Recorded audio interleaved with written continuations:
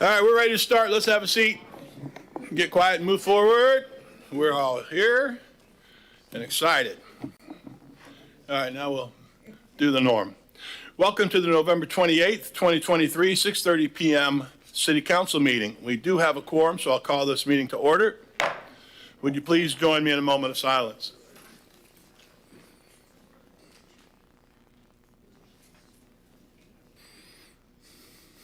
And the pledge to the flag. I pledge allegiance to the flag of the United States of America and to the republic for which it stands, one nation, under God, indivisible, with liberty and justice for all.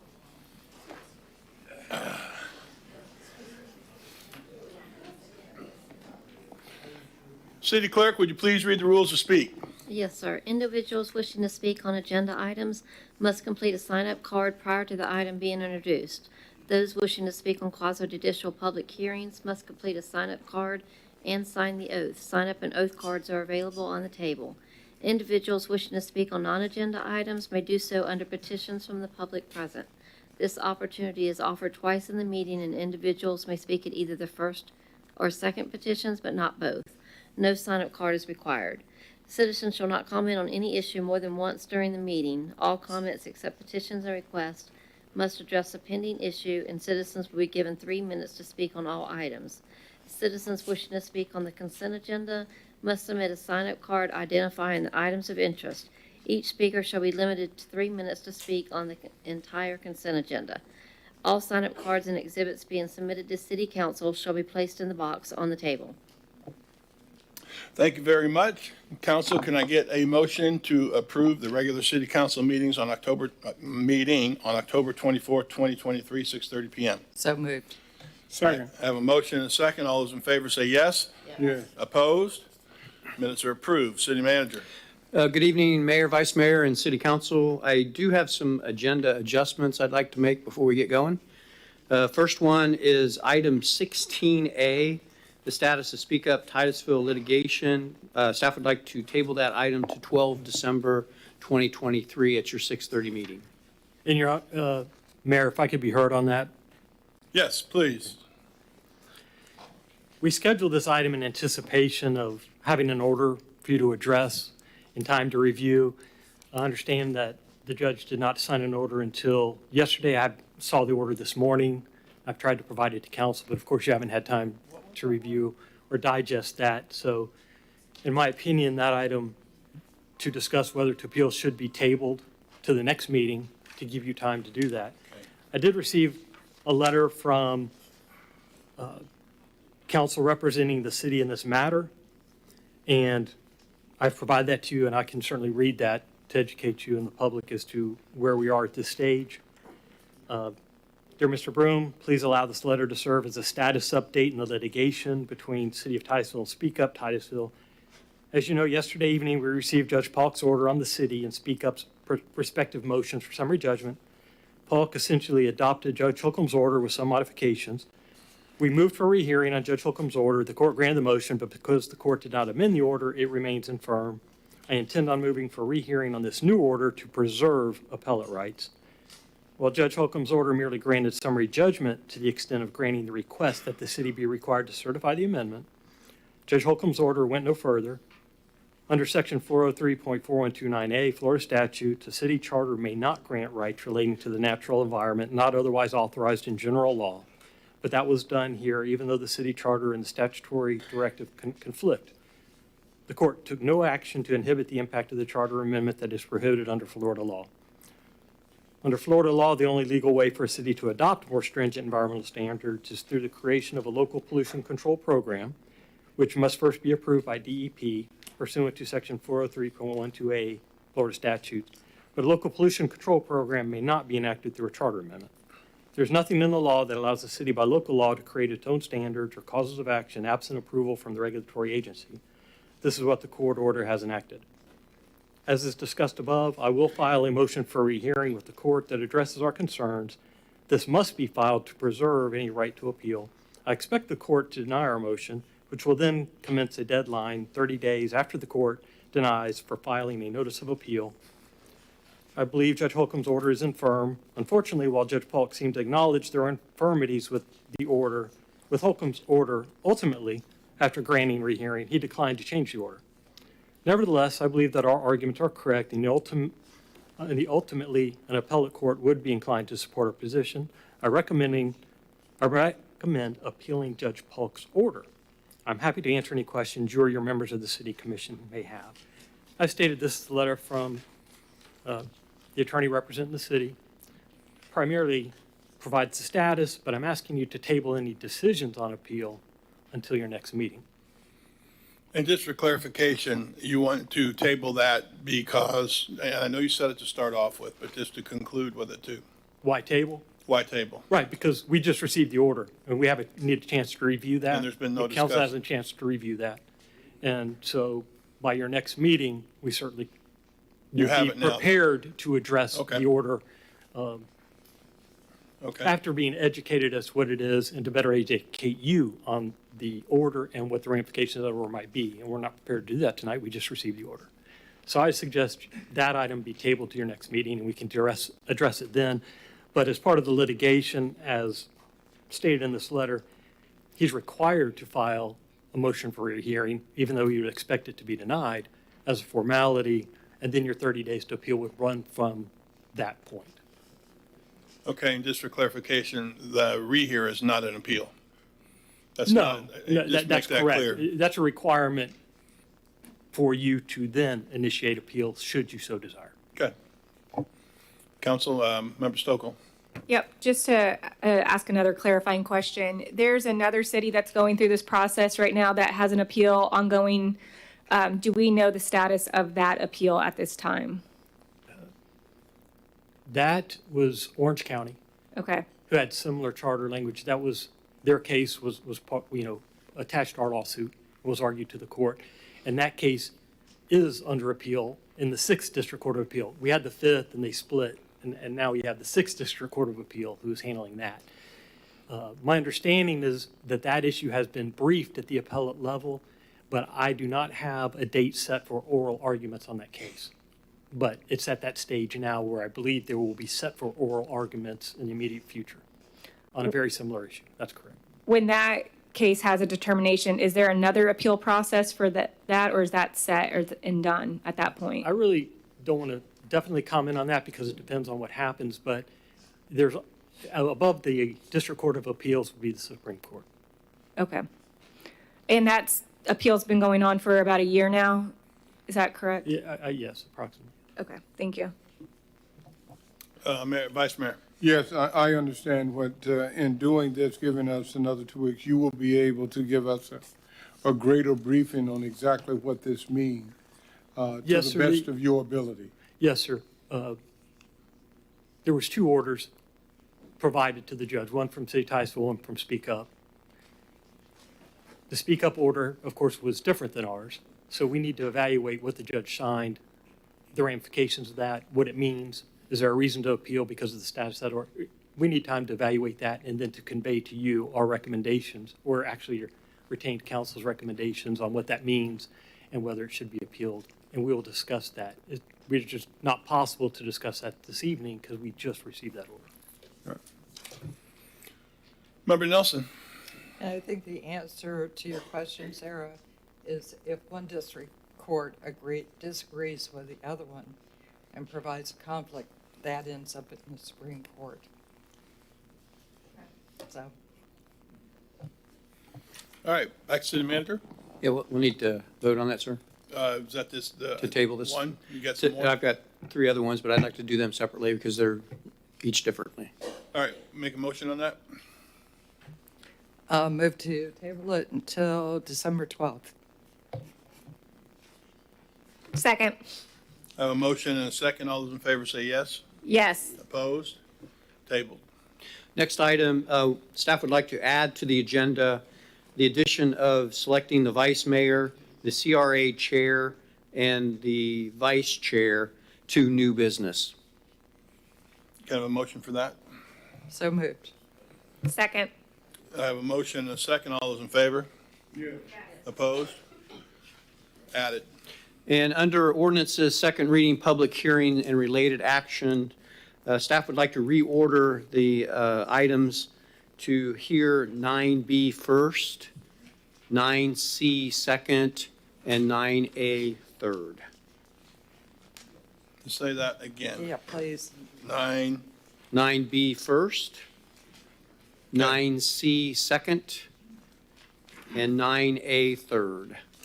And Mayor, for the public, I'd like to announce 9B is ordinance number 55, 2023, which is to allow assisted living units in the urban village zoning district. That is 9B. The other was 9C, is that correct? 9C is comprehensive plan small amendment number 7, 2023, which is TRG self-storage with annexation. And what was the other item, Sue? And 9A? And 9A was the Florida Live Local Act ordinance and resolution number 25, 2023. okay. Member Nelson, can you motion that for me? I think that one I want to have a roll call vote. Okay. We would move to make 9B first, 9C second, and 9A third. Correct. So we're moving it within that section. I have a motion from Member Nelson, Second. second from Member Stokel, roll call vote. Member Nelson? Yes. Mayor Diesel? Yes. Vice Mayor Robinson? Yes. Member Stokel? Yes. Accepted. Okay, on to item 6A, which is boards and commissions, City of Titusville Police and Fire Pension Board. Staff is recommending that you confirm Douglas Baker's reappointment as a member to the Police and Fire Pension Board of the trustee for a 4-year term expiring on 30 November 2027. Council? Vice Mayor? I make the motion. Let me call cards first. Any cards on this one? Yes, one card. It's Stan Johnston. Stan Johnston, I just got out of jail a few days ago, and I'm concerned about what this is, the pension board has to do with the police. We've got about 5 or 6 police officers here tonight, and so we're spending a lot of money on that. So I'm wondering what the heck's going on as far as, whether we are about to have a crisis or something, or attacked by terrorists, because we're spending a lot of money on that. And so that's about all I want to say. And I was arrested. Never told what I was arrested for. Thank you. Bye. Thank you, sir. Vice Mayor? Yes, Mr. Mayor, everyone has spoken. I want to make the motion. Yes, absolutely. To confirm that Douglas Baker be reappointed as a member to the Board of the Police and the Fire Pension Board of Trustees for a 4-year term expiring November 30th, 27. I have a Second. motion from Vice Mayor, a second from Member Stokel, roll call vote. Mayor Diesel? Yes. Vice Mayor Robinson? Yes. Member Stokel? Yes. Member Nelson? Passes unanimously. On to item 6B, which is Boards of Adjustment and Appeals. This is to appoint one alternate member to the Board of Adjustment and Appeals for an unexpired term to expire on 31 July 2025. There are 2 applicants currently on file for your consideration. Mr. Nathan Slusher advised that he was a building trades industry expert and experience, and expressed his willingness and desire to serve on this board for an unexpired term to expire on 31 July 2025. His application is attached for council's consideration. The second applicant is Mr. John Green. He's advised that he is a general contractor, and his willingness and desire to serve on the board for an unexpired term to expire on 31 July 2025. His application is also attached for your consideration. All right, I know that at least one of the applicants is here. Is Mr. Green here as well? Okay, if you guys wish to come up for a minute or so and talk, you can. If you don't want to, we have your application on file.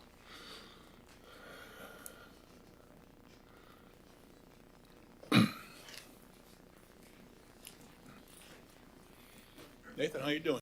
Good, good. For the record, my name is Nathan Slusher. I'm at 860 Allendale Street.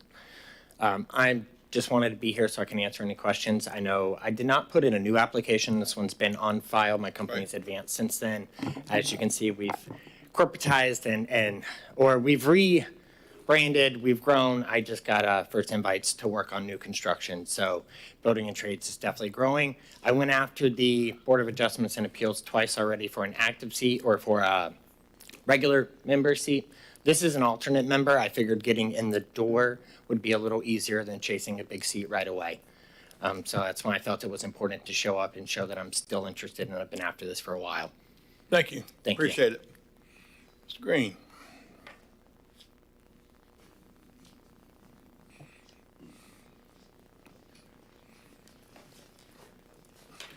Greetings, John Green. I went through the Board of Adjustments and Appeals process recently and found it intriguing. I was successful with 5 different variances and was announced at the meeting they were looking for an alternate and feel that I am qualified as a licensed general contractor to fill the role. Just real quick, as I look at your application, you're a general contractor, and you have a degree in building construction from University of Florida. The University of Florida, yes, sir. Certified general contractor. Any questions, guys? Go ahead. Only comment, you know, I have to support UF. Nathan, you hear that? Anything else? Thank you. Appreciate you being here. Thank you. All right,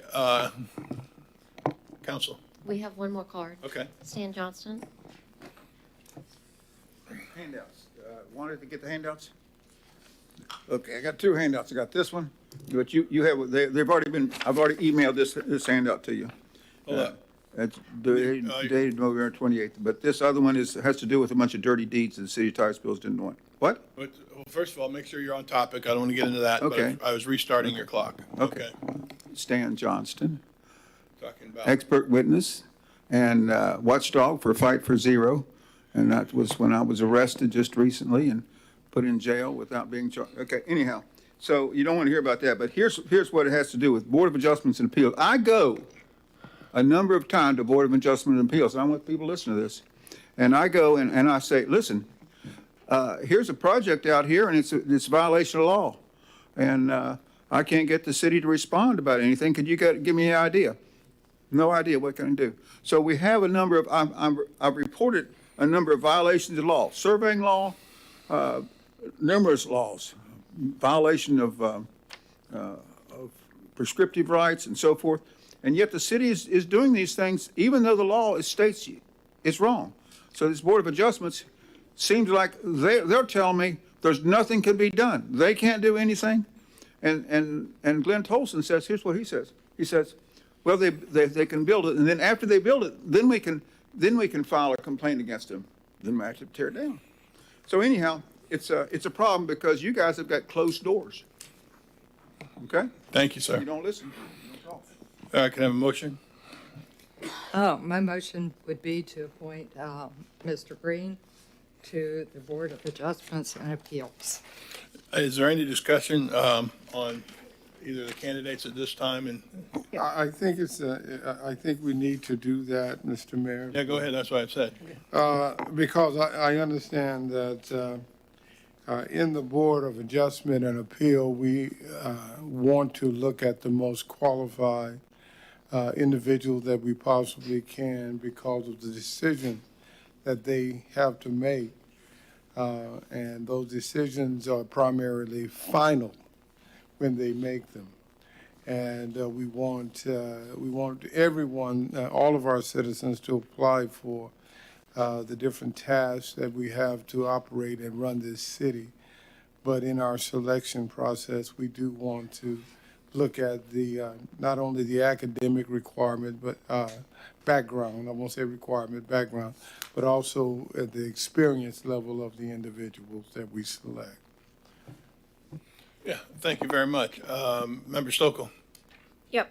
To that point, Vice Mayor touched on it. This is the one board that it can't be appealed to us. It's not an advisability board, so I take extra scrutiny to who we decide to put onto this. And just looking at the summary and explanation of this board in particular, it does require the individuals to have certain credentials, one of which ideally would be a general contractor, and then an education degree in the related field. So I would second the motion for John Green. Anybody else for discussion on the candidates? I will just say, I was teasing about the University of Florida. I know. Because somebody is always rooting for FSU. Yes, I am. But I think Mr. Green has the educational background, 35 years. General contractor. Yeah, getting close to 40. And I know Mr. Slusher is very interested, but I don't know that we can pass that up. Clearly, Mr. Slusher is a very hard worker and very interested, but the qualifications are overwhelming in my mind. So I have a motion from Member Nelson, second from Member Stokel, correct? Yes. Roll call vote. Vice Mayor Robinson, Yes. Member Stokel, Yes. Member Nelson. Yes. Mayor Diesel. Yes.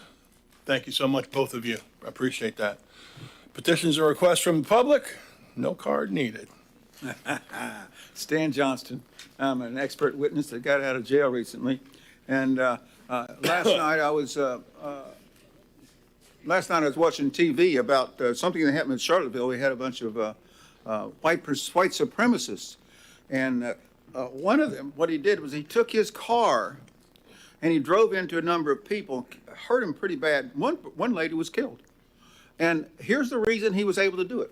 This is interesting. Here's how he could do it. Because he got legal advice that if somebody's in the road and they shouldn't be in, it's the vehicles. The vehicles, it's not his fault. They were in the road and he was just driving into his car. So he believed that he was innocent. The jury disagreed with that. But you guys are doing the same thing. You're doing the same thing with spraying people with piss and poop. You think like somebody says, like NFDUP says it's okay, spraying with piss and poop. But it's not okay. It's illegal. I'm a professional engineer, and I'm telling you it's illegal. It's hazardous to the health. Now, for pastor, like Pastor Joe, he understands is that there was in that book he reads, it says, some guy said, feed my sheep. He didn't say feed my sheep crap. He didn't do that. And I believe that that God is not stupid. He knows you guys, you're not doing it. So anyhow, maybe you guys will sometimes be prosecuted for your spraying women, children, and babies with poop. The city of Titusville is the only city in the world that deliberately sprays women, children, and babies with piss and poop. The only city deliberately does it. And we've been continually doing it for it's almost been 3 years when we have sewage in our park ponds. We did it about a year ago, and we did it back in 2020 and 2021 for about 4 months. And you guys continue to do it. Are you crazy? Are you sick? Are you psychopaths? What is it? What is it? And right now, the city is being sued by a client that says they have a boy who's paralyzed. And you know what? So you guys deny the sewage spill ever happened. But here's what happened. I think it's January the 12th, 2021. Water Resources admitted that the sewage spill continued. Yet the city of Titusville, what they did a consent order saying it continued long. It stopped December the 19th. Not true. So you guys, it seems like you're not telling the truth. This is fraud. This is false reports. That's a felony. That's a felony. That's a felony. That's what you guys have been charged me for, and I'll put me in jail for. But in my case, no crime committed. Thank you. Thank you. May I have 2 more minutes? Yes, hold on, go ahead. Mr. Johnson, I don't think you fit into this category, but that is twice you have came before this council and either talked about white supremacy or KKK. Yes, sir. All right. That is inappropriate conversation Not so. before No, sir. this council. No, sir. Because I'll tell you what, I saw in Titusville, I saw black people that were attacked by the Titusville police. Whoa, I saw that Whoa. in the Q and That's Brew. quite an accusation out there. Oh, I saw it. I'm a witness I think you said that was something you saw in the 60s here? in the 70s. Okay, well, we'll leave that alone. Thank you Yeah. so much. Okay. Go ahead. All right. Well, it's, Petitions and requests. I don't think I can talk about white supremacy. Hi. Hi, Connie Milton, Wendover. I ride up and down Sisson Road daily, and of course, 405 and the South Street. I was just wondering, when is Sisson Road going to be expanded, additional lanes? I know part of it's city, part of it's county, and also going up around by north of Lowe's. And, you know, if there was a center lane, at least turning lane, the whole length, and even Sisson Road, if there was a turning lane, the whole length of Sisson, that would make the traffic so much better. I'm going to get a more specific answer, but I agree with you. But I would even say 405 bothers me more. That is really, really That's dangerous bad. at 405. It's bad. I don't even like driving there. Yes. And Sisson, yeah, I agree. I go down Sisson every day too. Well, I own a house right on Windy Lee in Sisson. Uh-huh. And that curve right there, there's Yeah. a bus stop that stops Yeah, right there, there on the just corner north by- of Windy Lee. You can't see. Well, and then you got a ballpark to the right. That's right. The ballpark's there, right. and you cannot see when you're on Windy Lee. I own that duplex on both sides, and when you come to that stop sign, you cannot see to turn left because of there's a big dead clump of trees and vines right there. But also to get out onto Sisson, there's so much traffic, and then there's people Yeah, trying to turn I onto agree. Windy Lee because of the school, and there's not an extra lane there for the people stacked up to turn. There's no extra lane there, so it just backs up, backs up, backs up, and I mean, something really, really needs to be done in there. And I know the county I own the vacant lot also there on the corner of Windy Lee and Sisson, and the county owns a pie wedge shape of the property. We mow it, you know, my mowers mow it. But I know there's land there to expand, like a turning lane, at least right there. So All right, thank you. just- City Manager, is that all county? Or Yes, Sisson's completely county maintained from State Road 50 to State Road 405. State Road 405 is county maintained, but it's a state road? No, what I was saying, Sisson is maintained and owned by the county from State Road 50 Okay. to the State Road Okay. 405 intersection near Night Armament is also State Road 405. So it's all, that's So it's all. all county. Sisson is county road, State Road 405 is controlled by the state. I thought it was all county, but I knew at least most of it was county, but it's all county. It's all county. Yep. Does that mean we have to petition the county Yeah, to expand Anytime Sisson? you have a Is county that- road, and that happens more than you think. And then some, like 405, is a state road, and we are working with them. Petition request.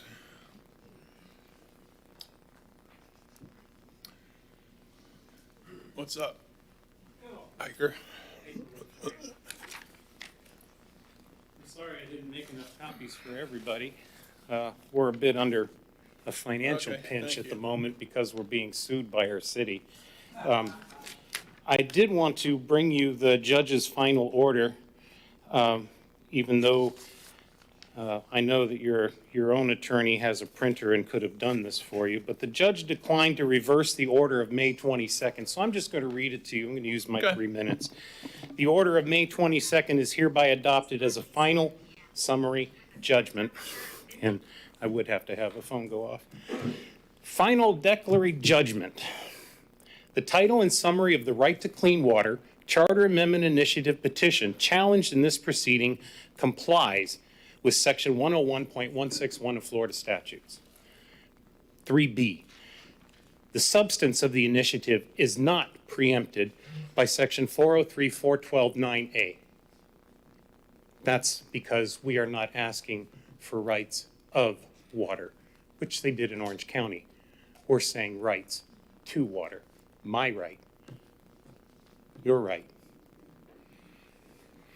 The Right to Clean Water Charter Amendment approved by voter initiative on November 8th to create Section 11.1 in the City Charter of Titusville is validly enacted and legally in effect. As injunctive relief, the court directs the defendant, City of Titusville, to immediately codify into the city charter the text of the initiative amendment creating Section 11.1 of the Charter of the City of Titusville.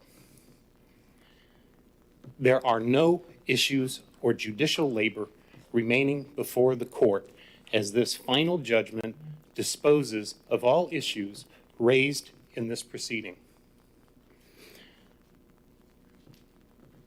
That's it. That's the total. We won our right.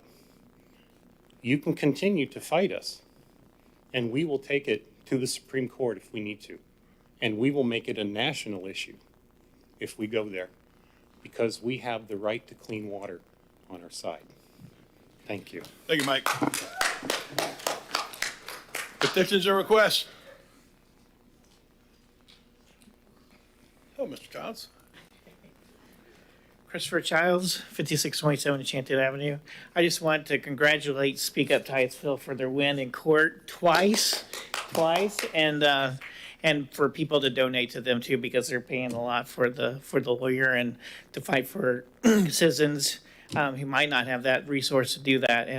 And I really would like the city council to not waste any more money appealing this, because you're just hurting ourselves, you're hurting, the citizens if you continue with this. I understand getting clarity.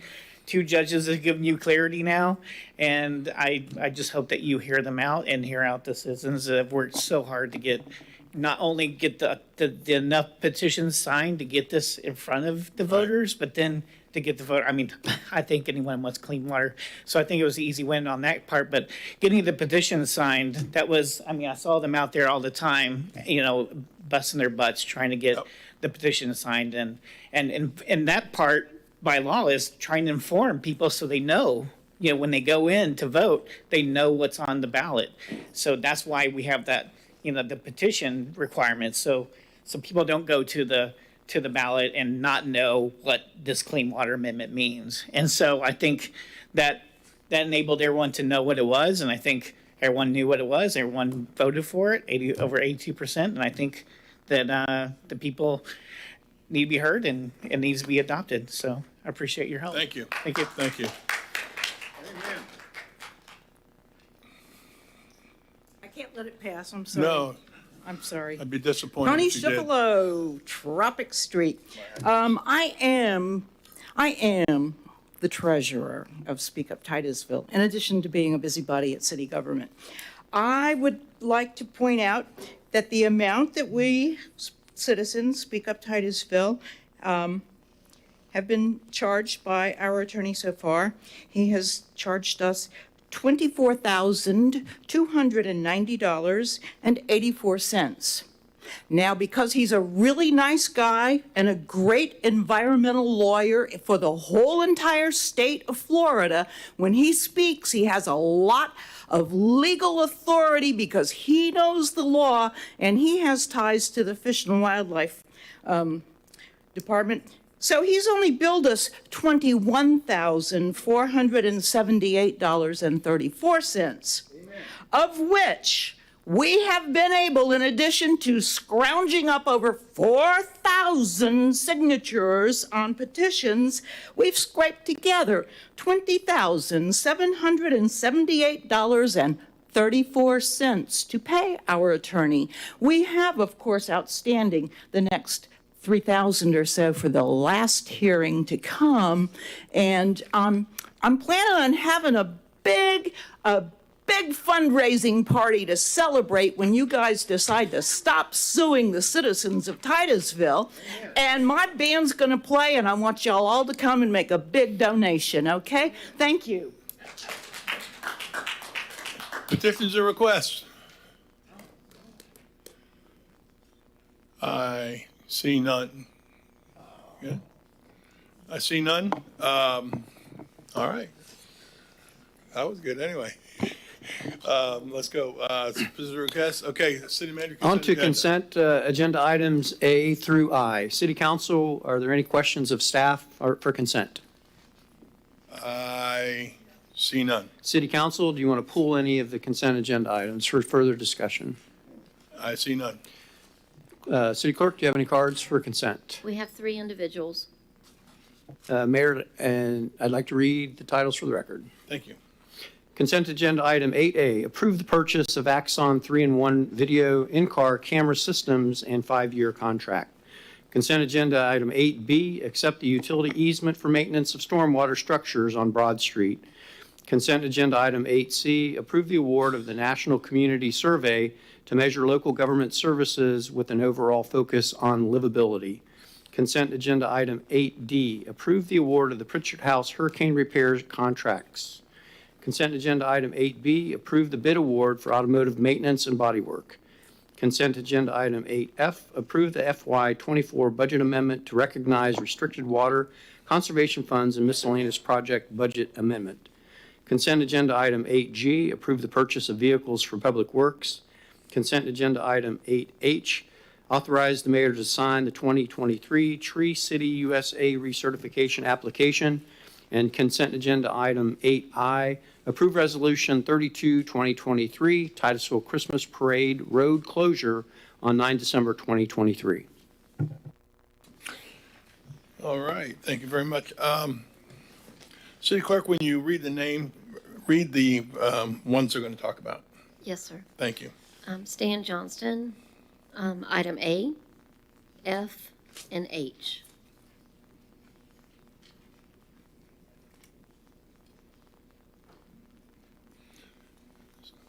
Stan, you coming up? Are you want, what's that again? So you asked me to come up? Well, yeah, he's calling your name. She called your name.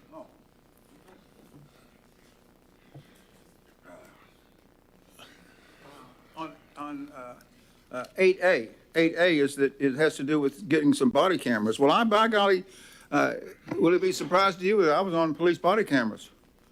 And interestingly is that I hope that they start using the body cameras so that they can prove what they're doing. Because in my case, the body cameras didn't show that I committed any crime. And yet I was arrested. So it seems like these guys, these police officers, they should when they get body cams, they should use them properly so they get evidence. So I wasn't even charged. I was never known when I was charged and jailed and never was told what I was arrested for. Yet they had body cams. Oh, I don't know what's going on. So I have a problem with that.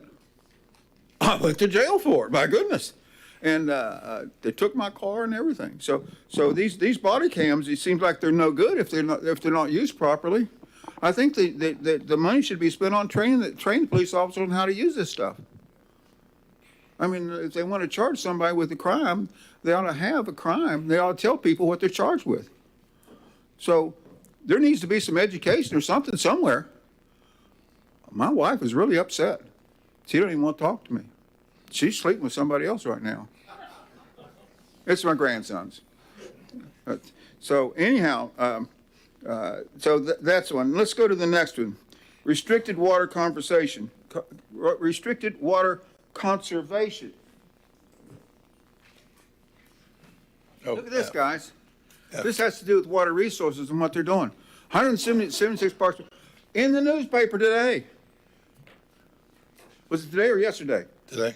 Today. They said, the city of Titusville, wonderful city of Titusville, we're going to test our wells and so forth for PFAS. Well, this is what, a year and a half ago or something? We had the Guardian, a national newspaper, reported tested water in the city of Titusville was 176 parts per trillion. Do you know what one expert says? That's over 100 times what should be allowed. Over 100 times. And you know what? When this happened, when it brought up to the city council and so forth, and the water resources, you know what they said? They're not going to test it. They're not going to test it. So now they're being praised because they're going to be able to get some money or grant or something, get money somehow, so that they can test. I object to that. I really object to that. These guys, while water resources, they're not heroes. They wouldn't test. National test, Guardian newspaper, 176 parts per trillion, 100 times what should be the safe limit according to one expert. You guys are not doing your job. Okay, let me go to another one. Or maybe I got about 5 seconds left. Yep. But may I have another minute? Probably I see not. none. Thank you. Thank you. Hope you guys are listening. Tony one. Schifolo, item H. H. Oh.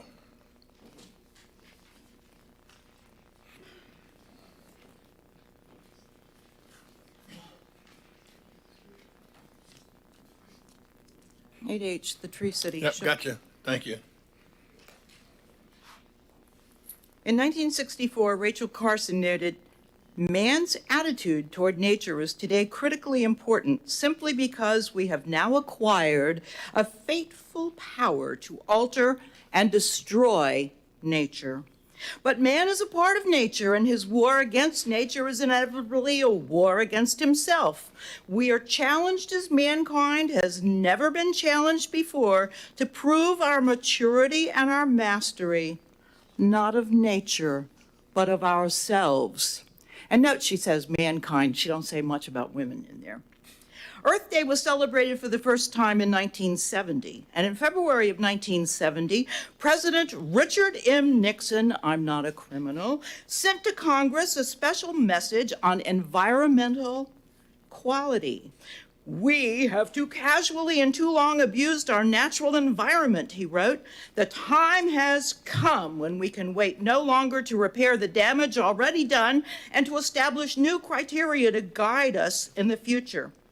Nixon proposed and created with Congress the Environmental Protection Agency in 1970. And this year, before Earth Day, President Biden signed an executive order on revitalizing our nation's commitment to environmental justice for all. Trees represent environmental justice.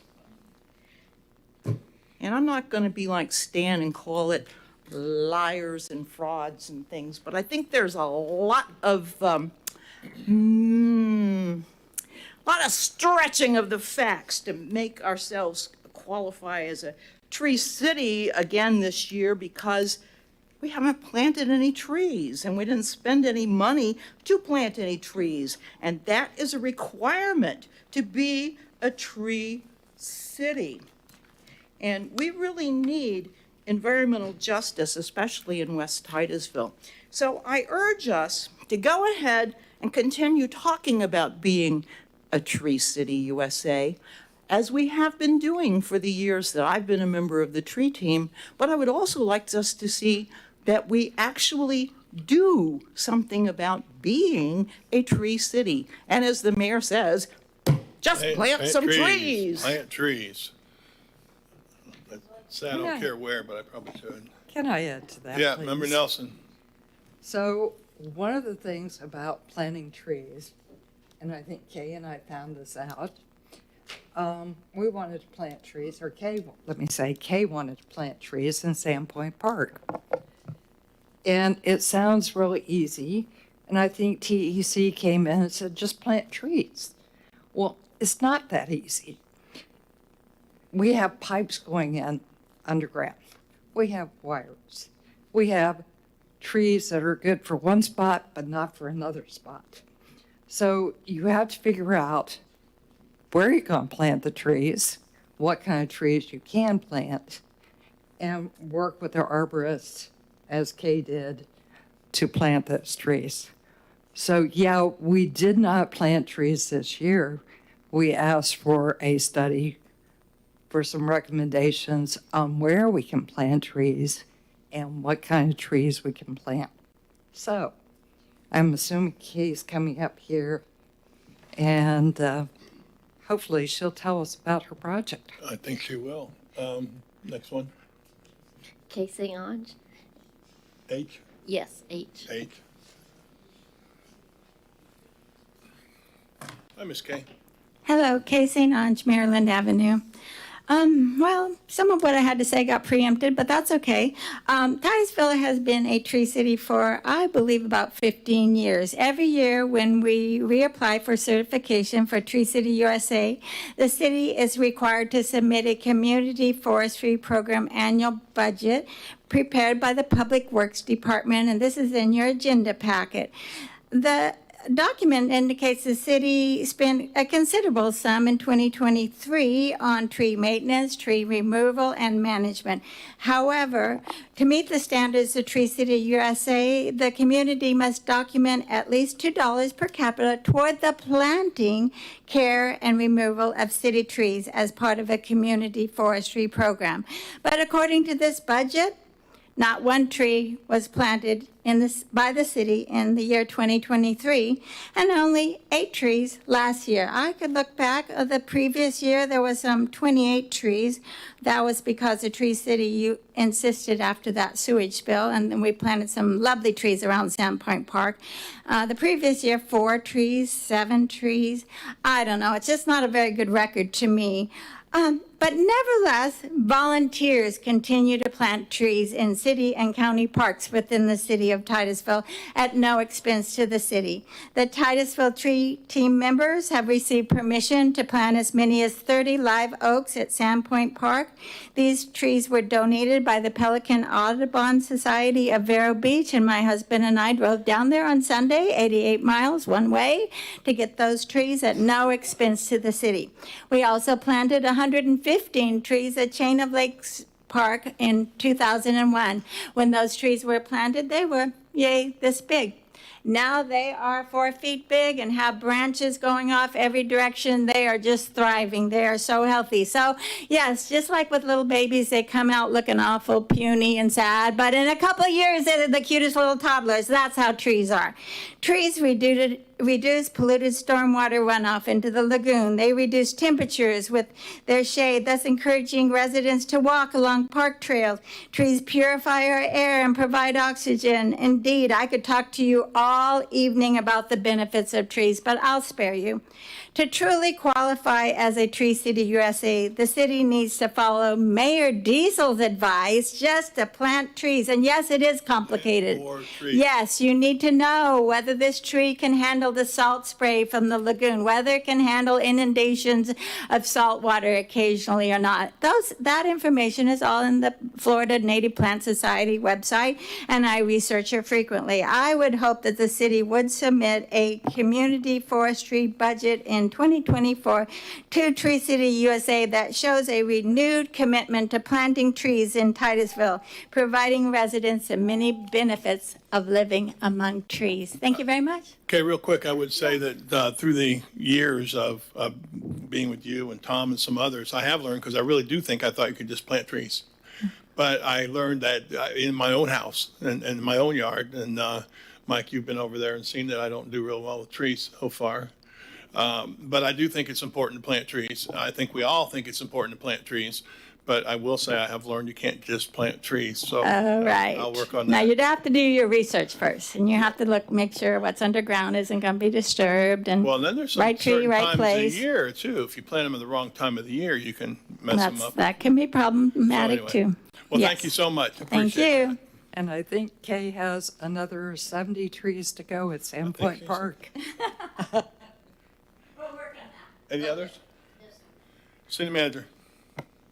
You ready for us to make our motion and all that stuff? Okay.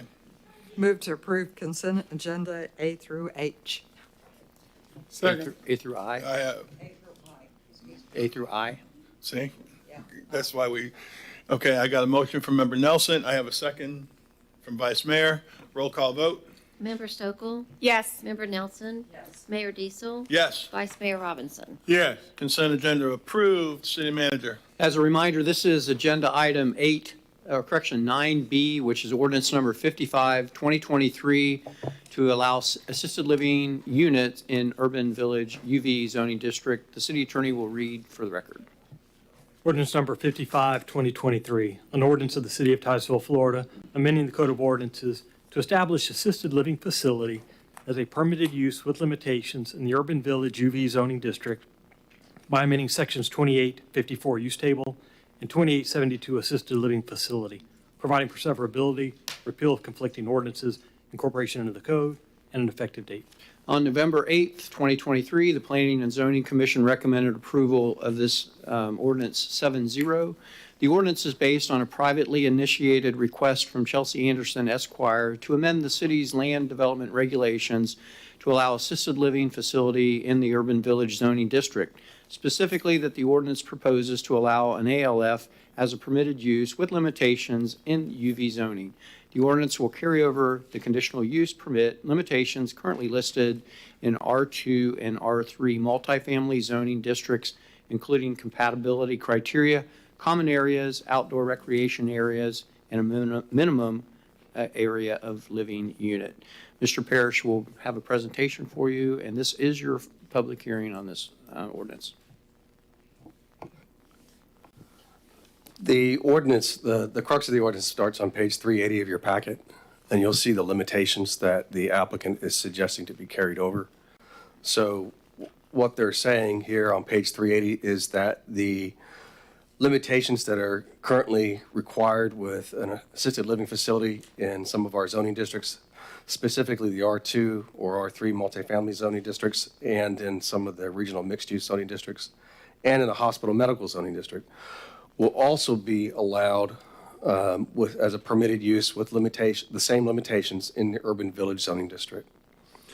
And if you recall from the last meeting, those conditions begin on that page 380 and go on for the next 2 pages, and they're very specific about how you can comply with those requirements in order to allow an assisted living facility.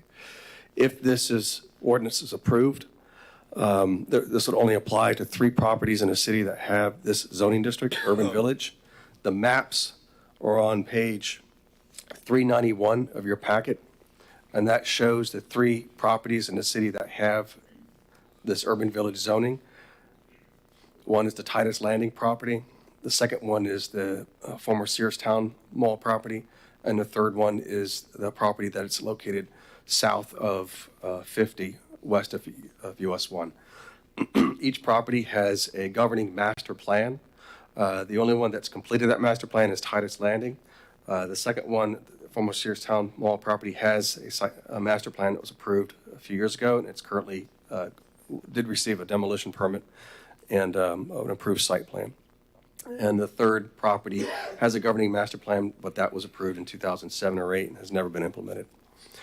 If this ordinance is approved, then if any one of these property owners wants to include an assisted living facility as one of the uses as part of their project, they would have to amend the master plan to include it. And so we'll have to come back before you to amend that master plan before they can go forward with a site plan. The applicant is, in the ordinance on page 380, is suggesting that you allow this assisted living facility use in the zoning district to be a permitted use with limitations and not a conditional use like it is in some of the other zoning districts. I'll try and answer the questions you have. Mr. Jesse Wright and Chelsea Anderson are also here to answer your questions. Any questions? I see none. Call the cards, please. Chelsea Anderson. How many cards are there on this? Perfect. Hi. Hi, good evening. Chelsea Anderson, 1530 US Highway 1 in Rockledge, and I'm here on behalf of Titusville Mall LLC, and Jesse Wright's here with me as well. I want to apologize in advance. My 2-year-old brought home a daycare bug, so bear with me on that. Yeah, thank you. And thank you very much to staff for your work on this and your report. Brad pretty much covered most of what I was going to go over, so I won't belabor that. This application, the assisted living facility use, it is compatible and consistent with these mixed-use zoning districts, the urban village mixed-use zoning. All 3 of the properties that are in this district have a urban mixed-use future land use designation. Again, that's a mixed-use land designation. This was an appropriate use for that future land use, and they are all also part of the US 1 corridor master plan. These 3 properties are identified specifically as redevelopment sites. an ALF use would be consistent with the uses that are encouraged under that plan. The reason why we're bringing this here today is because my client, Jesse, he, as you know, is in the process of redeveloping the old Searstown Mall site. We did just start the demolition yesterday, so we're extremely excited to see this project moving forward. He saw a need in the area for this type of use.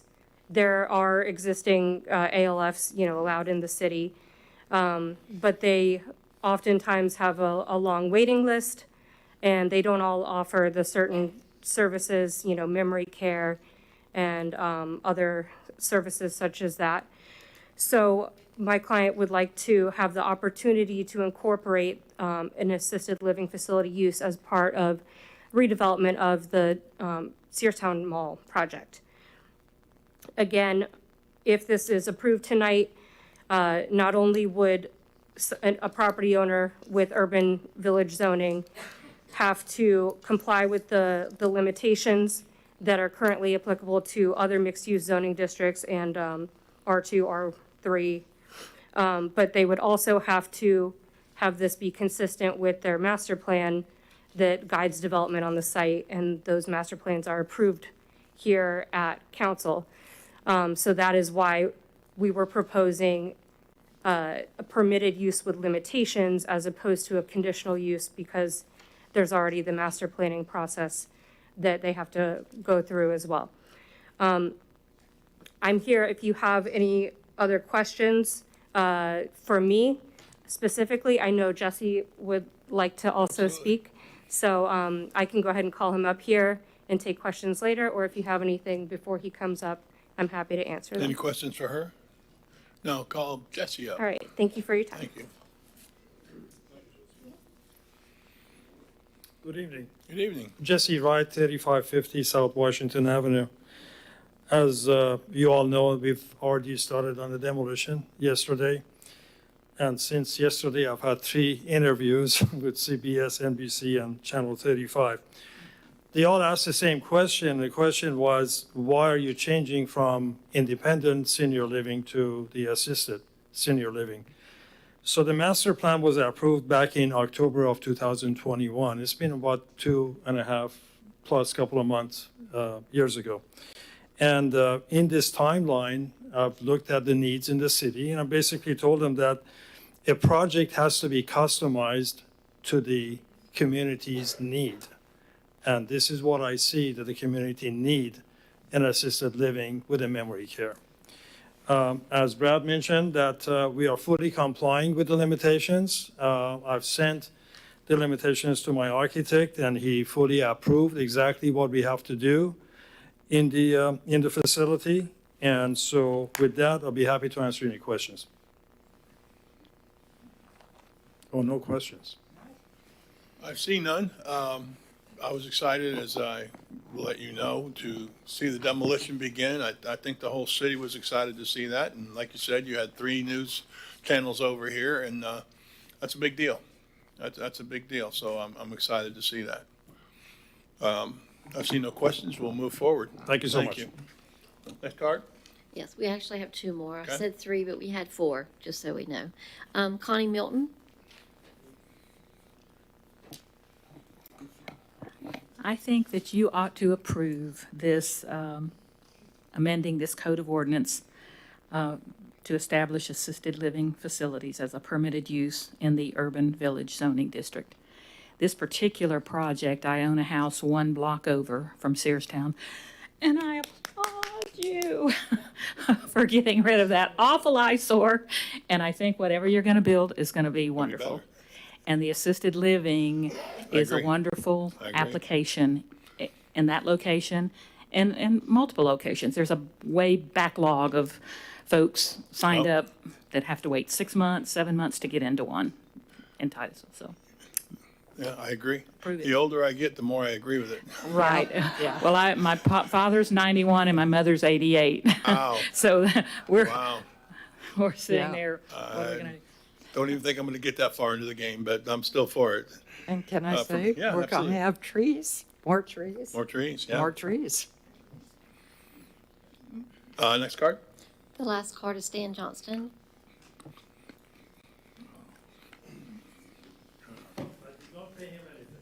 Yeah, right. Well, He'll be on Stan top. Johnston, so. He'll be on top. He'll as endorse you. you. You can expect that I'll speak against this.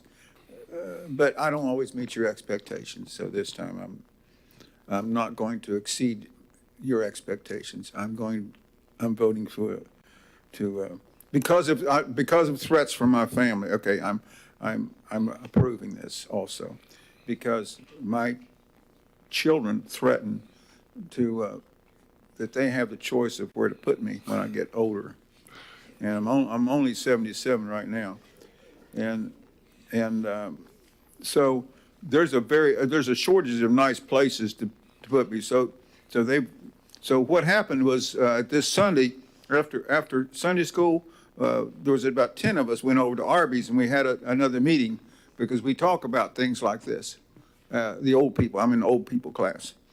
And so one guy said, listen, you know, that what happens, there's these fish in Alaska that they're frozen, and you thaw them out and they start wiggling around. They're alive. They're frozen alive. And it just so happens. So I said, well, my goodness, you know what?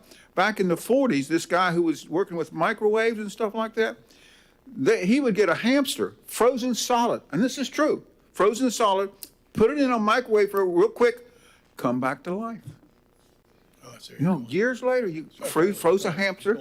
But if you want to froze a hamster, so the thing is you understand is there's probably a way to, and they say right now they haven't got it fixed up, but freeze people, you know, and then revive them later, like suspend, freeze them up. So that's another option that my children have, because you understand then is when they put me in a freezer, they'll be able to collect Social Security for a long time. And then when that 40 years later, I'll be able to enjoy my great-great-grandchildren.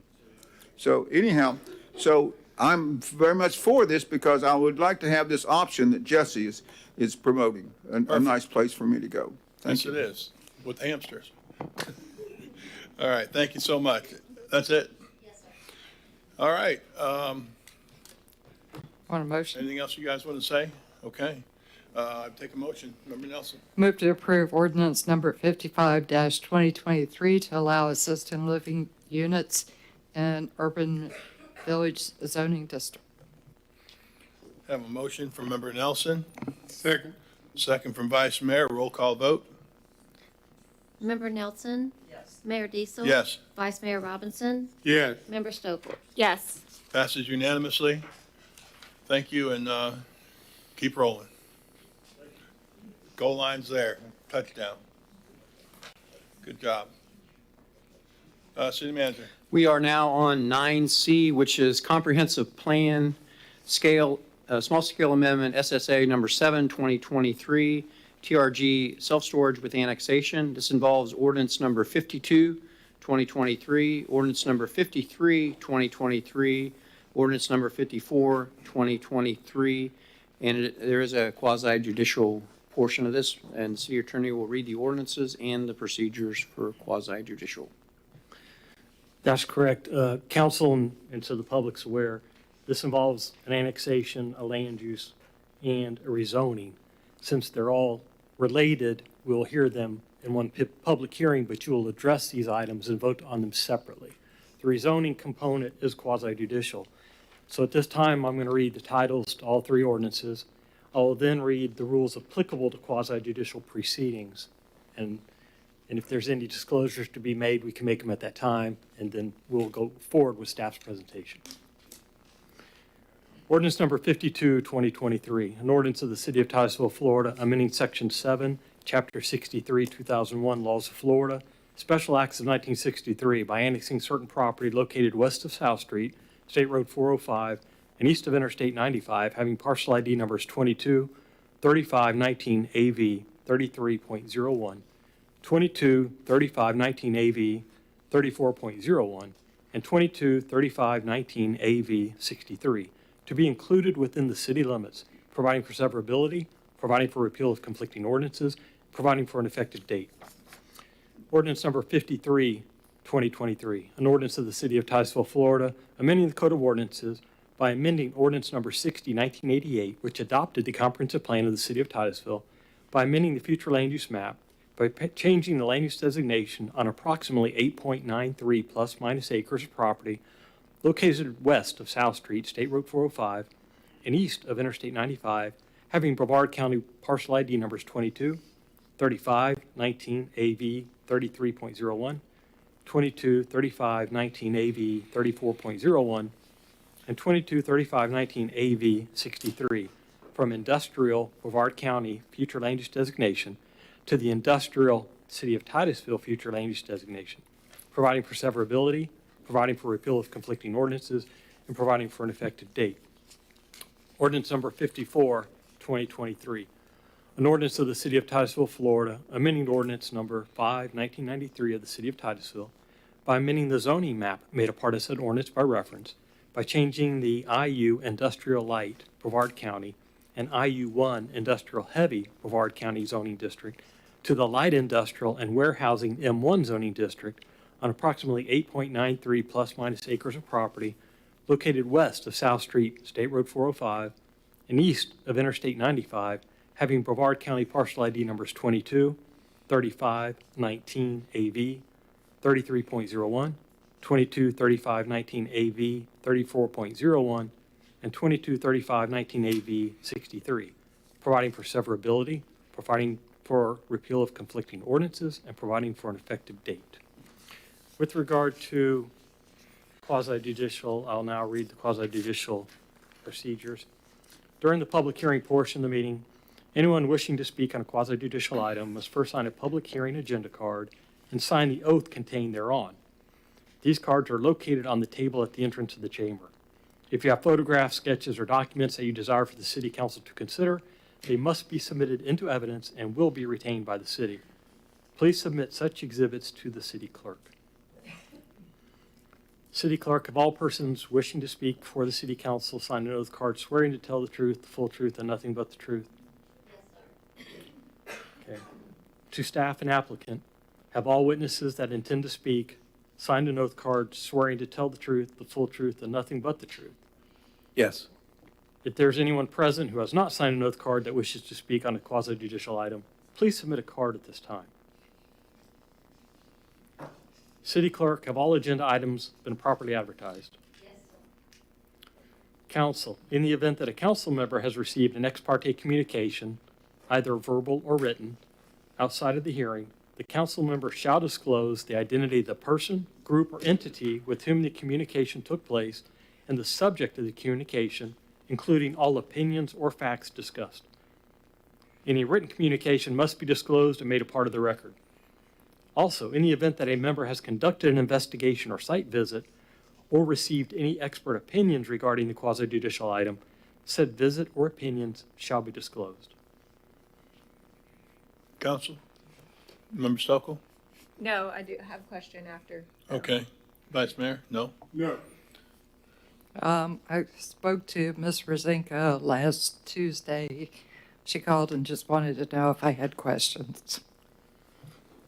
Similarly, I just got, do you have any questions? No input, so really nothing. So that's a no. Member Stokel? Yep. Question for, I guess, procedures. When we do make a motion, do you want us to read the entire ordinance as you stated? Yes? As you just read, do you want us to read that entire thing in our motion? No. What we're going to do is For we'll all open the three of public them? hearing on all three ordinances, and we'll take cards. So individuals that speak should speak as to each ordinance at that time, any comments they have on ordinances 52, 53, and 54. Once we have taken all cards and we close the public hearing, we'll then bring it back to you for three motions. Motion first will be made as to 52. You don't have to read the whole title. It simply can be a motion to approve or deny ordinance number 52, 2020. Okay, thank you. And then go ahead. That's the annexation. And then on the same thing, when you get to the land use portion, if we get that far, it'll be a motion to approve or deny ordinance number 53, 2023. At that point also is in your discussion whether, of course, it complies with comprehensive plan. Okay. It meets those criteria, and your motion would be, if you agree, that move to approve based on staff's report and consistency with the comprehensive plan. And then if you approve that and you move on to ordinance number 54, 2023, the rezoning, same thing. Move to approve ordinance number 54, 2023. When you do your motions, of course, if there's conditions that you're going to recommend, that would be made part of your motion as well. If you want to be real clear on the motion to annex, you can certainly say 52, 2023, annexing the property west of South Street. It's not required for you to read the whole title. Same with the land use. You can certainly say a motion to approve or deny ordinance number 53, 2023, changing the land use to X. You could provide that information, but you do not have to read the entire title. Okay. Same and with then, rezoning. thank you. And then my last question is, because this would be a potential annexation, we automatically have to do a land use and zoning change because we don't currently have the property. Right. When you annex the property, it will come in with the land use and zoning assigned by the county. The city will then need to assign land use and zoning to that property. So if you do annex, the next step would be the land use and the zoning. All right. Thank you. Annex land use, and the first thing we'll do would be what? I'm sorry, Mayor, could you? Say, I know that we have to vote on annexation, and we got to vote on land use. Was there a third, or was that? The zoning. Zoning. Yes, sir. The three ordinances, you will take them in order, 52, 53, and 54, vote separately. The public hearing will be open as to all three ordinances. Same time. So again, for the public, if you have cards on all or any of these three ordinances, your opportunity to speak will be now. Right. Once we close the public hearing, we will be voting separately on each ordinance. Okay. The applicant is requesting a voluntary annexation and small-scale comprehensive plan amendment with rezoning of approximately 8.93 acres for the purposes of constructing a self-storage facility to include a three-story, 110,000 square foot climate-controlled self-storage building, 123 outdoor storage spaces, and associated parking and stormwater facilities.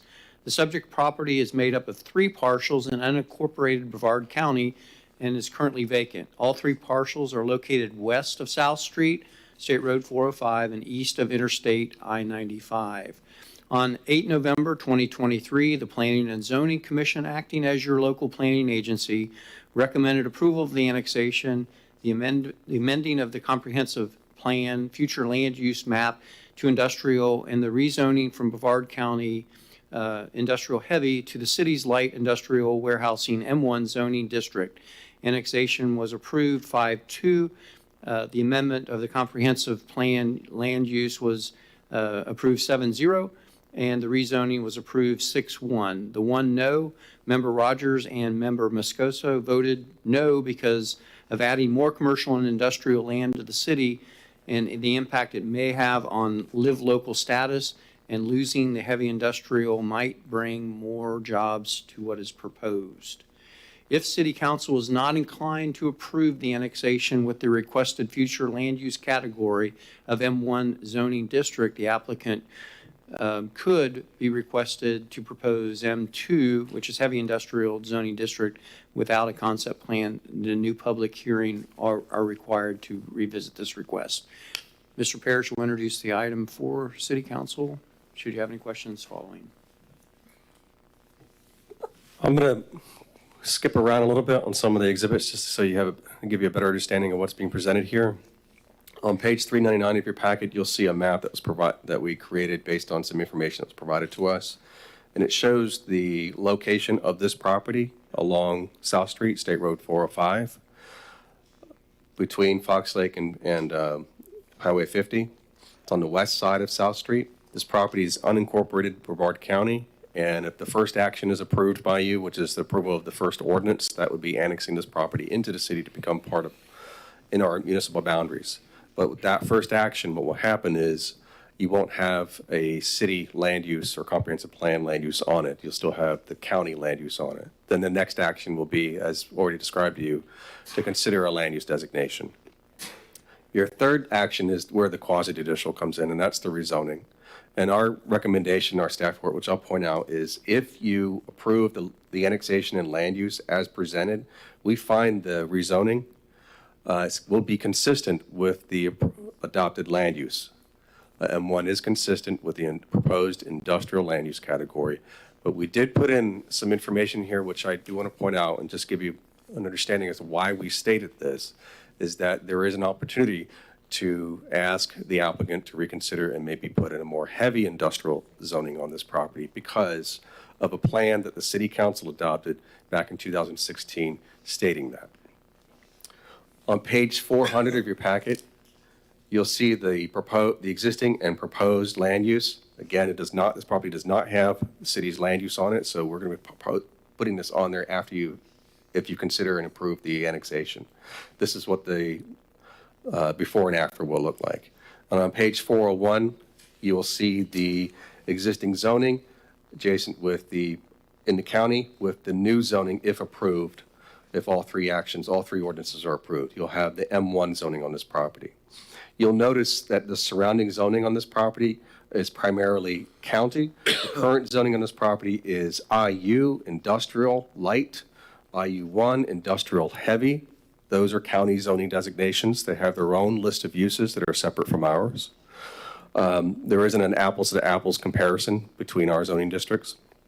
You'll see the surrounding zoning districts that are in the county, PIP, that's Planned Industrial Park, that's a county designation, that's not ours. GU, general use, that's more or less of an agricultural use, similar to what we have. And then just north of it, you'll see M2. That is a piece of property that is inside the city. So this is where this property, the subject property, abuts a city boundary to an existing property that's already in the city and already has a city zoning and land use on it. And that property has a heavy industrial zoning district on it right now.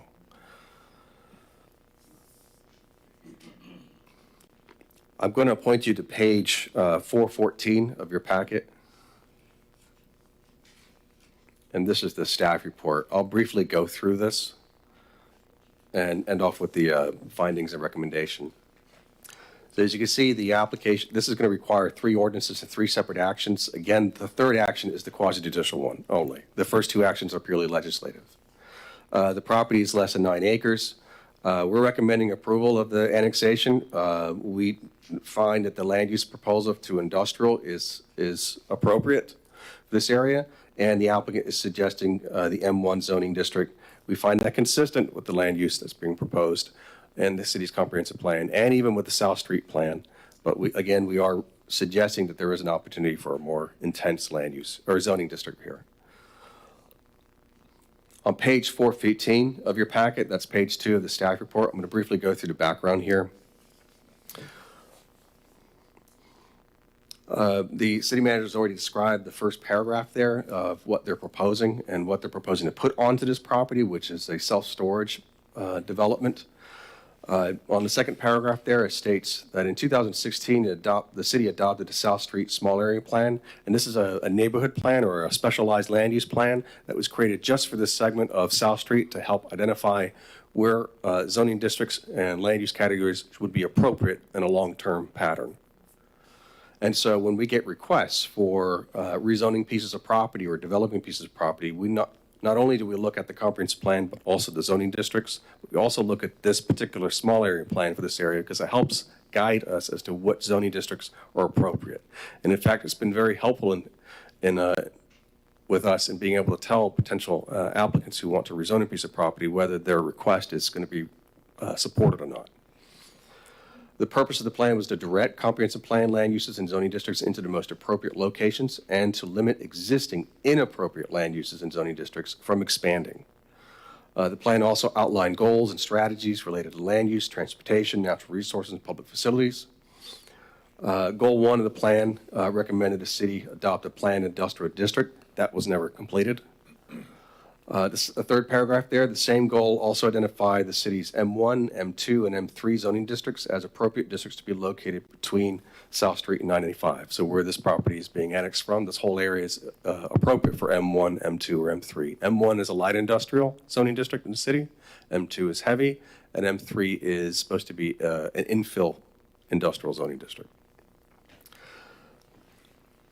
The applicant requested the M1 zoning district. The city could request the applicant propose a more intense industrial zoning district. Industrially zoned lands are generally difficult to zone due to compatibility and nuisance impacts to surrounding areas. The property is currently zoned industrial in the county, which allows more uses than the proposed M1. And the city has an opportunity to add a more flexible industrial district, which is typically difficult to do.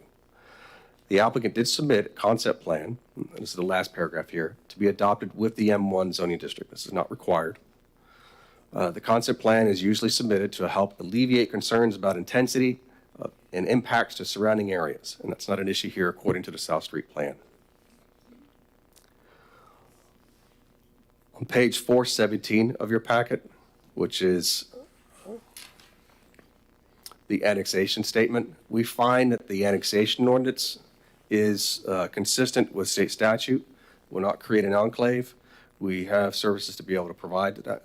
Our service can be, we can provide services to the property.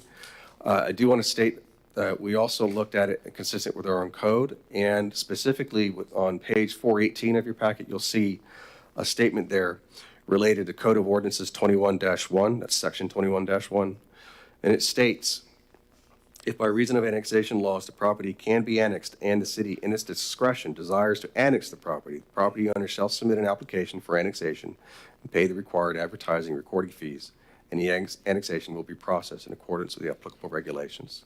So our response to that is that the staff has the discretion to annex the property. The next few pages, we went through the sprawl criteria in our city's code related to comprehensive plan amendments. On page 422, I'm sorry, on page 418 of your packet, or further down that same page, 418, we initially, when we received this application, we identified a potential concurrency issue with the comprehensive plan related to transportation. That was resolved, but the statements related to it are here. So we believe this might be an issue with subsequent annexations of properties along this segment. State Road 405 is slated to be widened or improved in some way in a certain amount of time, and that should help alleviate that issue with future potential annexations. But we did not find that to be an issue here with this proposed particular annexation that's before you tonight. So, in other words, we do not see a concurrency-related issue at this time. On page 422 of your packet, we went through and identified the comprehensive plan policies that are relevant to this application, and we found this application to be consistent with the city's comprehensive plan. On page 424, we reviewed the application consistent with the city's rezoning criteria. So assuming the industrial land use category, the second ordinance, your second action, is approved and the land use is put on this property, we find that the M1 zoning district will be consistent with that land use category. Through our analysis, we did iterate what we found in the South Street plan, and so that's why we feel obligated to bring this up to you. Our findings are on page 427 of your packet, and our findings are the following. The annexation is consistent with the city's comprehensive plan, chapter 171 of the code and the city's code, 171 of the Florida statutes and the city's code. The comprehensive plan, future land use, small-scale map amendment is consistent with the city's comprehensive plan and the South Street small area plan. The South Street plan recommends the industrial future land use category on the property. Our third finding here, the proposed rezoning to light industrial warehousing M1 zoning district with concept plan is consistent with the proposed industrial future land use category, the city's comprehensive plan, and the South Street small area plan. However, we did add an additional statement here based on what the South Street plan says. Although the M1 is consistent with the industrial future land use category, it should be noted that the South Street small area plan identified the subject area as appropriate for heavy industrial type developments. The highest and best use in the property is heavy industrial. Rezoning properties to heavy industrial districts are generally rare and should be considered where appropriate. So we're looking at this as a long-term strategy. So if this goes forward as M1, potentially you could see a pattern where subsequent annexations will also be rezoned to M1. And if that's the goal and the intent, if you're okay with that, then eventually you may see most properties become light industrial as opposed to heavy industrial in this particular area.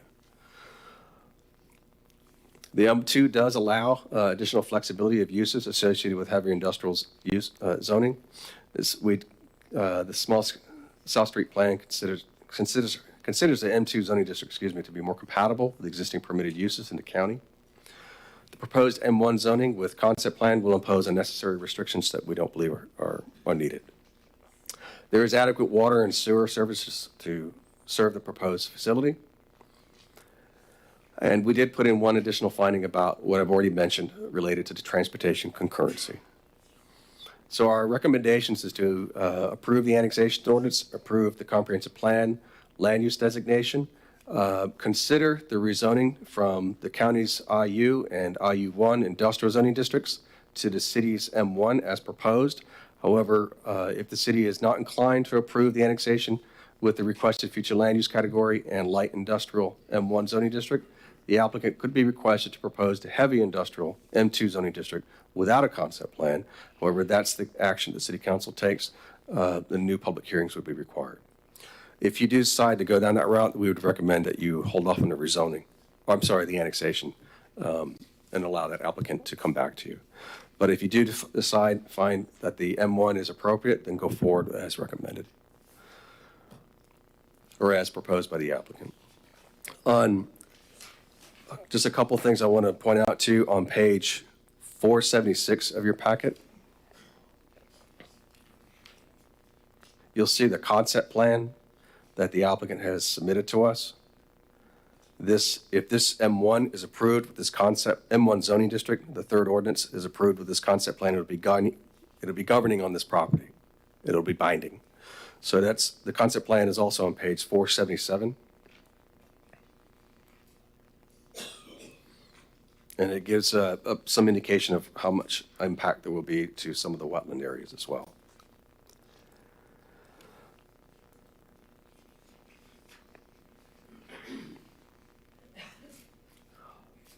On page 486 of your packet is the South Street plan.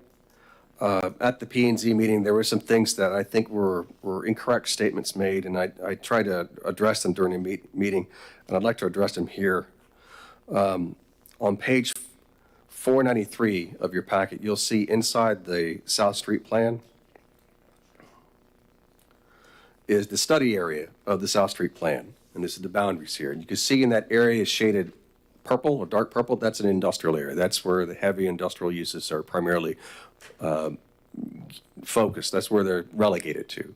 And the other areas allow maybe some light industrial at the max, or some commercial or some residential in order over time this area be more compatible as far as adjacency of uses. On page 494 of your packet, you'll see a matrix. And this is you're supposed to look at this in conjunction with that study area map that I showed you on page 493. And you'll see in the column there called industrial area, that's that dark purple area, it says which zoning districts are most appropriate there, and it has M1, M2, and M3. On page 495 of your packet, goal 1 states land use shall improve and enhance the visual character throughout the South Street corridor, recognize the established residential neighborhoods north of Fox Lake Road and east of South Street, protect existing conservation areas northeast of Fox Lake Road and South Street intersection, and redirect heavy industrial uses away from established residential neighborhoods.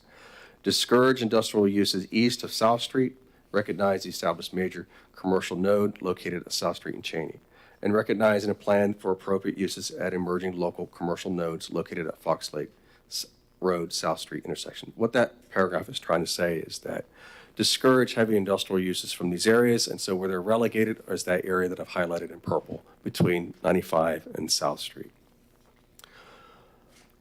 On page 494, there was a statement on one of the notes underneath that matrix where it says M2 shall be permitted only where the property currently has the M2 zoning classification.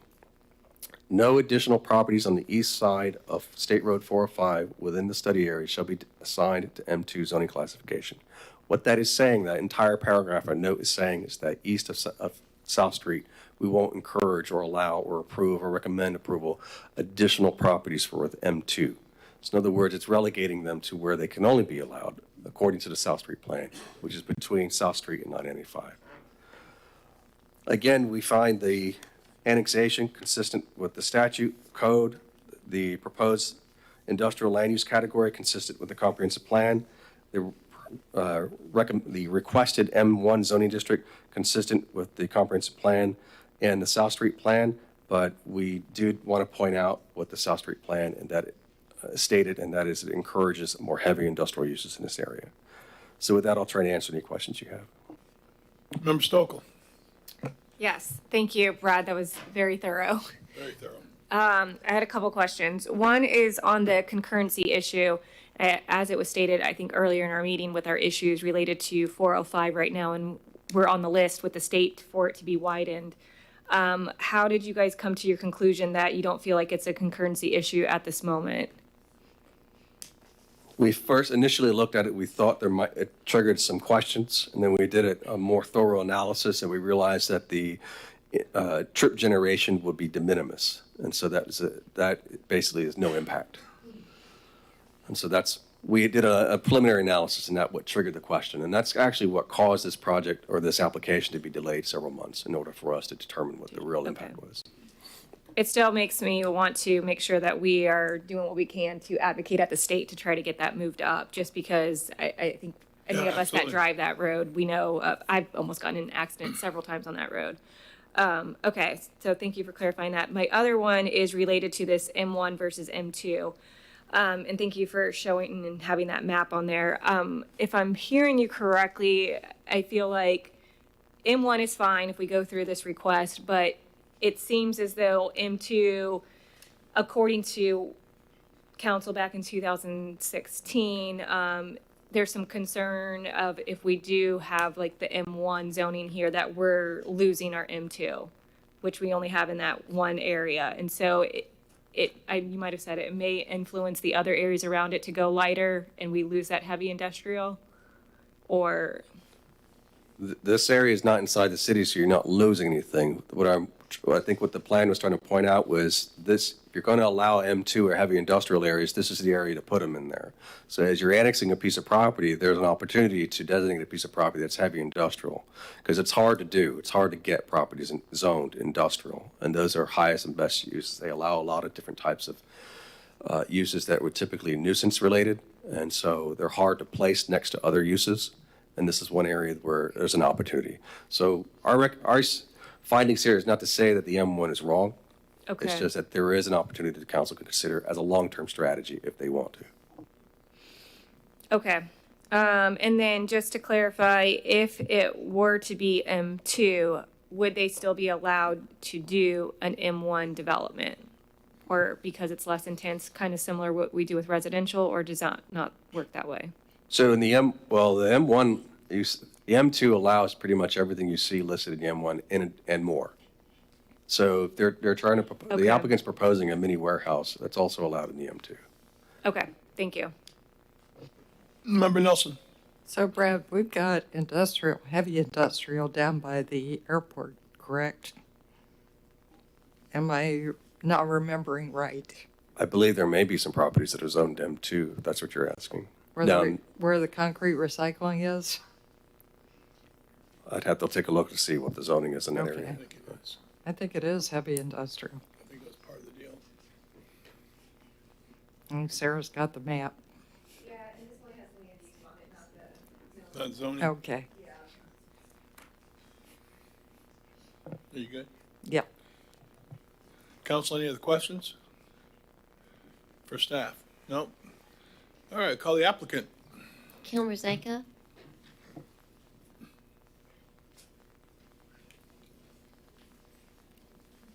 Good evening, Mayor, members of City Council. I'm Kim Rosanka with Lacey Lyons Rosanka in the Rockledge office.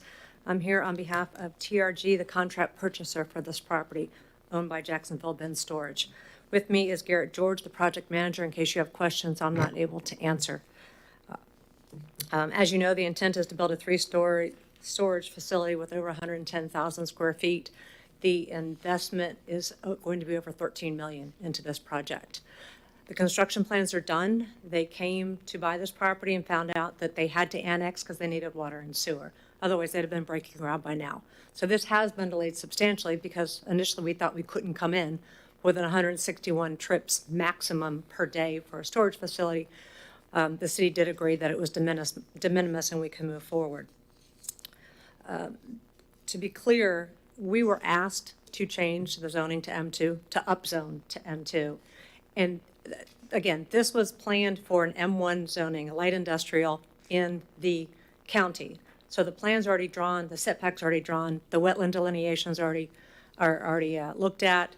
The impacts have already been evaluated by St. John's, and they are preserving an acre and a half, almost an acre and a half of wetlands. They will be impacting some, but if they have to increase the setbacks, then they're going to impact more wetlands. So that's another reason they don't want to go to M2.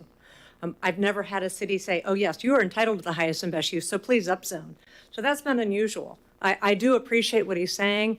I think the small area study has a little bit of wiggle room. I did misinterpret something, and Brad did clarify, and I do agree with him. But if you look at it, that colored map, I mean, along South Street is kind of a little pink along the road. It's a little ambiguous, and it says heavy industrial.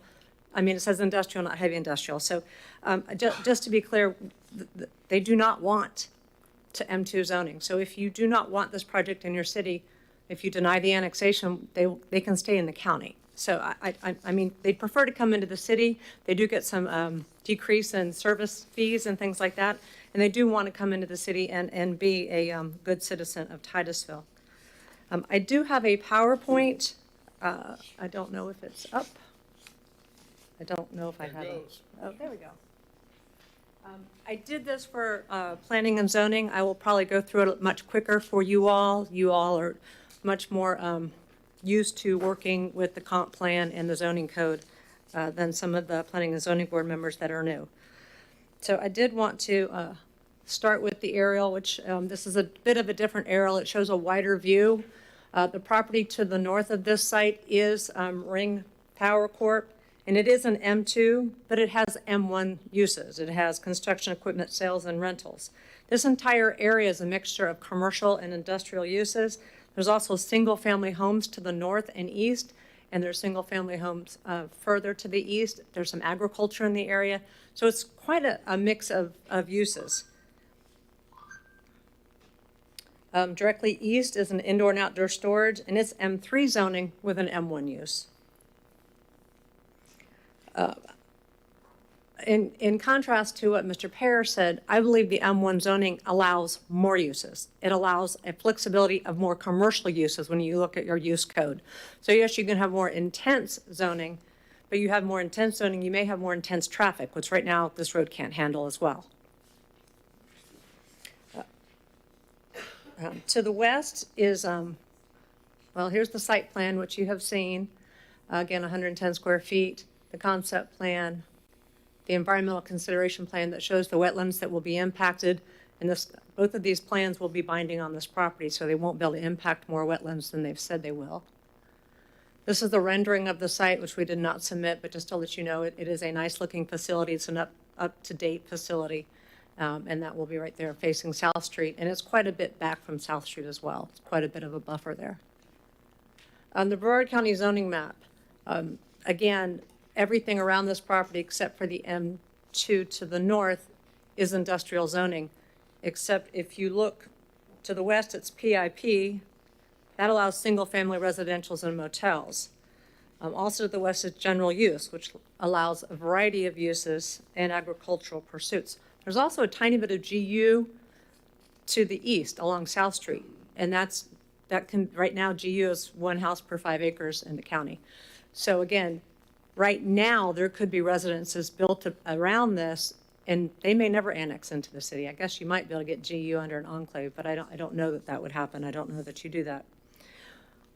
The Titusville zoning map, again, there's all kinds of different zonings. To the east is M3, below M3, M1. There's GU to the east of that. There's commercial to the south. There's single families up to the north. It's a wide variety of uses in this area. Brevard County future land use map, again, with the different industrial classifications. Titusville future land use maps, already been gone over by Mr. Parrish. I did want to show you, this is one project that they have built in St. Louis that is up and running. The Palm Bay project is in entitlements right now for conditional use, and the Melbourne project is being built currently. Just to give you an idea of the company and what they've built and what they are capable of doing. The M2 zoning allows heavy industrial use and heavy manufacturing, while the M1 zoning allows more commercial uses and does allow what has been requested, which is the storage facility. The burden of proving the necessity for zoning is on the applicant, and we've shown that we want to annex in and that we need the M1 only for the storage facility. We do not need M2. And again, Florida law has repeatedly stated the applicant's not entitled to the highest and best use, and yet we're asking for the highest and best use for something the applicant doesn't need. The current zoning is IU light industrial and IU1 heavy industrial. So coming in under light industrial is consistent with what's available already in the county. We're requesting the most similar zoning that allows mini warehouses and has similar setbacks from the county. This is the least intensive zoning that could be requested by the applicant. We would request approval of the annexation, the industrial land use, and the M1 zoning. Again, the applicant has declined to upzone to M2. If you're requiring them to upzone to M2, we'd request that you deny the annexation and let us move back to the county. M1 is appropriate and consistent, as stated by Mr. Parrish, and we think it is consistent with the needs of the applicant. And we would request you approve the M1 zoning. And we're here to answer any questions. Thank you. Any questions? I see none. Thank you. Thank you. City Clerk, call the cards. Next one is Garrett George, but I believe he's just here for questions. Thank you. And then Stan Johnston. Stan. Oh, wait, the other guy was here. He's not coming. He's not coming.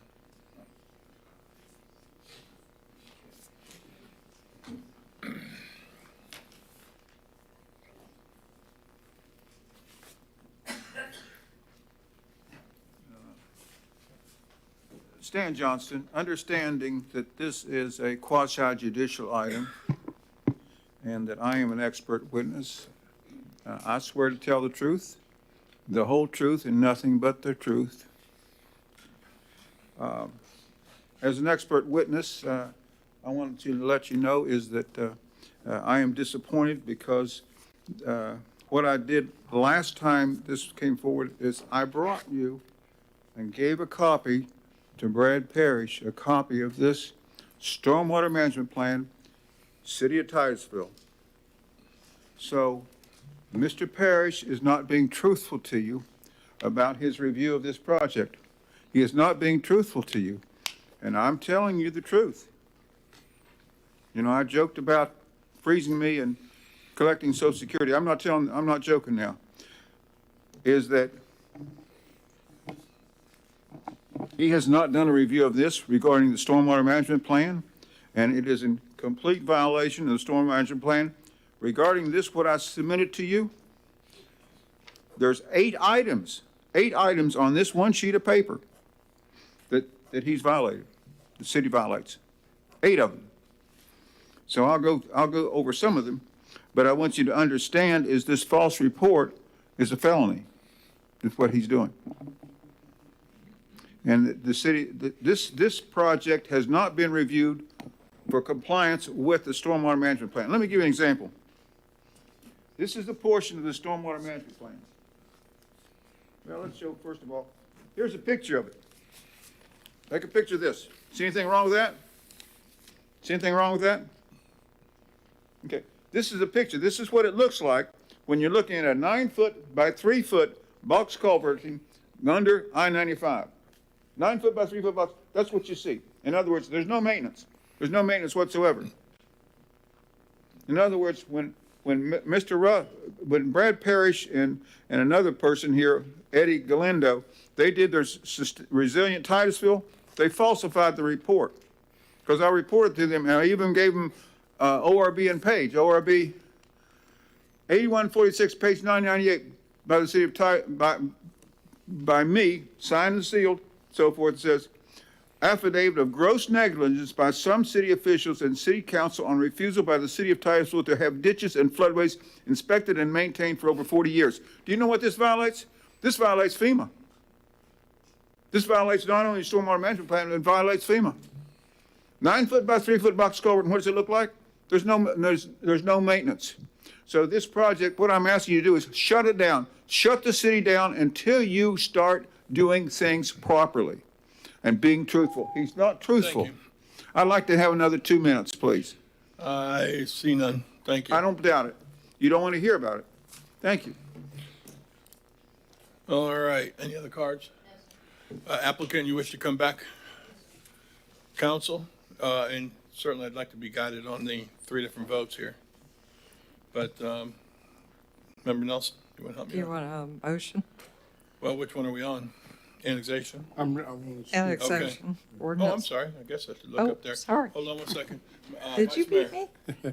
I want to, out of the 3 years that I've been here, I want to applaud the applicant and his attorney for stating the reason why you don't want more, you prefer less. We don't get that. I thought that was very, very professional and appropriate, and I wanted to thank you for that. Member Nelson? Move to approve ordinance number 52-2023, annexing certain property located west of South Street and east of I-95. Second. I have a motion for Member Nelson, a second for Member Stokel. Roll call vote. Mayor Diesel? Yes. Vice Mayor Robinson? Yes. Member Stokel? Yes. Member Nelson? Yes. That one passes unanimously.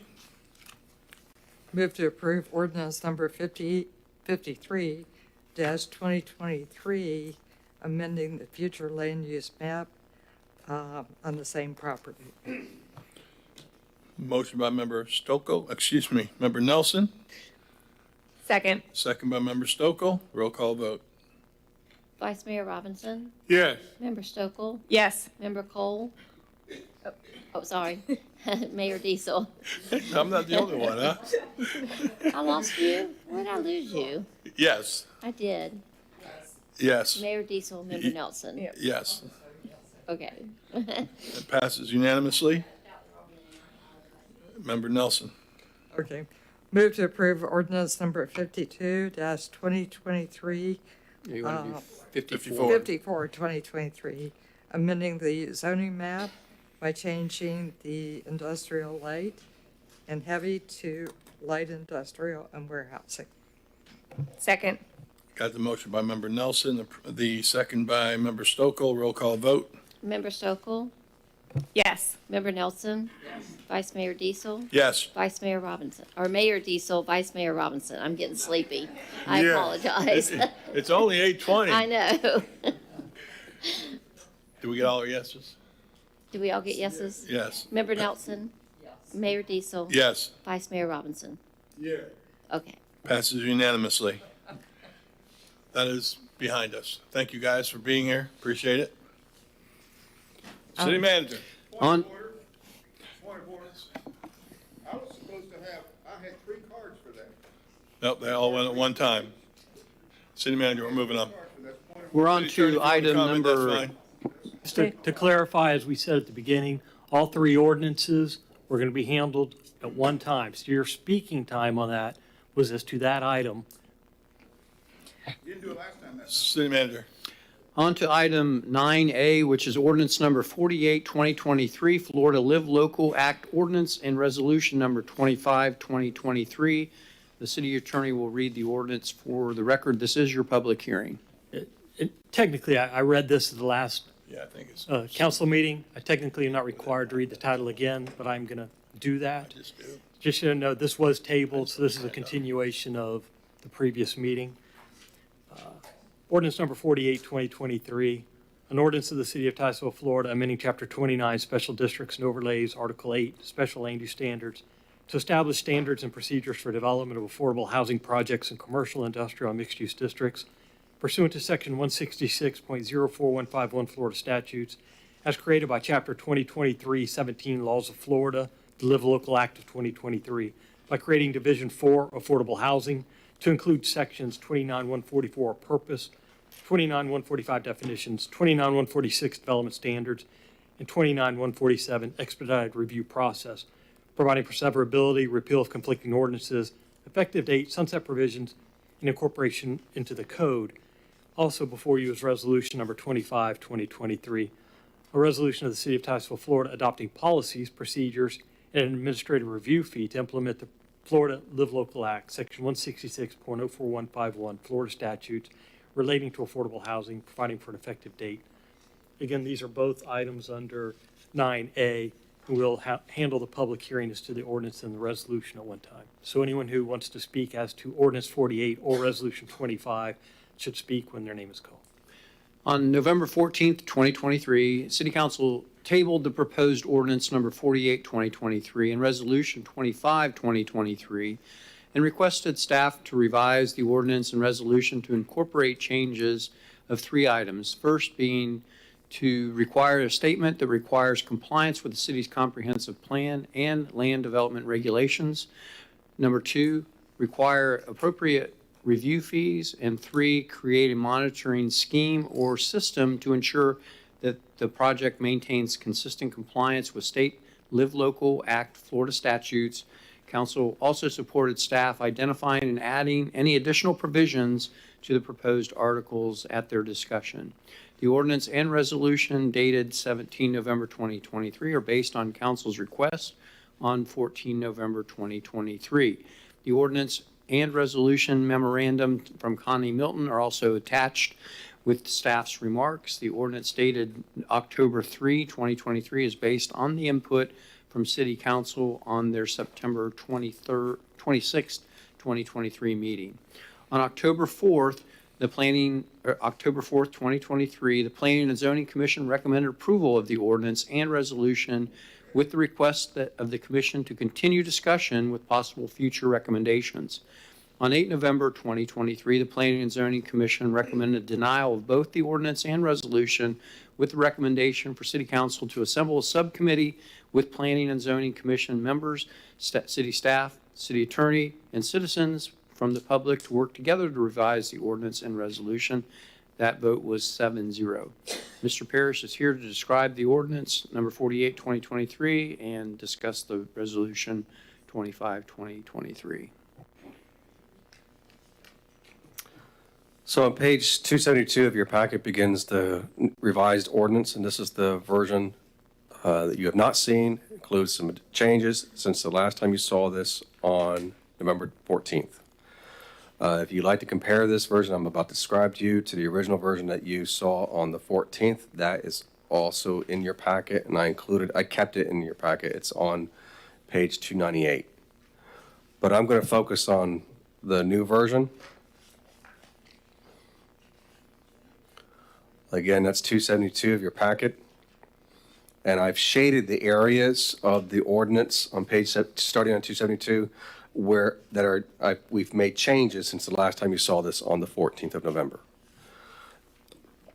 After that, I'll go through the resolution real quick, and then I'll go through the comments, our review of the proposed ordinance that Ms. Connie Milton submitted to me a couple of days before our agenda deadline for this meeting.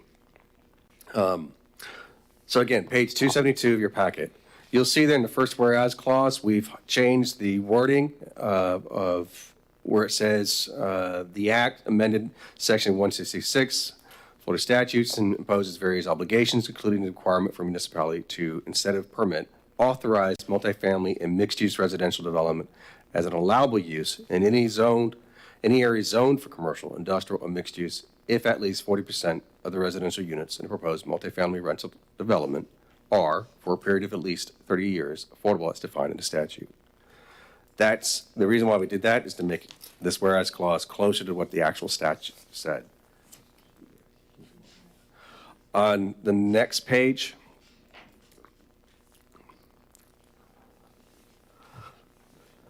you'll see the new section that we're going to be proposing to add into the code, and that's chapter in our existing chapter 29, a new division called affordable housing. I've not shaded anything here, so this is the same language you saw last time on the 14th. The purpose statement, the definitions for affordable housing project, commercial zoning districts, height, that has not changed. Page 274 of your packet. The industrial zoning districts definition statement there has not changed. In the mixed-use residential development statement there, I've shaded there what has changed since the last time you saw this. And it says, and I included, this is a suggestion from Ms. Connie Milton, to include lobby service areas and amenity areas exclusively serving the residential uses shall be considered residential square footage. Basically what that's saying is, at a minimum, 65% of the total square footage of the mixed-use development must be residential.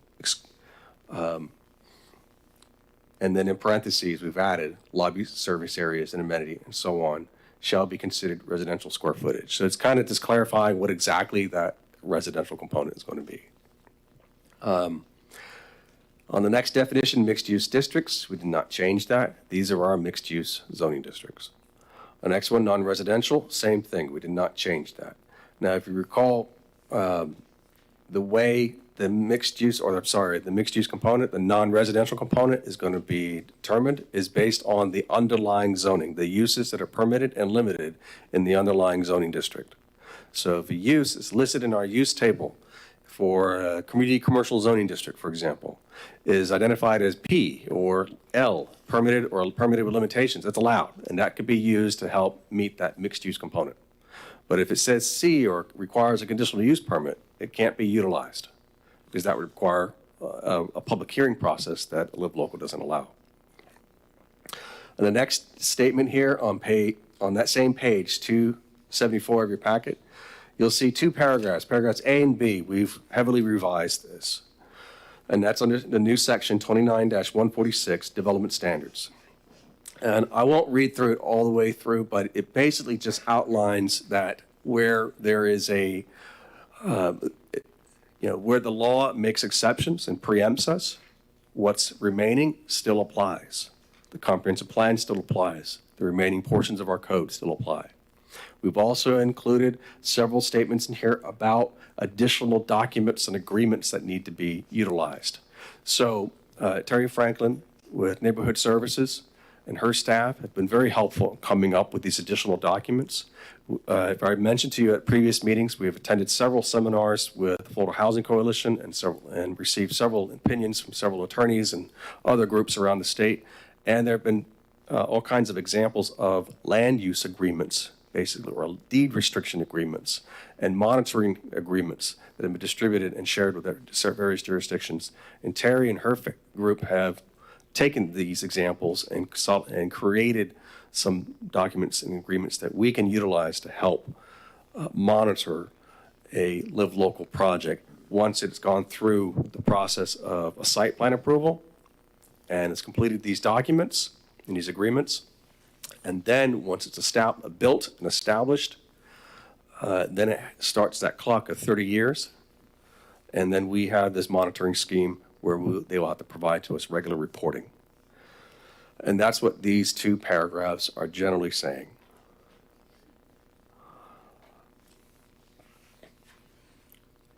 On the next page, page 275 of your packet, it states here in paragraph D, we've made some changes here. A proposed development authorized under the Live Local Act must be administratively approved, and no further action by the governing body of the municipality is required if the development satisfies the municipality's land regulations for multifamily developments in areas zoned for such use and is otherwise consistent with the comprehensive plan, with the exception of provisions establishing allowable densities, height, and land use, the preemptions. Such land development regulations include, but are not limited to, regulations relating to setbacks and parking requirements.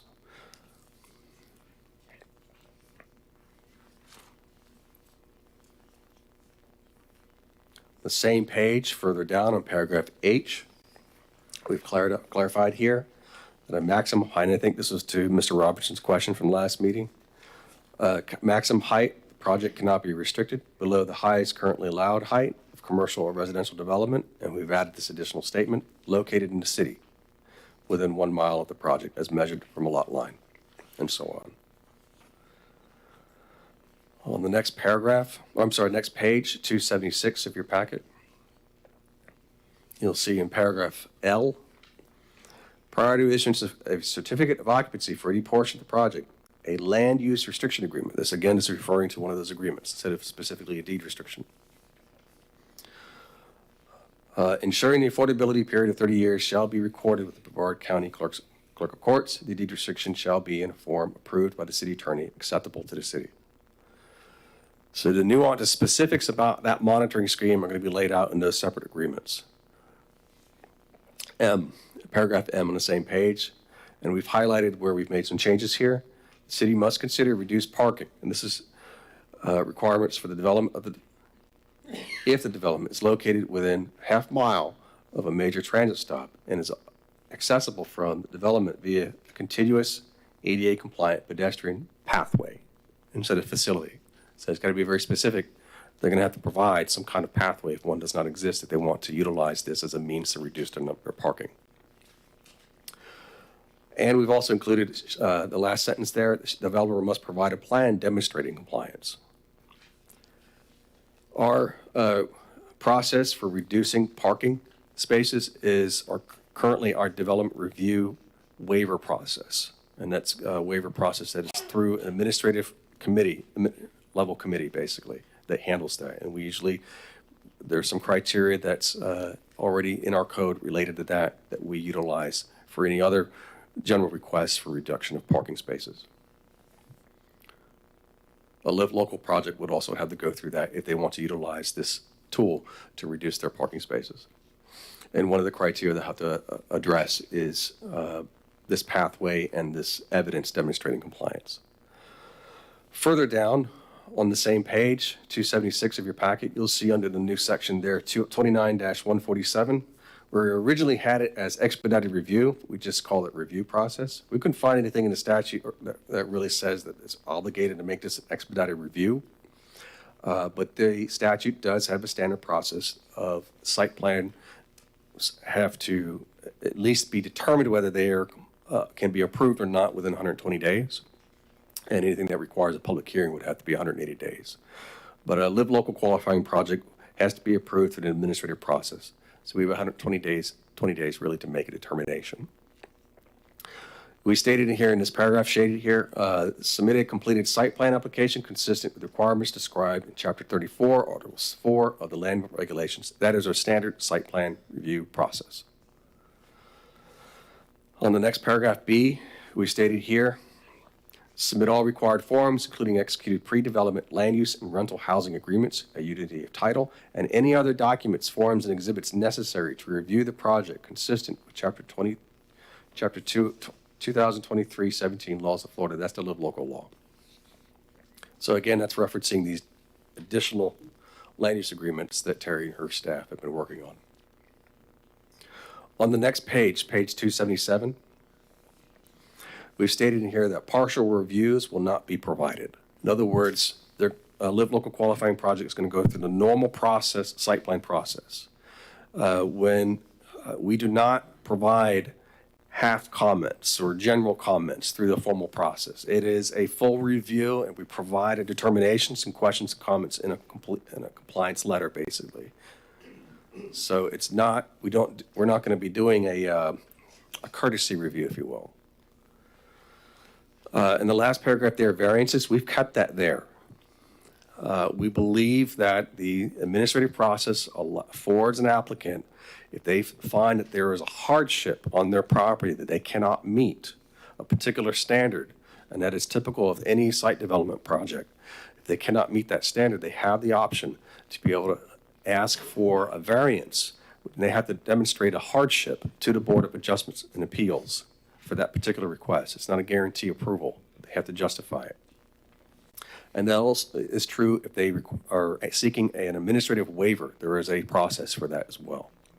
So just because an application is asking or may need to see that there's some kind of demonstrated issue on their property they can't meet, and they need to find some way to reduce a setback or whatever that might be, or standard, or a turning radius of a driveway or a number of parking spaces, they should be afforded the ability to justify that reduction or that deviation if possible.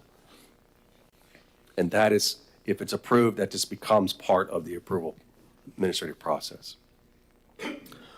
On page 278 of your packet, I'm now on the resolution. we've highlighted several changes here. We've kept the resolution as is, as a checklist, and we included several documents that Terry and her staff are developing, including an executed pre-development agreement, a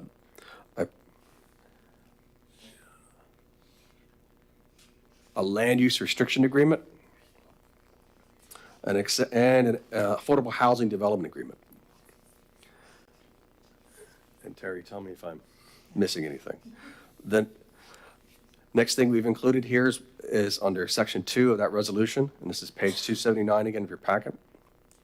You'll see that the fee has increased.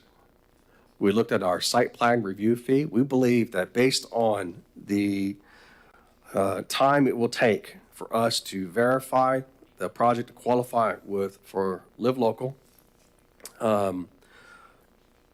execute and review these agreements, and review the additional requirements of a site plan against the new ordinance and the law, is that we believe that a fee of $1,155 is an appropriate fee. It's consistent with our site plan fee, and this is in addition to our regular site plan review fees.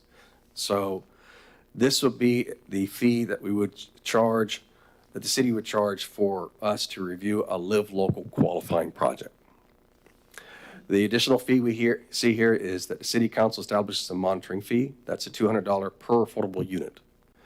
And Terry, correct me if I'm wrong, but that is basically a fee per unit as we review each unit or household that's trying to qualify into a unit for the affordable housing definition for the statute.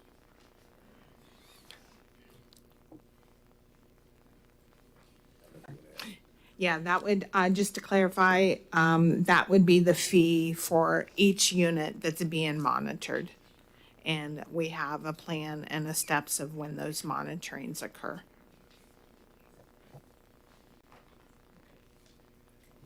Before I go on to the next page, I guess you may have some questions about the ordinance and resolution.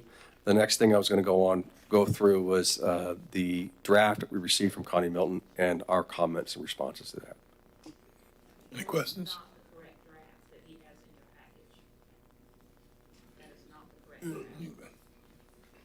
Go ahead, Vice Mayor.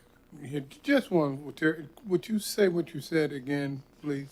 I know that I monitored, I saw the $200 and changes, and you were saying the $200 is for what? It is for each unit that is being monitored. That's the word that I wanted to hear, Yeah. each. And it's going to be based on the yearly fee at a particular certain time of the year? Member Stokel. Yep. Thank you for that overview. Just a couple clarifying questions. Thank you for addressing, I think, what we had discussed in our last meeting. In regards to the monitoring portion, I think it's on 274. I just want to make sure I'm reading this correctly. If for some reason they do not complete, it looks like their annual update paperwork, whatnot, they are subject to the development having to go with the existing land use. So if we find that they're not in compliance with doing what they're supposed to do with the affordable units, they would revert back to commercial or industrial. Is that correct? Based on what this is saying? We would utilize our current code requirements and potentially a code enforcement action in order to bring the applicant or the property owner into compliance.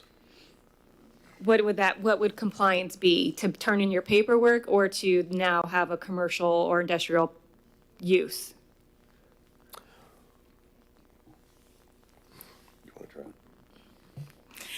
try? It's just, I feel like it's different than the affordable. It is. So, rental compliance monitoring is nothing new. We have several other affordable housing projects that the city monitors annually. Like you said, the only difference with this is now under the LLA, we have that 40% rule that will be in addition to what we already do in our monitoring of affordable housing. So that would be the only extra component that we would be looking at, in addition to making sure that the owner has appropriately put the eligible households into those 40% units. Now, the 40% is basically a floating number. So if we find that someone is in an eligible unit that are not eligible, then they can just replace that unit with another market unit as affordable. And so you kind of move them around as long as you have the 40%.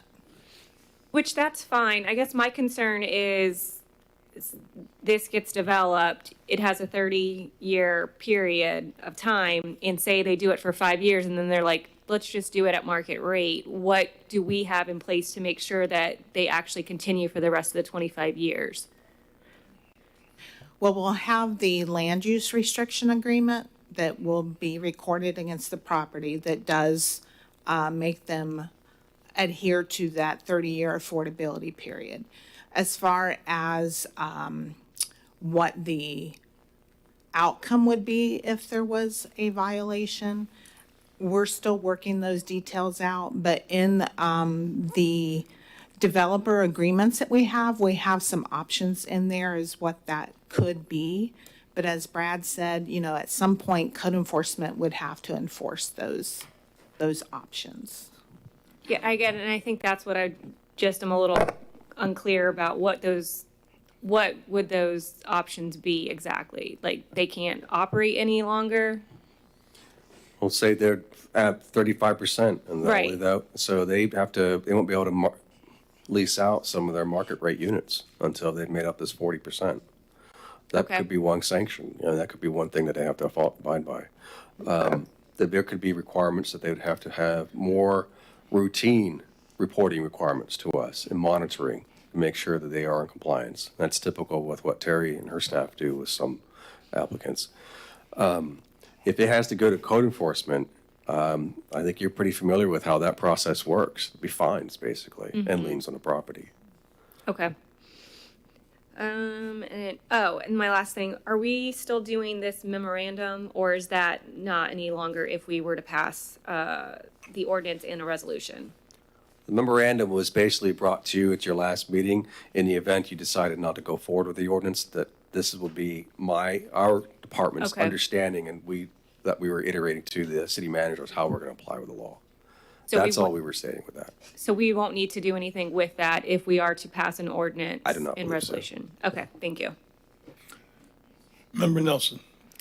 And I think Richard and I were talking about this yesterday, about what would happen if all of a sudden the developer said, yeah, I don't feel like doing this. He is getting some tax breaks, and those tax breaks are going to go away. And looking at the statute, and I'm doing this from memory, but it's like you get fined or you get assessed whatever the taxes should have been, plus a 50% fine, plus interest. So you're going to have to really pay. My question was to Richard was, do we get part of that money back? And he assured me that yes, we would get money back. Yeah, and to that point, I think my concern was that we might have developers that aren't doing it for the tax breaks. They're doing it because they want to do a multifamily and not for the tax breaks. They want to do it in a commercial or industrial area. And then what would our recourse be? I'm sure if they get tax breaks, they're going to take them. Right. Yes, but I feel like there's also developments that we have that aren't doing tax breaks, and they're just are developing them in multifamily zoning right now. So we always have injunctions. Yeah. Right. It depends on the violation, of course. Code enforcement is what we utilize to bring properties into compliance, or they suffer fines on a daily occurrence until they come into compliance, and it's a lien on the property. It may be a situation where if we think it's, detrimental to health, safety, welfare, we're looking at the violations, then we could go to court and get an injunction to prohibit them from operating until they come in compliance. So really it depends on the violation, but we'll exercise every right we have under the law to try to bring them into compliance. If it's, to speak to Member Nelson's point, if the tax collector or others that are their jurisdiction want to recoup monies that would have come to the city, then yes, we will be provided any monies that are recouped as a result of any violations. So It just is going to depend on the violation. Vice Mayor. Yes, and also, and I think Terry alluded to that, as they're building the criteria for the affordable housing, you build in the restrictions and violations and the fines that goes along with if you violate those particular programs. And as I was reading the Live Local Act, it is some of the things that as the state has came up with this, they are suggesting that some very heavy monitoring thing that goes along with this. They haven't specified because they know that that's going to be an area that developers, in my small number of years of experience, we know that the first 5 years you get good cooperation with this process, and anything after that next 5 years, they try to find any way possible to get out of the rules and regulations. And that's why I asked the question on the last time, how are we going to monitor this? I've talked to the city manager because that's going to be because I know that just history shows when they get into this to do this, when they're going to be looking for as many ways possible to get out of it, and we're going to have to make sure that we do everything that to keep them in compliance for that. 30 years is a long time. I've had to live through 25. 30 years of compliance is a long, long time. And wear and tear and replacing things that, because they have to be maintained according to all of the rules and regulations. They have to be maintained according to the statute that is put in affordable, as far as the city putting in affordable housing. They have to be maintained accordingly. It's not going to be something that they can jump in, and if it's done right, that's the whole process. Go ahead, sir.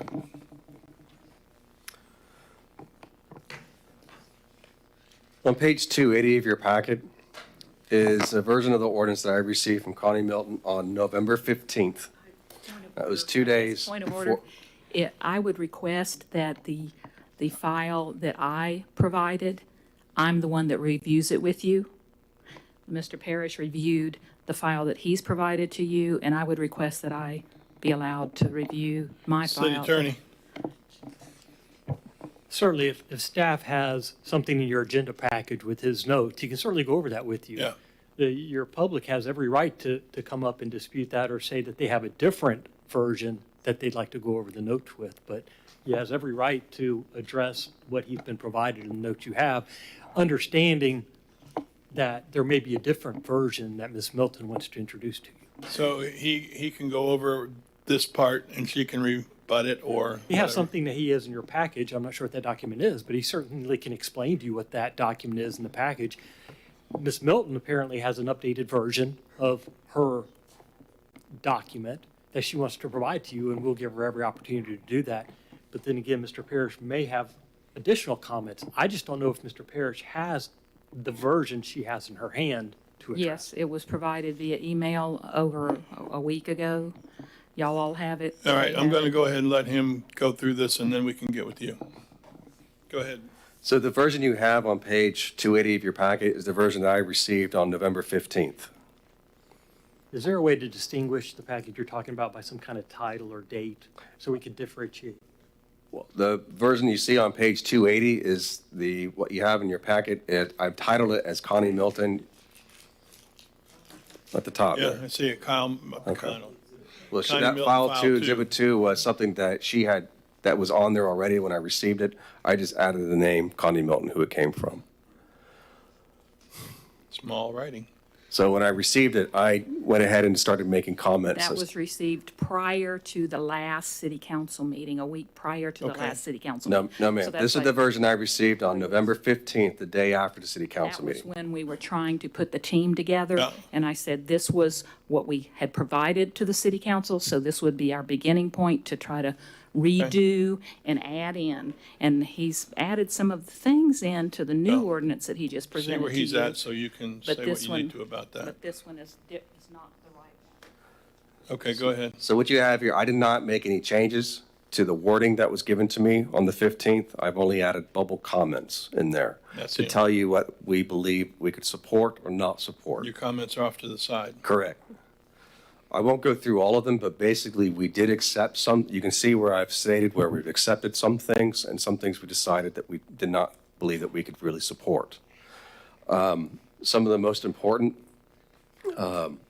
we believe that, some of the second paragraph, the second comment there, staff added similar language to the ordinance, and I've identified where we've added that language. There was a lot of requests, a lot of repeat requests to add statements in the ordinance that relate to having to comply with the city's comprehensive plan and the city's code, and we had added that one time into the body of our ordinance. On the next page, on page 281,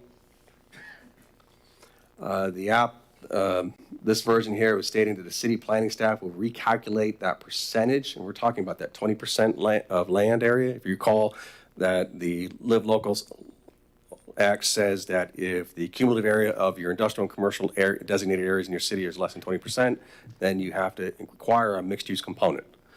Well, what's being suggested here is that we have some kind of cutoff date as to when we calculate that on an annual basis.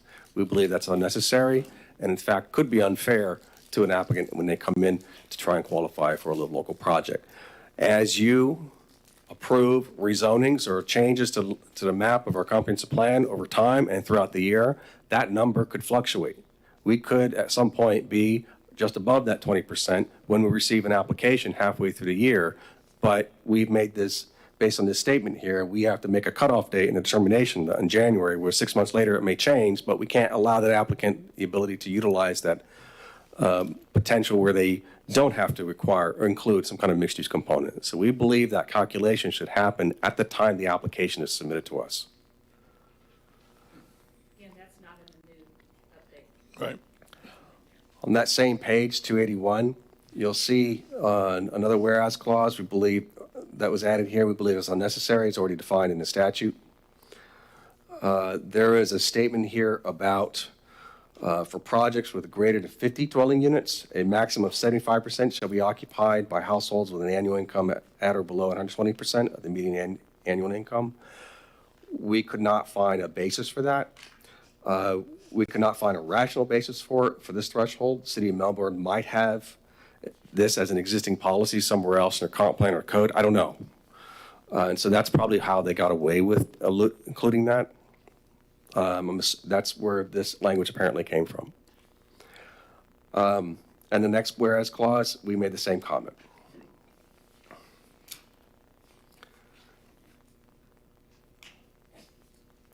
On the next page, on page 282 of your packet, you'll see another statement here where it says affordable housing includes residential or mixed-use residential, and it goes on to talk about this, projects greater than 50 dwelling units, maximum 75% shall be occupied by households with annual income at or below 20%. Again, that may be something that's already existing as a policy in Melbourne's code, and that's why they were able to utilize it. Basically, if we don't have a statement or policy in place right now, we can't just make an exception just for a Live Local project without also applying the same standard to other projects. On page 283 of your packet,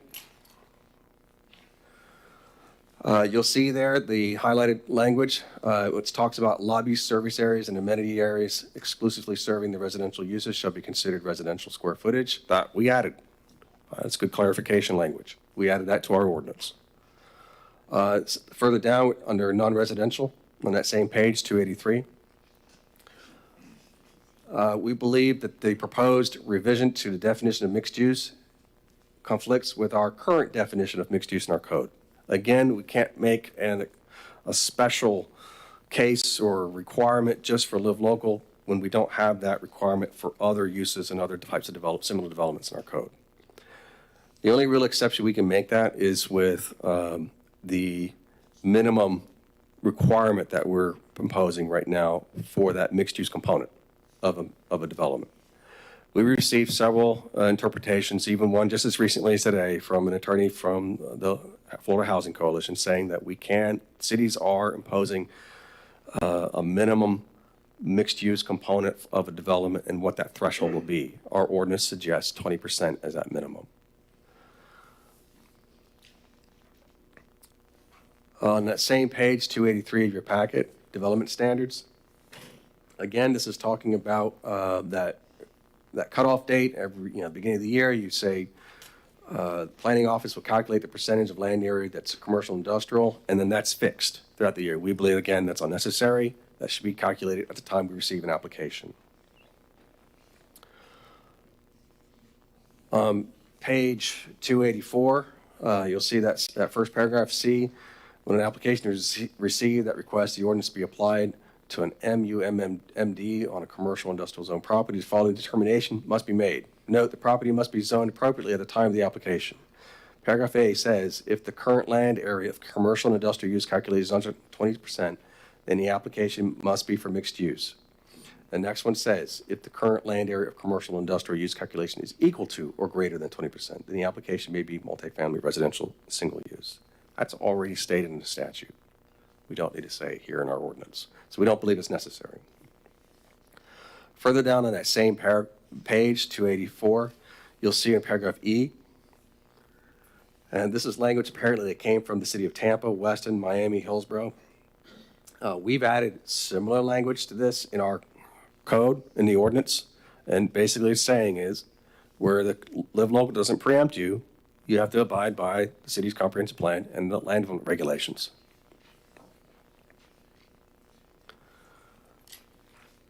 The next page on 285, this language here in paragraph H, where it talks about equivalent treatment of dwelling unit requirements, and this came from the city of Weston apparently.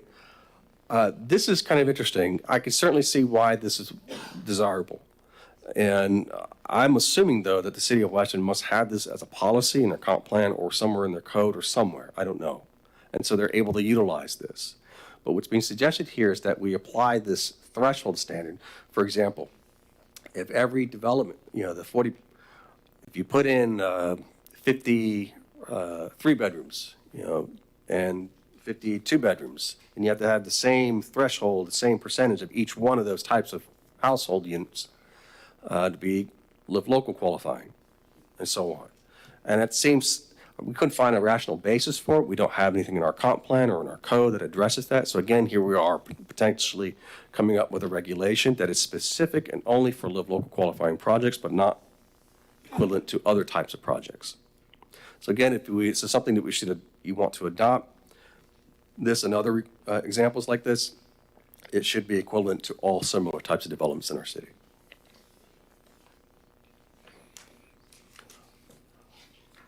On page 286 of your packet, I guess this language came from Tampa or Weston. We added similar language to our ordinance. It states here that prerequisite of the issuance of building permit, the property owner shall execute and deliver to the city a recordation in the county public records on a form approved by city attorney, and so on and so on. This is talking about that agreement. And so Terry and her staff have come up with this land use agreement and these other agreements to help us monitor a live local qualifying project. And there's also one of those documents that we've come up with that was recommended to us at some of the seminars we've attended, that it's more or less a pre-development agreement, basically asking the property owner to commit to saying, this is definitely going to be a live local project and here's how I'm going to do it. And it's almost a statement of commitment, basically. I don't know, Terry, if you want to expound on that a little bit to see about what that means.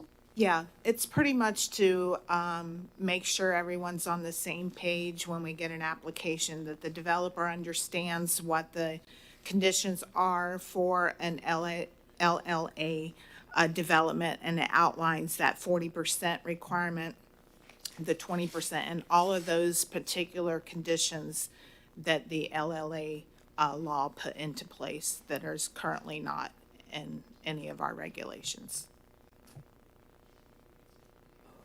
On page 286 of your packet, further down, you'll see paragraphs I and double I. It states this is about the parking reduction. And he says in the first paragraph under I, it says, there is a continuous public sidewalk or multi-use path. This is suggested language from Ms. Milton, from the proposed MU-MD to the major transit stop, or the proposed project will provide such continuous path. We've incorporated similar language into the ordinance. I've identified what that is, pathway. The next paragraph, though, we have concerns with. If the proposed project provides and maintains on-site and off-site enhancements to pathways and sidewalks to support pedestrian comfort and other improvements, techniques to achieve the same goal, including but not limited to incorporating canopy trees, distinctive pavement, identity, wayfinding, and directional signage, transit infrastructure, and shaded tree rest areas, furnished with appropriate street furniture. This is from the city of Boca Raton. I can imagine they probably have a very robust code requirement of any development that probably requires this already. So again, if you're going to include this in the ordinance, it should be applicable to all development, not just live local qualifying. That's where we're concerned. We don't have a rational basis for what's being proposed here. On the next paragraph, it talks about monitoring affordable units. We've identified, we've included some information or some agreements we've referenced inside the ordinance and the resolution addressing this particular request. On page 287,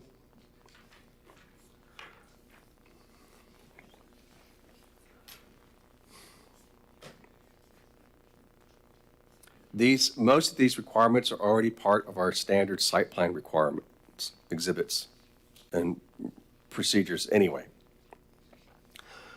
Some of the highlighted things I've got here, it says number 3, household income levels. Those are things that are going to be part of those agreements that we've already mentioned.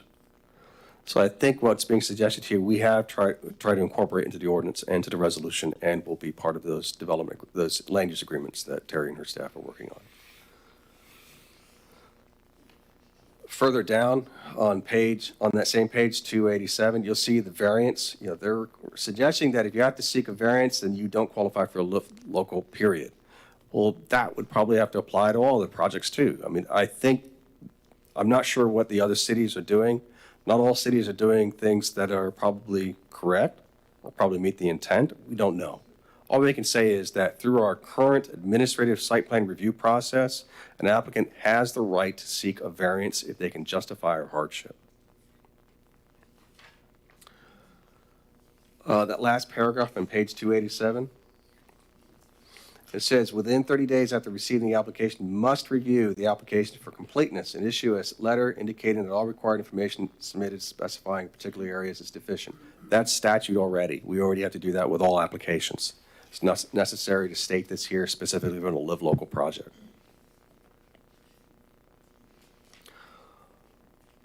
On the next page here, it talks about process, and this is page 288. Staff strongly recommends not including this or not coming up with this, mainly because what this is saying is that we're creating a new process that is specifically for a live local qualifying project. A lot of what we try to do in our ordinance is to meet the intent of the law. Staff, from a planning perspective, would totally agree with some of the comments that were made at the last meeting that putting affordable housing units in an industrially zoned area are just wrong. But the law is what it is, and we have to address it. And we also have to address it in such a way that it reduces risk for the city and meets the intent of what the law says. So to come up with a brand new process that requires somehow putting a live local project only on a consent agenda item, whether that's before council or some other commission or even on our development review committee, would be, we believe, would be contrary to the intent of what the law says. If you decide to go that route, we believe then that all site plans that are technically going through that had the benefit of going through an administrative process would also have the benefit of the same process of being on a consent agenda item before city council or before another commission or a development review committee, whatever that process is. But what's being suggested here is is more or less something that was copied from other jurisdictions, and they may have this part of their standard process already. And that's probably why they state this in their regulations or policies in these other jurisdictions. So we strongly object to including a unique process just for live local projects. And we revised that in the new one that we submitted. We're good. Are you continue on? Yeah. I have a few more, sir. Page 281 of your packet. Now, this is 281? 281 of your packet. Oh, excuse me, I'm going backwards, excuse me. I think you must be saying 91. 290. It's the resolution.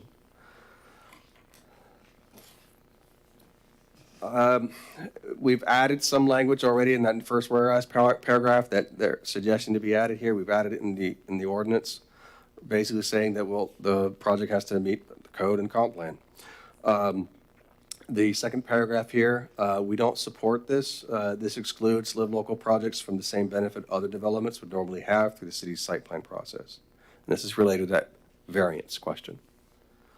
Further down on the next page, 291, there was a suggestion to just charge a fee of $2,500. We decided to come up on the $1,155 fee based on the fee resolutions we have in place and what we believe would be the amount of time, staff time, in order to review a live local qualifying project. So that's what we included in our resolution. The next few pages that were provided to us were comments and suggestions to change the memorandum of understanding, of interpretation. We did not address that because that is a communication between our department and the city manager. So we did not address any of the suggestions that were presented here as far as the memorandum. With that, I'll try to answer any questions. Terry is also here to answer any questions about the work that her and her staff are working on, and that's all I have. Any questions? Look like you're ready? No? Yeah, go ahead. You're the housing guy. Yes, I'm sorry, Vice Mayor. Yes, it is. Yeah, I understand. I've been through this probably as thorough as you have, and gone to it. And the only hope that we have to make this a good project, to make this a good plan, is the restrictions as far as affordable housing is concerned. And and they don't have to be restrictions, they just have to be requirements to keep it affordable for those 30 years. And that's going to be the winning key for us to put this project. I like what the changes that, or the improvements that you have made and incorporated into that. But as I have continually stated, is that when we start putting the requirements for maintaining and for, that's where the biggest part of the control is going to be in that particular process.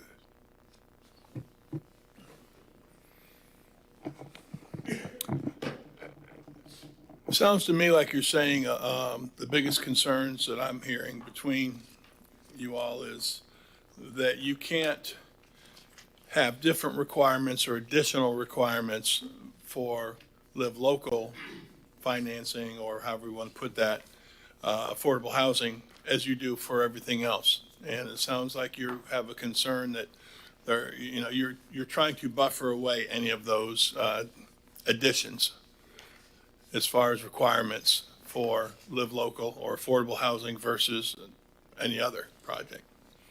Yeah, it's a fair housing issue. I believe that if you treat, what we understand is you treat an affordable housing project differently from your other multifamily developments, then that's a fair housing issue. And so we want to try and steer clear of coming up with a special process just for live local projects. The law is pretty clear that we're supposed to review and approve a Live Local qualifying project through our administrative process. Our administrative process right now for any multifamily development or any other commercial development is the administrative site plan review process. And if there's a deviation that needs to be done, there's a hearing for that, for a variance or whatever that might be, whatever that process is. But we have a standard process for that. So we currently treat, even before Live Local, a project that was affordable, that was going to be a multifamily, and whether that's going to be market rate or affordable or mixed, we treated them the same. And that's how we do that now. So we're concerned about coming up with a special process just for Live Local qualifying projects because of the fair housing issue. Okay. I would have envisioned, quite honestly, this sort of thing and discussion and debate, and not really so much debate, but this side, that side, let's do this, let's do that. Because we had the 35 cards and the 3 hours, we had that gather and say, hey, get together. This is what I thought we would have been hammering out, but we look like we have about 29 or 30 cards following this. So we're going to not hammer this out like I would like to have. Member Nelson? I agree with Brad. And looking at the statute, and I think I've read it probably 4 or 5 times now, and I've read, everybody's interpretation, Melbourne, Boca, Winter Park, I don't even know who else.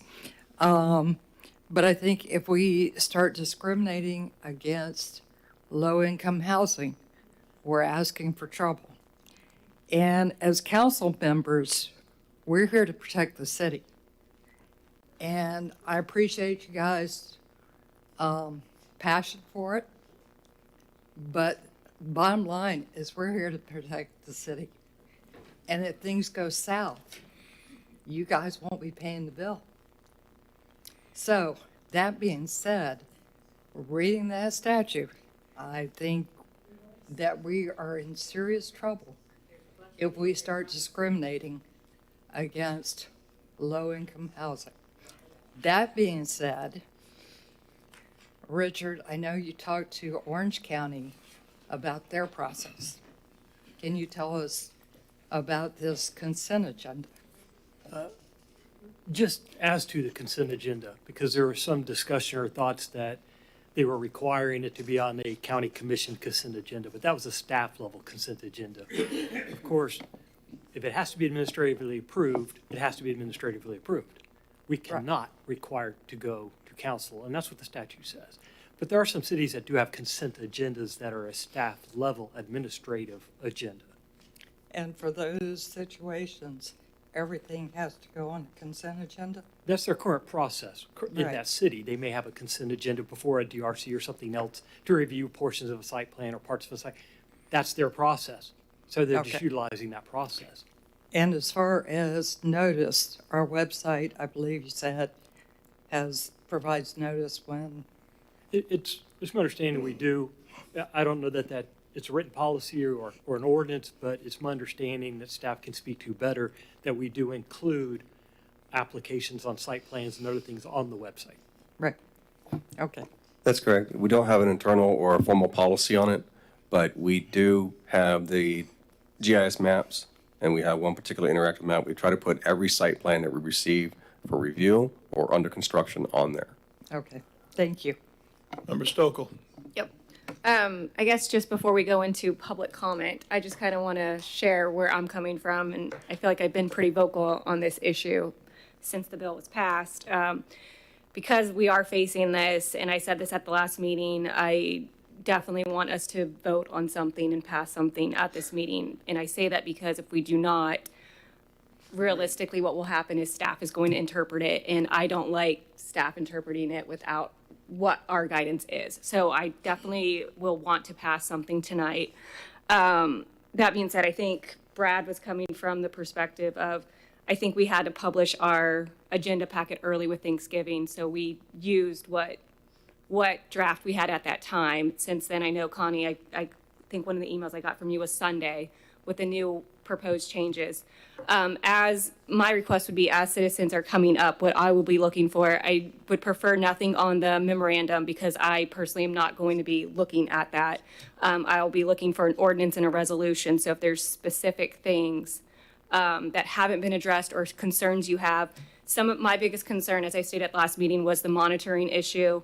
I think I had another concern that was addressed as well. So as we're going forward, and I can't speak for the other council members, but for me personally, I would like to vote and pass something tonight. And so if there's specific areas that you still have concerns about, please address those. But I feel like we got a pretty good, thorough overview. Yes, we did. And I just can't reiterate it enough. If we don't pass anything tonight, there's going to be applications coming and staff is going to have to interpret them and make a decision. And that's the reality of the situation that the state has put us in.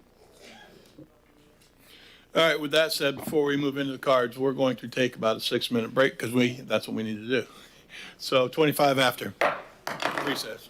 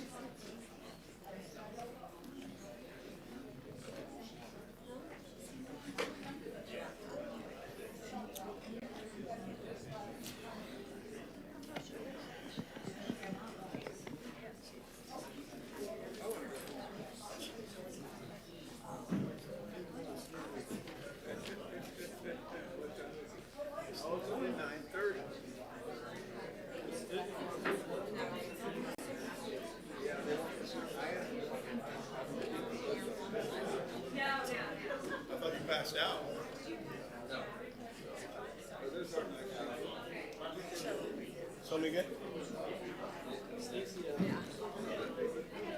Say again.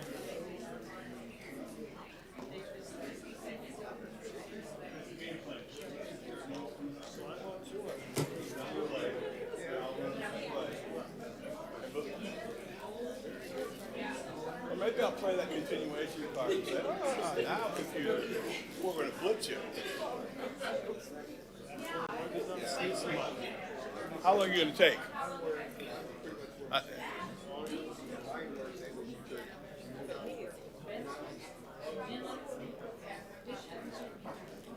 Well, we've got 29 speakers. That's going to take long.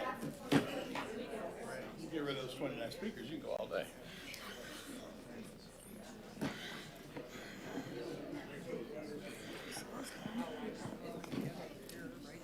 Oh, we did that before, remember? Yeah. And then they raised their hand after you got done, so I really do want to speak. And then First Amendment, second.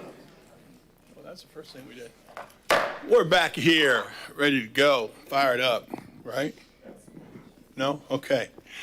We're going to do now, and Connie, go ahead and make your way up with what you're going to say. And really, obviously with 29 folks coming in behind you, try to help me out here, but I do think you need to clarify some of the things that you wanted to clarify. So let's go ahead and start it off with that, and then we'll follow with the speakers. So go ahead. Okay, thank you. And don't run the clock right now. That's just, Right, just don't know. okay, y'all have a package here. Did y'all all get these? She's got them. yeah, She the last hasn't one. passed them out yet. Oh, This is a hard. I got last week's. There's my notes. Yeah, yeah. She's got a package, this is for the record, by the way. And it has, in this package, it has the Sandy Klinger letter, and y'all all got that, you got all of this electronically, okay? But there's a Sandy Klinger Ooh, letter. I hope you're not going through all that. We'll be here. Just a minute. File one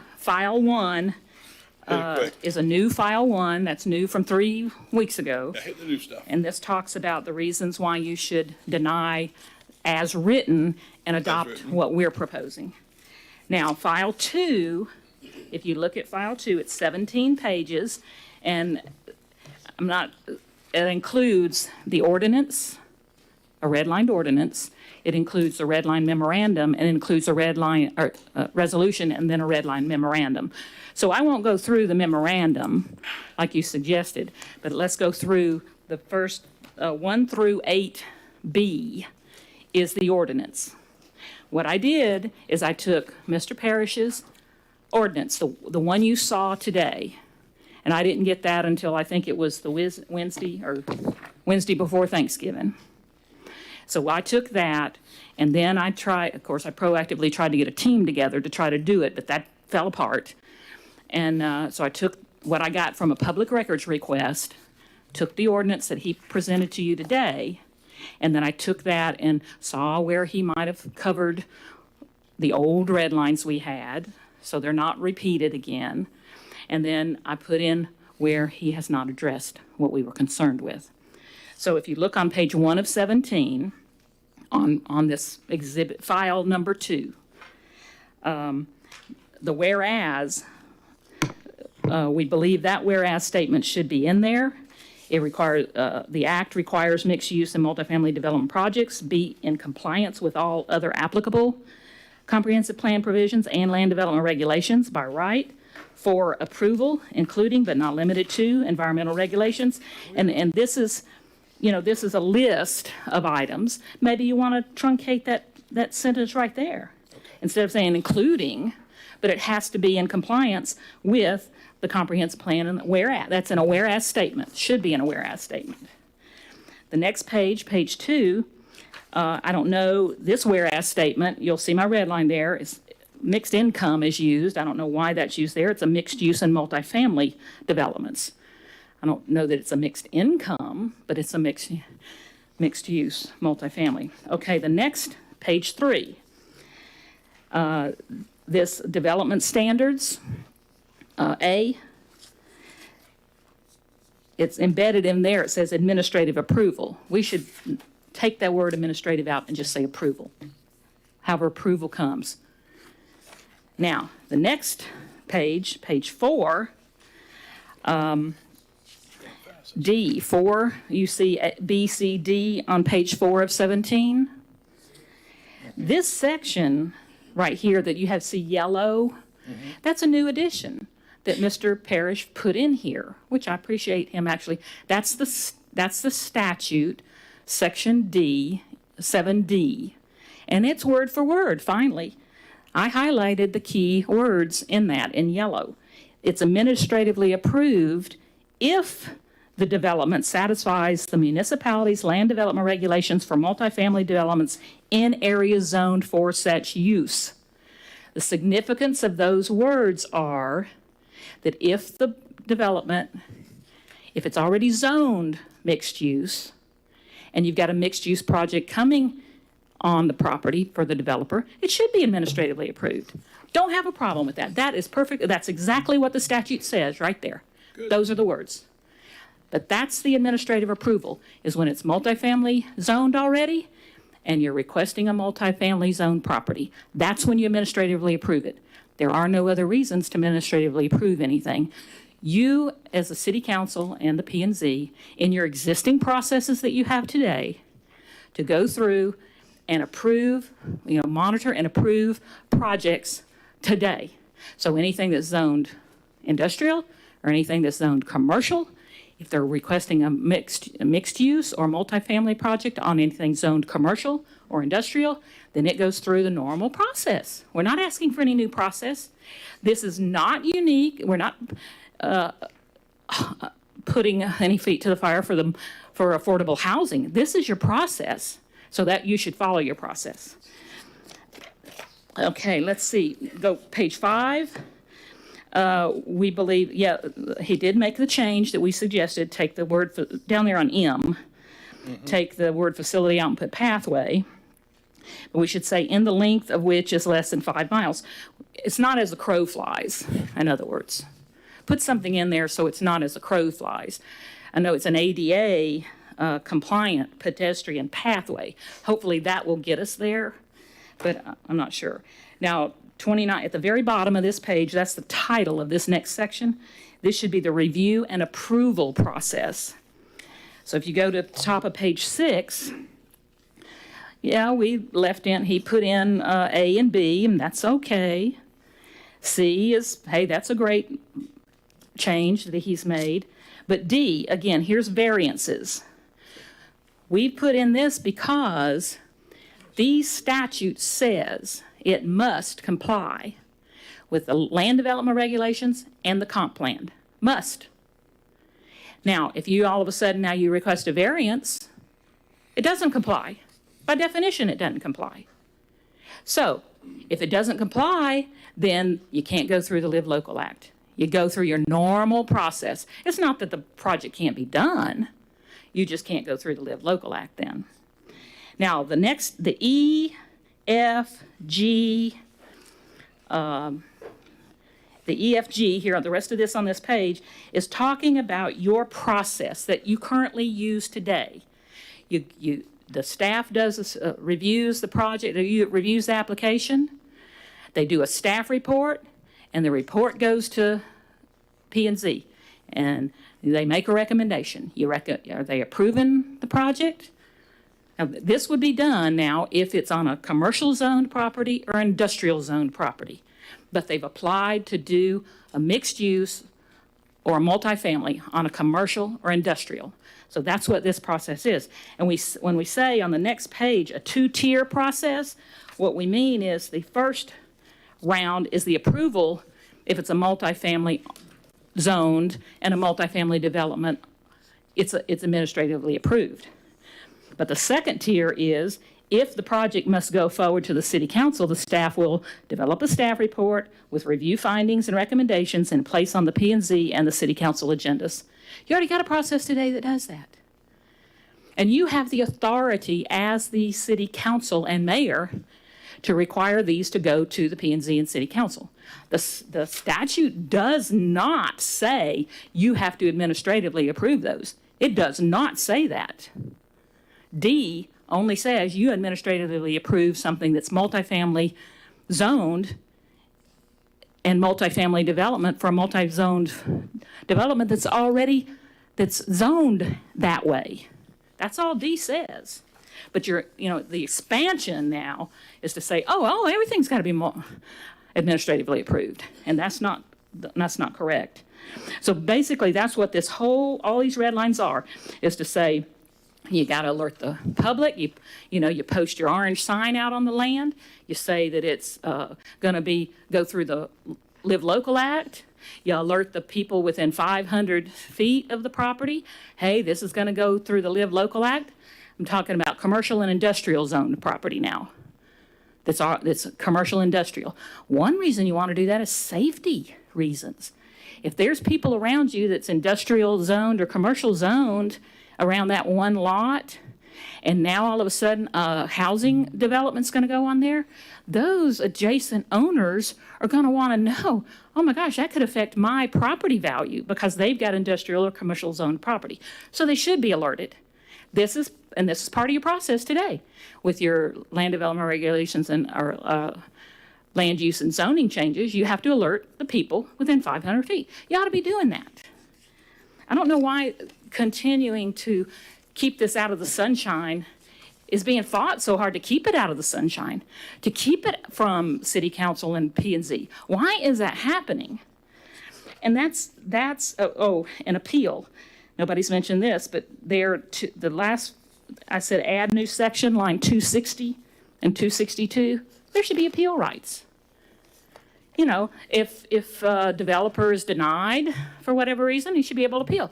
If adjacent landowner, you go to the P&Z and you go to the City Council, and they disagree with your finding to approve the project, then they should have appeal rights. But nobody's talked about appeal rights at all. Okay, now if we jump over to the page 8B, sorry, did I show you 8B? 8B is actually red lines to put more teeth in page 3 and 4, the bottom of page 3 and the top of page 4.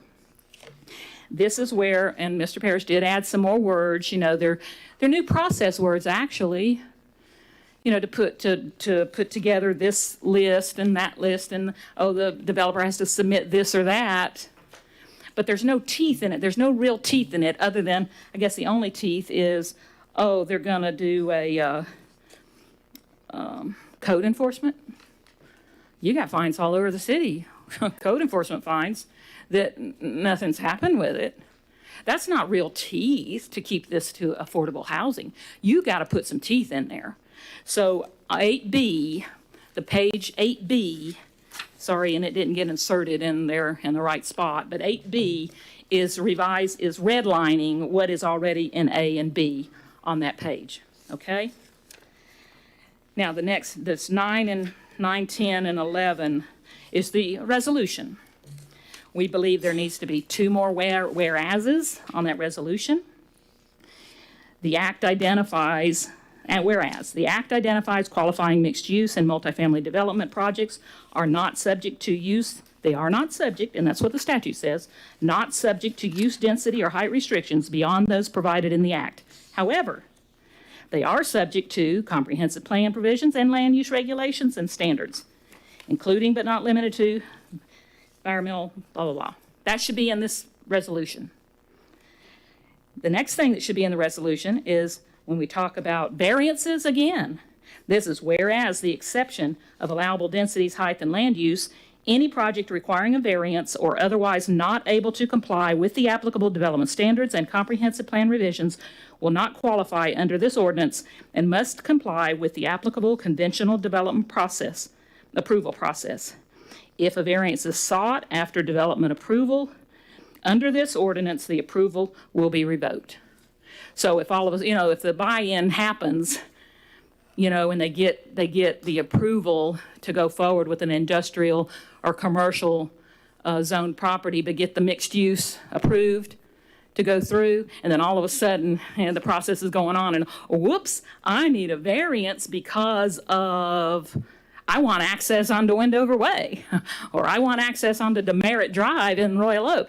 And then that variance now gets approved through where?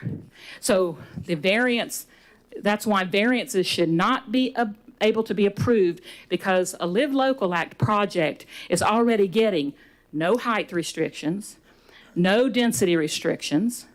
They don't have to do a land use or zoning change. They're getting all these tax incentives, and then all of a sudden they get a variance.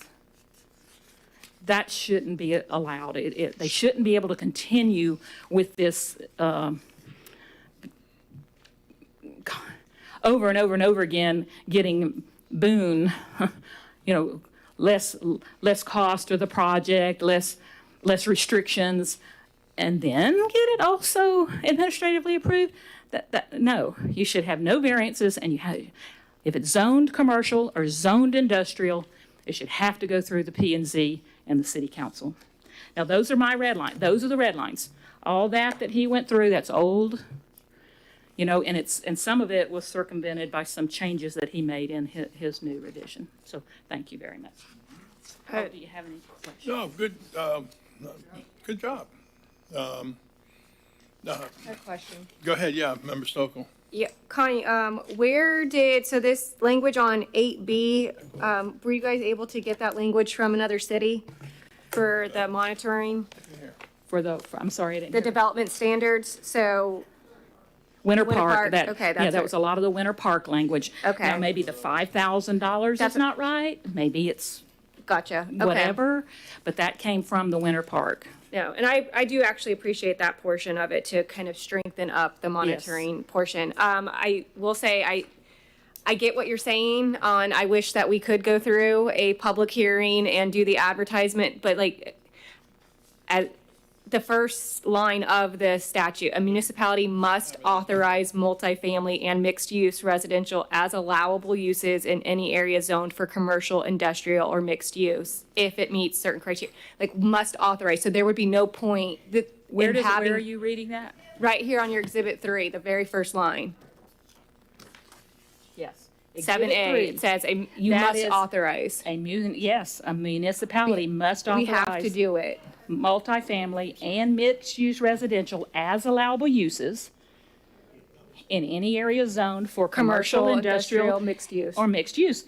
If at least 40% of the residential units in a proposed multifamily rental development are, for a period of at least 30 years, affordable as defined. Right. We And then have to do that. And then it goes There's on no- and says, that's not all of it. It says, Correct. notwithstanding any other law, local ordinance, or regulation to the contrary, a municipality may not require a proposed multifamily development to obtain a zoning or land use Right. change for the building height, zoning, and densities. Okay, I That's see what where it's he's telling you. getting at. You'll have to authorize a multifamily and mixed-use residential and not require a zoning, land use, height, density changes. That's what A says. In fact, you got to remember that A also says as allowable uses. Okay? The same thing is down here. Areas zoned for such use. It's even down here. I got mine, hold on, I'm sorry. Got my highlights on a hard copy. And then under here, F, it says in areas zoned for commercial or residential use. So there's 3 places in this statute where it talks about zoned for such use. Why would the terminology change? Why would it be standing for A and F, but it's changed for D? Because I think they're circling back to the very first line where we have to, that's the sticking point for all the municipalities that are facing this is we're being told we have to authorize it. Again, I agree with you. I wish that it would have to come before and we would have the hearings, but that's what they're saying is we do not have that authority anymore. We have to authorize multifamily in areas that are zoned this. You're authorized to do that. It doesn't say you have to administratively approve it. But we have to, but there would be no point in doing a hearing or anything because we would just be sitting here to say, Yes, thank you, yes. We Yes. could not deny it. Do you see what I'm saying? No. We cannot, we have to by statute do this. So because we have to do that, that's what we're trying to do is make sure we have to do this. Let's make sure we have a clear ordinance that makes sure they are meeting the guidelines that we are allowed to have in I think place. well said on your part, well said on your part. Let's start rolling some cards. Okay. Okay, can I ask a question real Yeah, quick? one question and then we gotta go. I mean, Richard, I'm sort of in a quandary here. It says this is 6. Ma'am, could you go to the microphone a little closer? Yeah. Thanks. This is 166.041516. I don't know where you're looking at. Look on for Sarah, look on page 318. This is the Live Local ordinance. Live Local Act. Under y'all's Yeah, agenda go ahead. package. This is just the statute. It says. she's just reading from the statute. Says notwithstanding any other law or local ordinance, the governing body of a municipality may approve the development of a housing that is affordable, including not limited to mixed-use residential I can't hear you. I can't hear what you're saying. Notwithstanding any other law or local ordinance, the governing body of a municipality may approve the development of housing that is affordable, including but not limited to mixed-use development, residential development on any parcel zoned for commercial or industrial. But Well, then- I have the statute right here, word for word, and what you read is not what the statute says. Ms. Milton. I don't know where you're. She's where- reading section 6 of the statute. We're dealing with section 7 right now on yours. Oh, gotcha. This is section 6 of the. Right on your, that's on, This is where. Exhibit A. Right, this is Exhibit where, A. remember Nelson, under subsection 6 of 166.04151, the governing body may approve the development of housing that's affordable as defined in 420.004, including but not limited to a mixed-use residential development on any parcel zoned for commercial or industrial use, so long as at least 10% of the units are affordable. So Yeah, it's that's a may different approve. It standard. doesn't say you have to. That's under may for Right. a different standard. Right. Under subsection 7A is where we are currently dealing with, which is when there's 40, percent, you Okay. must. Those are the two. Right. Then down here in D, it says proposed development authorized under this subsection must be administratively approved. And, well, there's a whole lot, no, there's a whole lot more to that. Must be administered, and no further action by the governing body of the municipality is required if the development satisfies the municipality's land development regulations for multifamily developments in areas zoned for such use and is otherwise consistent with the comp plan. So it doesn't, the sentence doesn't end at must be administratively approved, and it does not end at when it satisfies the municipality's land development regulations for multifamily developments. There's not a period there. It continues. It says, in areas zoned for such use. Well, if the multifamily development is zoned for multifamily, and they're proposing a multifamily development on that land, by all means, administratively approve it. That's what D says. It doesn't say anything I'm else. not trying to argue with you. Yeah. I'm trying to make sure Understand. that we understand it. Oh, yes. Okay. Understand. So, Richard, is there any legal action that would help us interpret this particular part of the statute? When you say legal action, there's no cases or precedent. This is a new statute. I don't agree with that interpretation. Attorney General's opinion? Not specific to that point, but I could tell you, according to any attorneys from the league or anyone who's analyzed this, no one has that interpretation. The interpretation is when you take the multifamily standards for areas that are zoned multifamily, you apply those standards, and it has to be administratively approved. Right. That's my interpretation. I do not agree that it only applies when you're dealing with multifamily. So your interpretation would be that if we're doing a low-income housing development and we're in, say, a commercial zone, Yeah. then it would still have to be administratively approved. Correct, if it meets the criteria. Okay. And it meets For the the zone for multifamily section. standards that you apply to properties that are zoned multifamily. It's those standards that apply to multifamily properties that are zoned multifamily.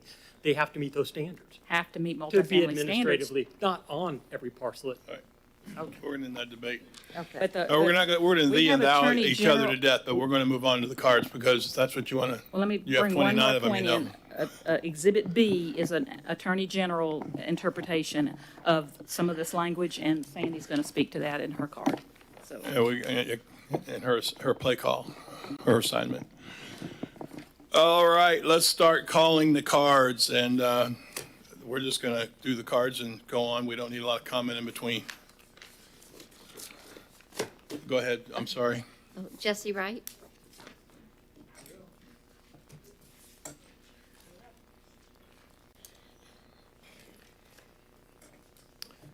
Good evening. Jesse Wright, 3550 South Washington Avenue. Excuse me. I hope that I can make statements to give you perspective on the developer side as much as the public. The word Section 8, low income housing, it gives the impression to everyone there are going to be a bunch of homeless going into a project. But my understanding from Live Local is that these are people that are there are first responders like teachers and nurses and firemen and the police. And I would love to have first responders in my project. So if I dedicate 40% of the 240 units, that would be about 96 units. I totally agree with Connie, everything she said. But at the same time, looking at it from a developer standpoint that's going to make a lot of money doing this, sometimes we have to look at the fact that men make money and money doesn't make men and gentlemen. And so my understanding from this is that we have to, as a developer, we would have to allow the first responders to be equally dispersed and equally accessible. So we can't just pick 90 units, one bedrooms, and stick them in there. These are families with kids, so they are allowed to go anywhere else within the project. So that I cannot do. But in reality, I'm just hoping that you would pass the ordinance. It is a law. And that's all I have to say. Thank you. Thank you, sir. Next card, please. Christine Boland? Christine Boland, Armadillo Trail. I'm not going to go over all the stuff that Connie already said. Obviously, we don't want to be here all night. But I agree with everything that Connie said. I think that the 3 draft documents should be denied as they are written. You have heard all the reasons why. And I think that the approval of the 3 documents that Connie has provided, we urge you to seriously consider the approval of the alternate documents. Yeah, Connie really covered it all, so I agree with what Connie said. Thank you. Thank you. And you Janet speak. Bailey?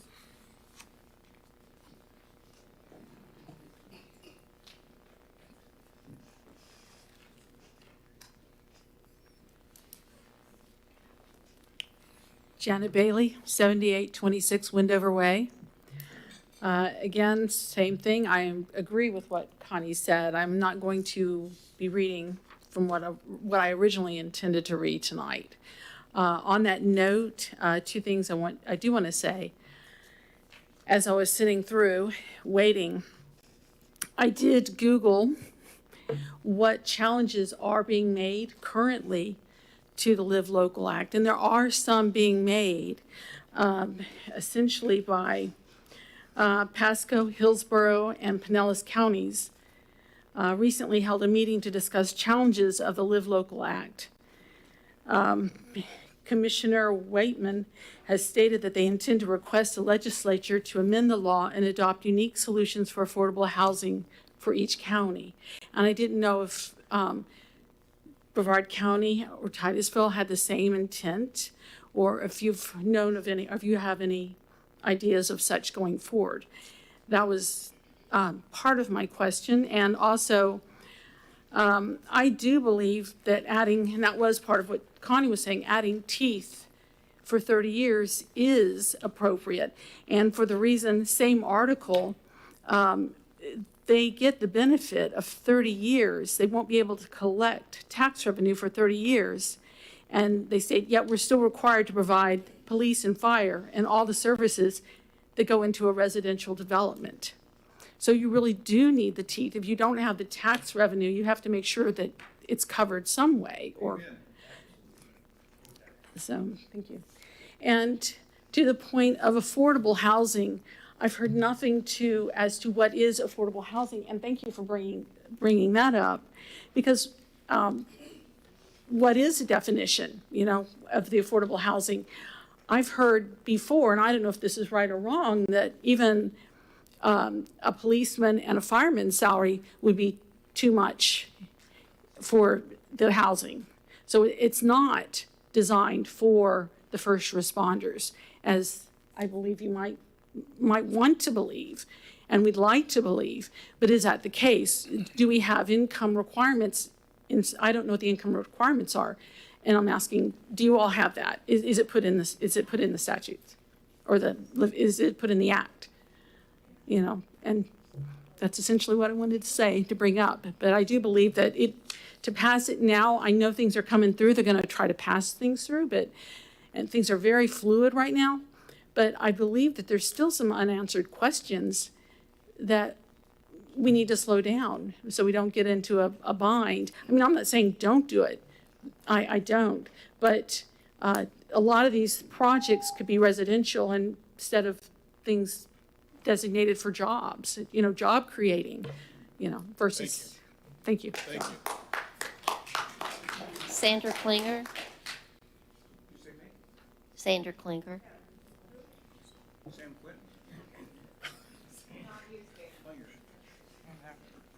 Stan. Sandra Klinger, 2680 Bobcat Trail.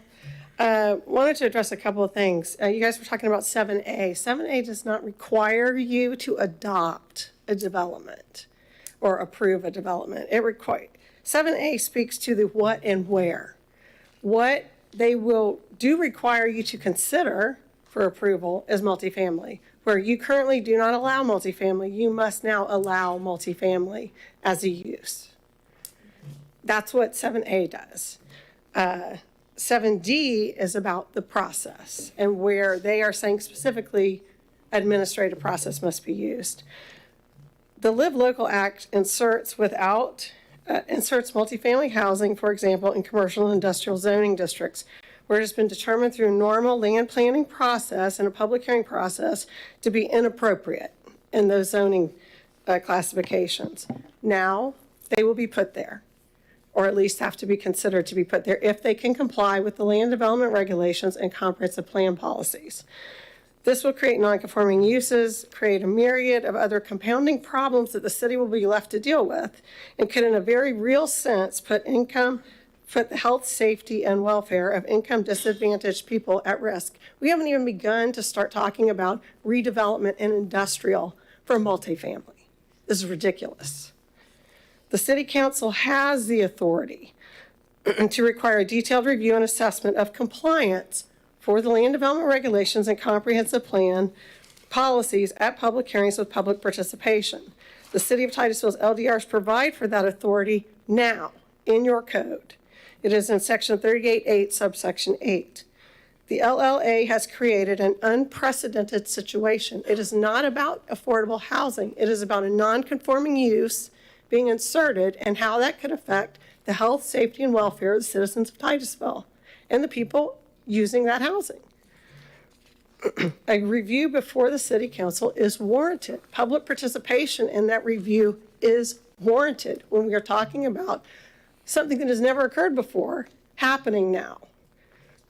Other local governments are requiring public hearings, such as the City of Weston, and are still remaining consistent with the LLA, and the City of Titusville has the authority in its code to do the same. In a letter dated July 20, 2023, the Florida Attorney General's office responded to a request from a city about terminology that's used in the LLA. Specifically, they had questions about 7A. In that, the Attorney General concluded that when the LLA uses terminology zoned for X, Y, or Z, commercial, industrial, multi-use, the terminology, if it says zoned for X, Y, or Z use, it specifically meant. Finish that sentence for me. Wrap that up. Oh, well, it meant that land located in districts having those specific zoning classifications. So in 7D, when 7D says administratively approved multifamily developments in areas zoned for that use, it means exactly the same thing. It means administratively approval is only required for proposed multifamily developments in a multifamily zoning classification or district. This makes sense. You're being asked to extend the preemption beyond what the law requires. You're being asked to curtail your own authority beyond what the law requires. We are. You don't have to. So, thank you. I don't know if they're asking, but yes, that's how I feel about it too. Wayne Rogers.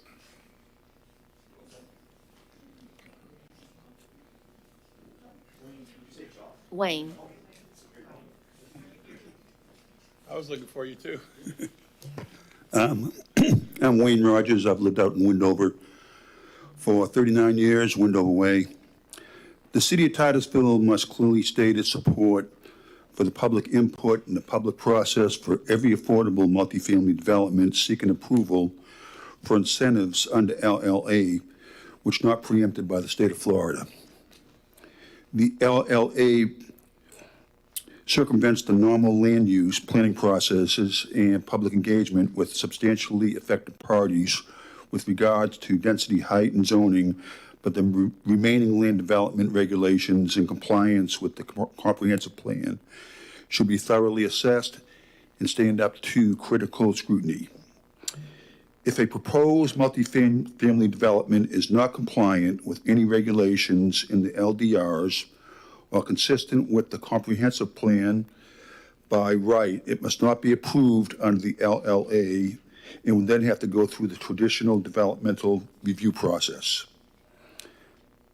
Unless corrected by City Council, the staff proposed process for review as fully administrative will result in a much broader interpretation of the LLA than the actual language of the statute requiring expanding the preemption even further. It is the elected City Council who is ultimately responsible for ensuring compliance and publicly adopt the regulations in a process carried out in the sunshine with public input. It is not to be trusted with the backdoor approvals. We urge you to approve our alternate ordinance, resolution, and memorandum, and which we have provided in Exhibit 2 instead of the staff provided draft documents. Thank you. Thank you. Thank you. Carolyn Padfield.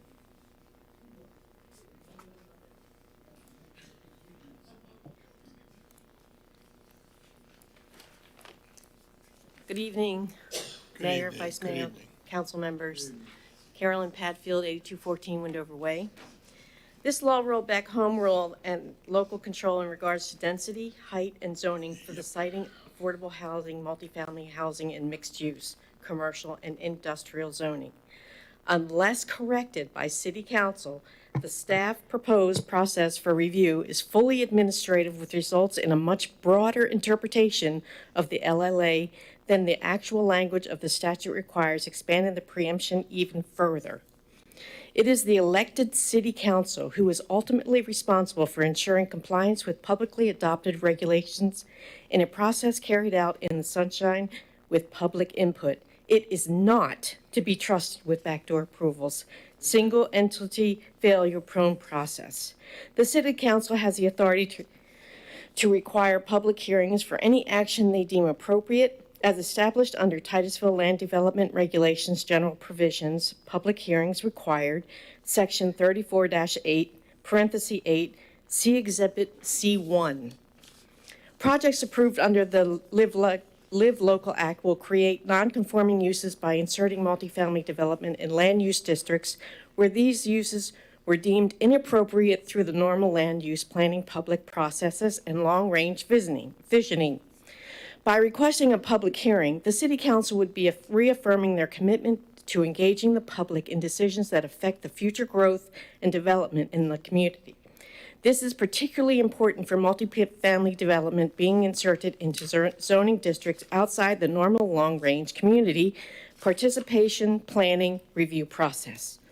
The City Council must ensure development projects seeking approval under the LLA are in full compliance with the land development regulations and comprehensive plan policies, except for density, height, and zoning, and that the public is given notice, has the opportunity to participate, and provide input.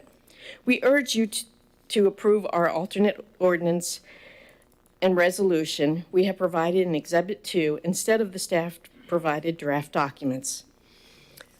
I have lived in Titusville for 18 years. I've been coming here for 25 years. I recently retired. I'm a property manager, and I manage property in the Florida Keys. I watched this happen to the Florida Keys. It became a concrete palace. And please don't do that to our beautiful city. Thank you for your time and your listening. Thank you very much.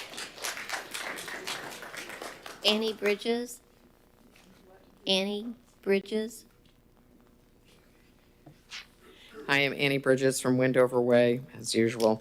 I am going to just point out that here on the statute, where on D, where it says, I'm all messed up because I had it on the memorandum originally, but it's in the statute. I just want to say, the sentence that Brad finished, he stopped it right here after the multifamily development, but the sentence actually in the statute goes on to say, in areas zoned for such use and is otherwise consistent with the comprehensive plan. That should have been kept into the his document because it was already in the statute. And that's what we want it put back in because it's needed. The sentence didn't stop there, it continued. And that's all. I just don't want to beat a dead horse. But I agree with what Connie had put together. I think we need to relook at what Mr. Brad wrote. Thank you. Vicki Conklin?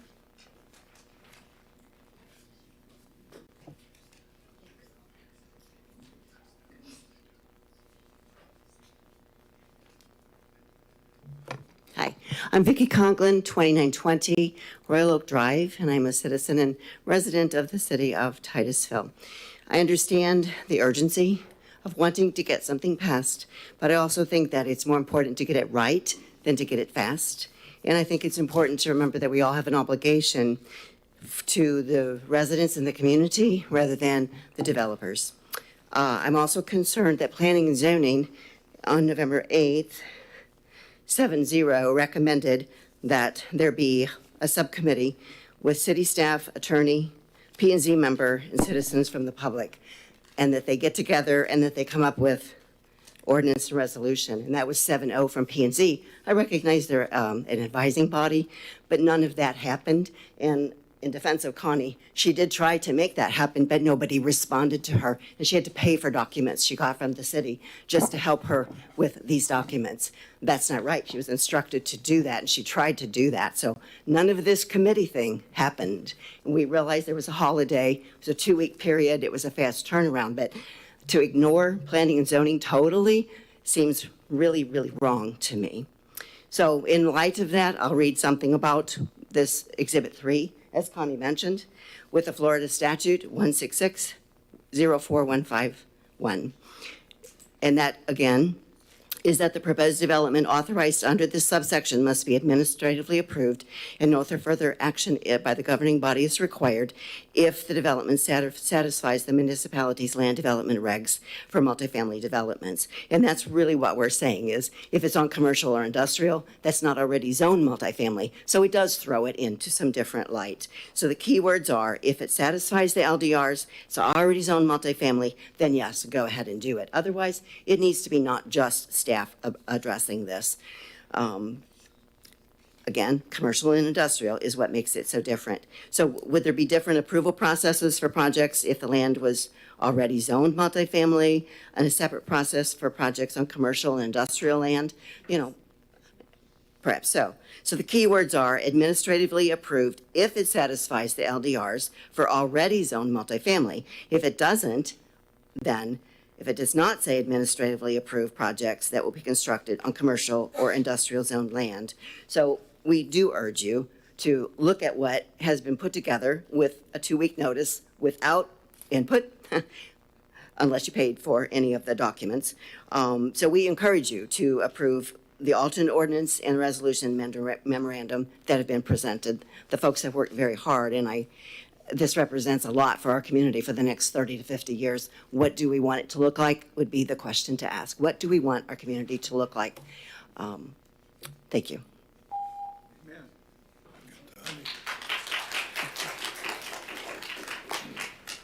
Glenda Rowe.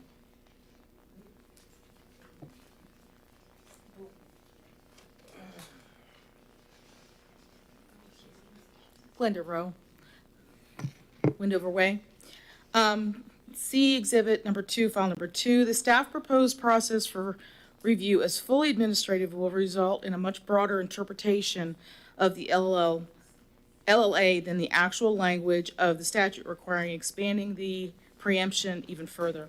The City Council has the authority to require public hearings for any action they deem appropriate as established under Titusville Land Development Regulations, General Provisions, Public Hearings, Required Sections 34-8, see Exhibit C1. We recommend a 2-tiered review process consistent with AG analysis of LLA and Titusville LDR. Number 1, administrative staff review only for multifamily development in multifamily zoning district, Chapter 166.04151 7D And number 2, Planning and Zoning Commission and City Council public hearings for all other LLA developments to determine compliance with LDR and comprehensive plan policies not preempted. Tier 1, the LLA Chapter 166.04151 parentheses 7D only requires administrative approval for multifamily development projects in areas zoned for such, i.e. multifamily zoning district, and where the development complies with the city's land development regulations for multifamily development and is consistent with the comprehensive plan, with the exception of the preemptions for density, height, and zoning change requirements. Expedited administrative review should be allowed for multifamily developments in existing multifamily zoning, since they have already gone through the rigorous land planning public hearings and have been determined to be an appropriate location for multifamily development. There are vacant properties around the city of Titusville that have multifamily zoning and are the most appropriate locations for LLA projects to be located, since they've already been assessed and found to be appropriate for that density development in that location. Tier 2, Planning and Zoning Commission and City Council public hearings for all other LLA developments to determine compliance with LDR and comprehensive plan policies not preempted. This law rolled back home rule and local control in regards to density, height, and zoning for the siting of affordable multifamily housing in mixed-use, commercial, and industrial zoning. Unless corrected by City Council, the staff proposed process for review as fully administrative will result in a much broader interpretation of the LLA than the actual language of the statute requires, expanding the pre-exemption even further. It is the City Council who is ultimately responsible for ensuring compliance. Got a sentence? I do. With publicly adopted regulations in a process carried out in the sunshine with public input. It is not to be trusted with backdoor approvals. Thank you. Thank you. Lindsay Grizzle.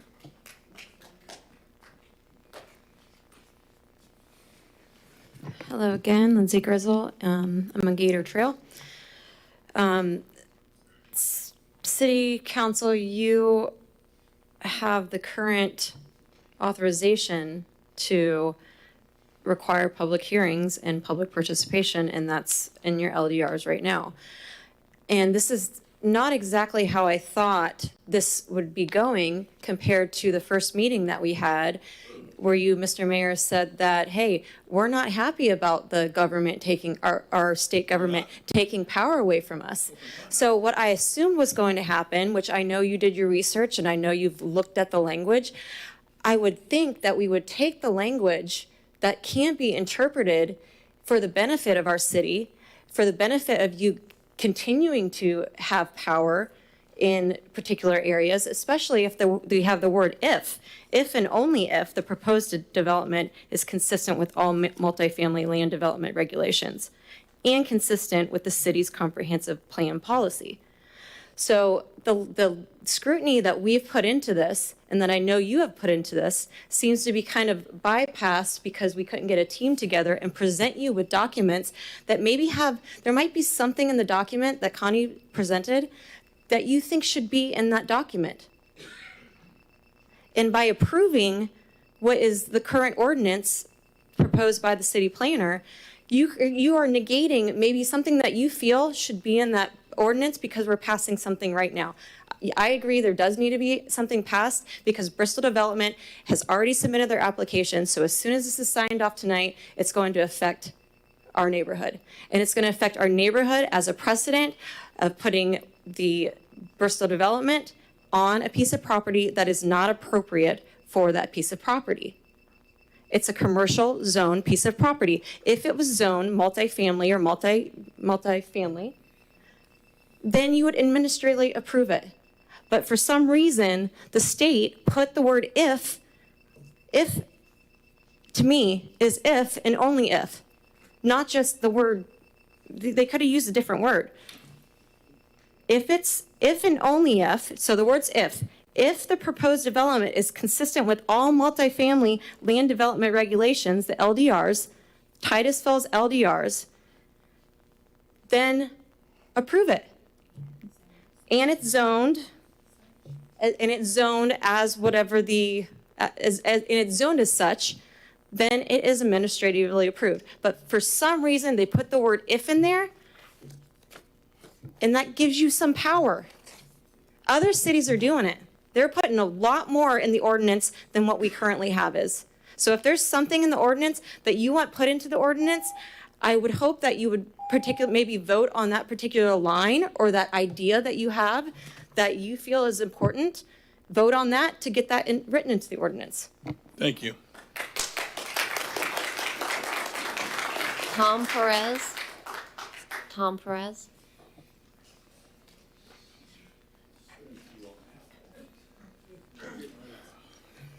It's a long set.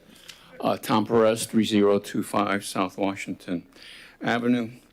I'd like to start out by stating my support for Connie's overview and other statements made in support. How fortunate is Titusville to have a group of citizens willing to spend an enormous amount of time and effort to digest all this material and all this information that has been brought to your attention.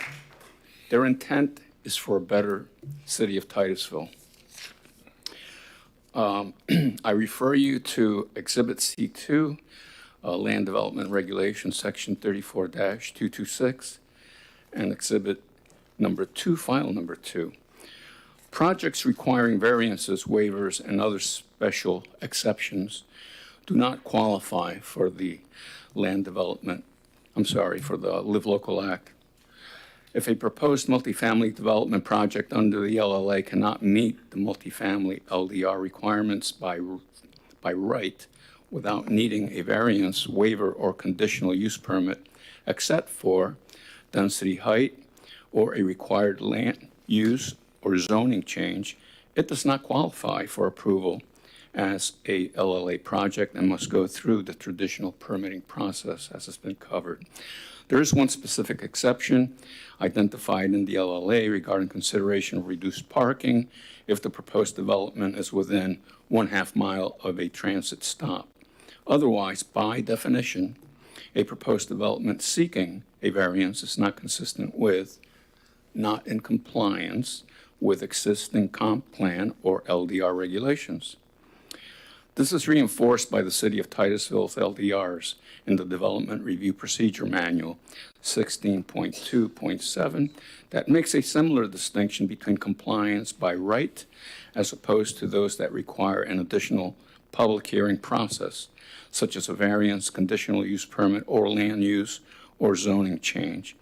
In addition, the criteria for issuing a variance under the City of Titusville's LDR Section 34-226 would prohibit the issuance of a variance for LLA projects because it requires, among other things, quote, granting the variance requested will not confer upon the applicant any special privilege that is defined by the ordinance to other lands, buildings, or structures in the same zoning district.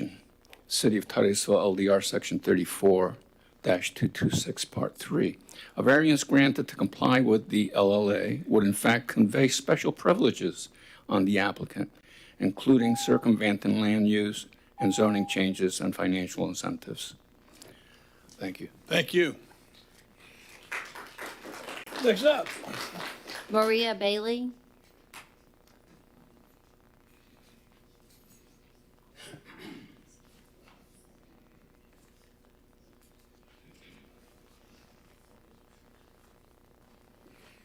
Ladies and gentlemen, good evening.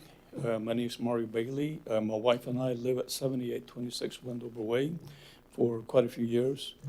I don't want to belabor a lot of the points, very fine points that have already been said here tonight. And they've been very fine points. But I would like to urge this municipality to do the same things that the other municipalities are doing also, which is going to the state to get clarification from them directly so that we perhaps don't end up with a law here that might conflict with what the state may say later on. As I said, I don't want to belabor points, but I do want to thank Ms. Milton and the fine team because I spent so much time pulling everybody together, members of our neighborhood, and spending so much time coming up with all these very fine points. Milton?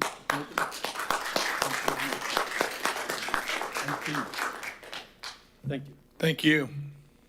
Jackie Leader.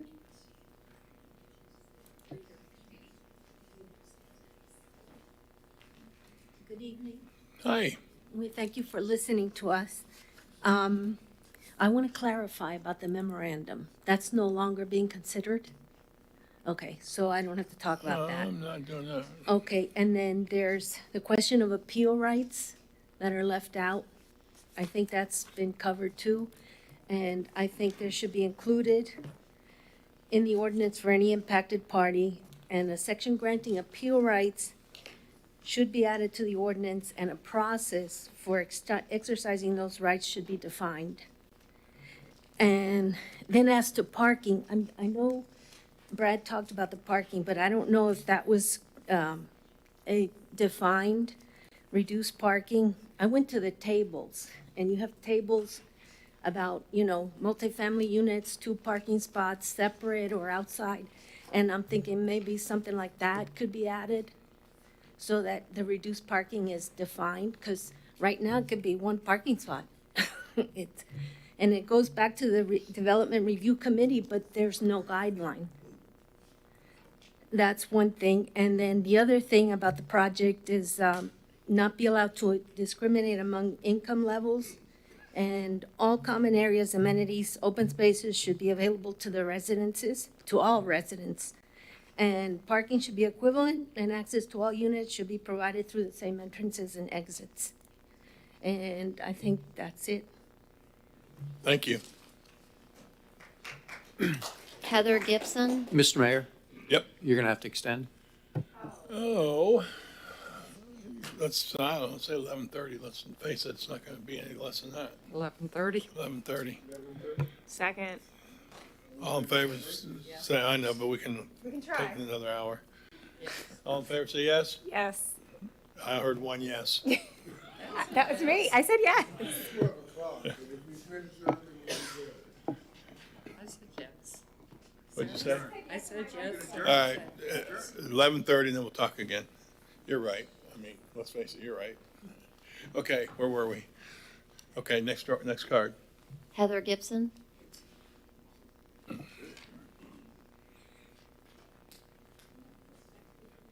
Good evening, Heather Gibson, Windover Way. I wanted to give some definitions about height and a few other things. This is going to be an excerpt from the City of Winter Park. Height within 1 mile could mean as traveled by human beings along public streets of the city within the normal permitted lanes of travel from the center point of the proposed development site and shall not mean a straight line as a bird flies.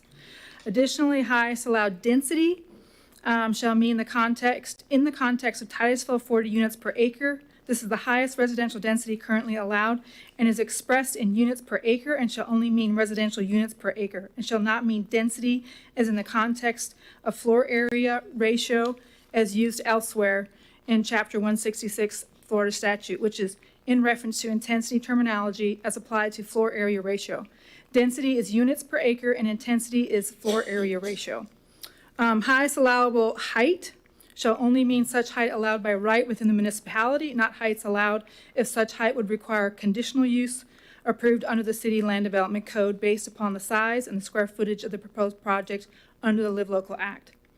The statute says that we must consider reduced parking, and the reduced parking requirement should require benefits for the income disadvantaged. Less parking means for less cars for the more people. Need additional discussion on benefits of the ADA in walking pedestrians 1/2 mile should not be as the crow flies. A person cannot walk as the crow flies. Accessible shall mean the transit stop is accessible from the development via a continuous ADA compliant pedestrian pathway, the length of which is less than 0.5 miles. And that's all I have. Thank you. Thank you. Kathleen O'Rourke. Kathleen O'Rourke. Hello there. There Kathleen you O'Rourke, are. Palmer Drive. I'm not going to belabor very much either. Great job, and I do support what Connie said.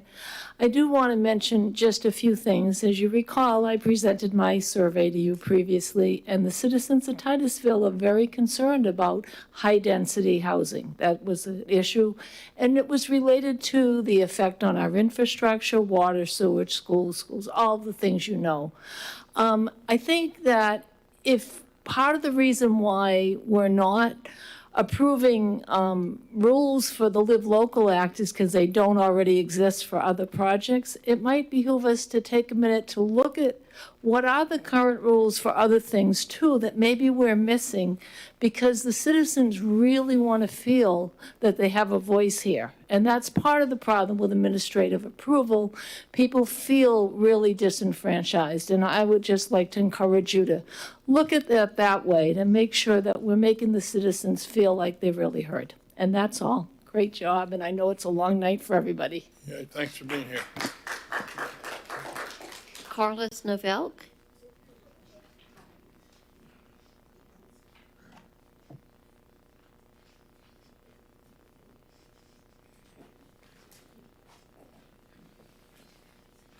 Hello, I'm Carlos Novella. Yeah, I live within the city limits of Titusville. I live at 4438 Hickory Hill Boulevard.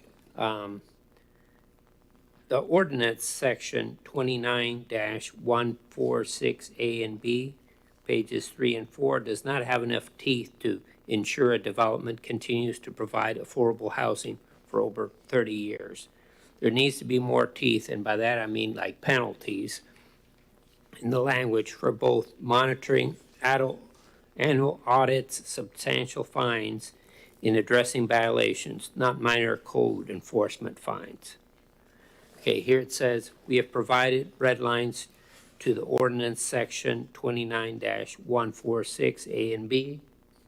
And see pages 3 and 4 in the attached draft ordinance, pages 8B and 9, page 9. And basically what we're seeing, let me read a few more.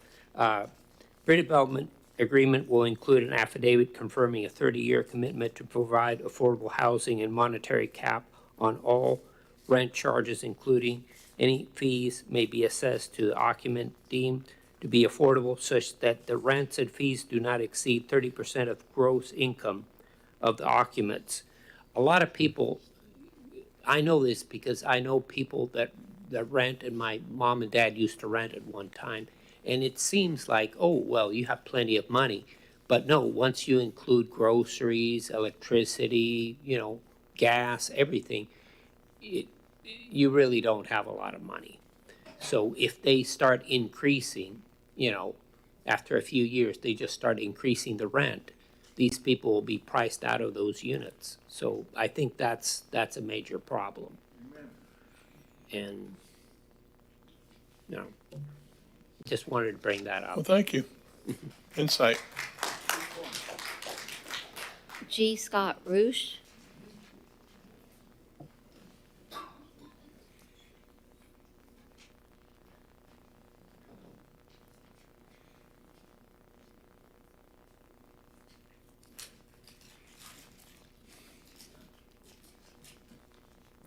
Scott Roosh, Windover Farms.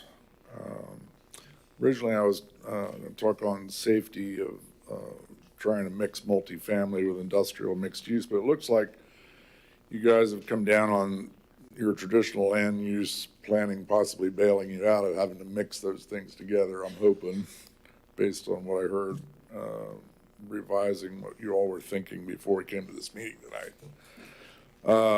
My points center around if you were to mix them together, it just creates a dangerous set of precedents where houses are mixed with industrial use and mixed use, and putting economically disadvantaged people in industrial locations without access to sufficient services and risks exposure to potential hazards. Totally agree. So you could be opening yourself for lawsuits there too. Local home rule and local government is the best able to understand and take into consideration any site-specific conditions like that. For example, our community includes, the aerospace industry, possibly with highly toxic chemicals, multifamily residential housing, has no business being in certain industrial zoning adjacent to or co-located on industrial zone property in industrial areas. This is a unique issue in this area because of the space industry. There are real public health reasons not to mix those two together at all. Developers will get their tax windfalls and be long gone, while the taxpayers and the local community will be stuck living with the fallout, be it inadequate infrastructure, increased traffic, or public health and safety issues. Additionally, as recognized by several other local governments, there is a substantial potential for misuse of the LLA financial incentives, such as tax breaks during the development phase, only to ultimately not provide affordable housing as defined in Chapter 420.0004 of the Florida statutes. Bringing the review for compliance with the LDRs and comp plan into the public hearing process will help reduce the risk of payola and public perception of backroom deals being cut. All these issues warrant a public hearing before the City Council to show the city engaged in due diligence, ensuring the proposed LLA multifamily development is consistent with all the applicable regulations and comprehensive plan policies not preempted by the state of Florida. All I can say is the legislature really drew one hell of a bone at affordable housing here. That's all I have to say. Agree. Agree. John Rogers. Now it's your turn. John Rogers, 3419 Mogul Avenue. I'm reminded occasionally this evening of a line from the Vietnam War where a lieutenant, after some of an atrocity, said, well, the thing was that we had to destroy the village in order to save it. I think we're maybe in the process of destroying the village in our efforts to save it, and I understand that everybody's hands are tied here. I guess what everybody's trying to say here is, can we get our hands into the least tied position that is legally defensible. And I don't think that that is seems to be the current approach. I wish that it were more the current approach. I certainly want to join everyone in applauding Ms. Milton, Ms. Grizzle, and Ms. Klinger, who have worked so hard to put everything here together. I am not sure that I agree 100% with every one of their conclusions, but I agree with the vast majority. I agree in particular that all of you must keep the authority that you still have and stay engaged in as many areas as possible that are not preempted by the LLA regulations, which is all of them except height, zoning, and density. And keep the public engaged. The community depends on you to do that.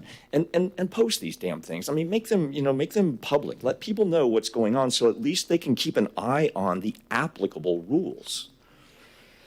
I think it's valid to say that one variance, one CUP, or one waiver that's needed to do an LLA project may void it as an LLA project. And, I think that's possible. Put it in writing. In fact, one of the letters from the U.S. State Attorney's Office says developments that meet the requirements may not require a zoning change or comprehensive plan amendment. Now, I know they're coming at that from the, like the local authority end, but I think it cuts both ways. We need enforceable, expensive teeth in the ordinance and or the resolution to prevent scams regarding insufficient protection of the affordable component. Winter Park's city planner told me that personally. Use theirs. It is the hammer of Thor. $5,000 a day for each offense. Don't be naive. Lastly, I'm not a lawyer, but I am an English teacher. And I want to talk about prepositional phrases as dangling or misplaced modifiers.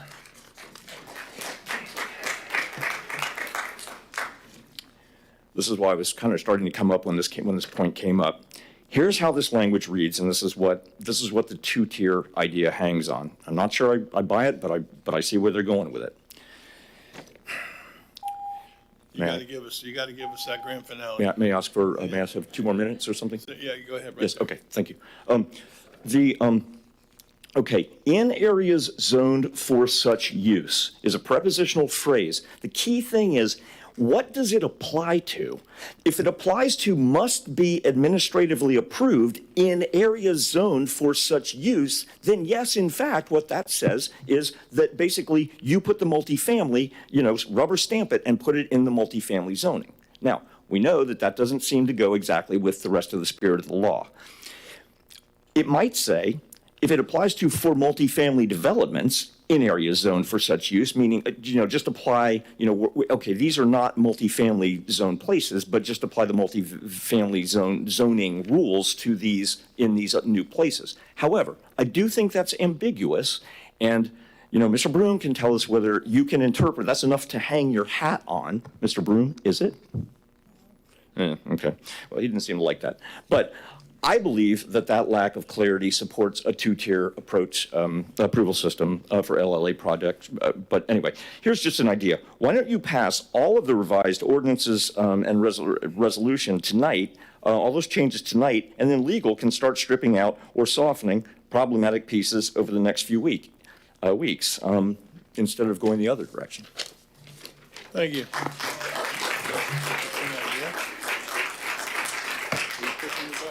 Member Nelson. Actually, I have another idea. Because it is ambiguous, one of the things we could think about doing is asking for an attorney general's opinion. Richard, how long would that take? An opinion on what exactly? Well, everybody in the state knows it's ambiguous, but you could ask, the question would be, under D, are we saying that only multifamily in a multifamily zoned area can be administratively approved? Or if we go back to A, does that still mean that the city must administratively approve all live local developments. Right. What it says is, no further action by the governing body is required if the development satisfies the municipality's land development regulations for multifamily developments in areas zoned for such use. So it's the regulations in areas zoned for such use that apply. That's the focus of this law. I'm not aware, and show me anyone that has interpreted differently. I'm just. To me, that is not a proper interpretation of the law. You can always ask for an attorney general's opinion. How long it would take you to get that opinion, I cannot tell you. Somebody should be That is up asking to that already. the attorney general's office as to when they would render an opinion and whether it would be a formal or an informal opinion. But you Okay. can always ask for an opinion. All right, let's go to the next card. Cynthia Taylor? That's ever getting close, but I see it's static.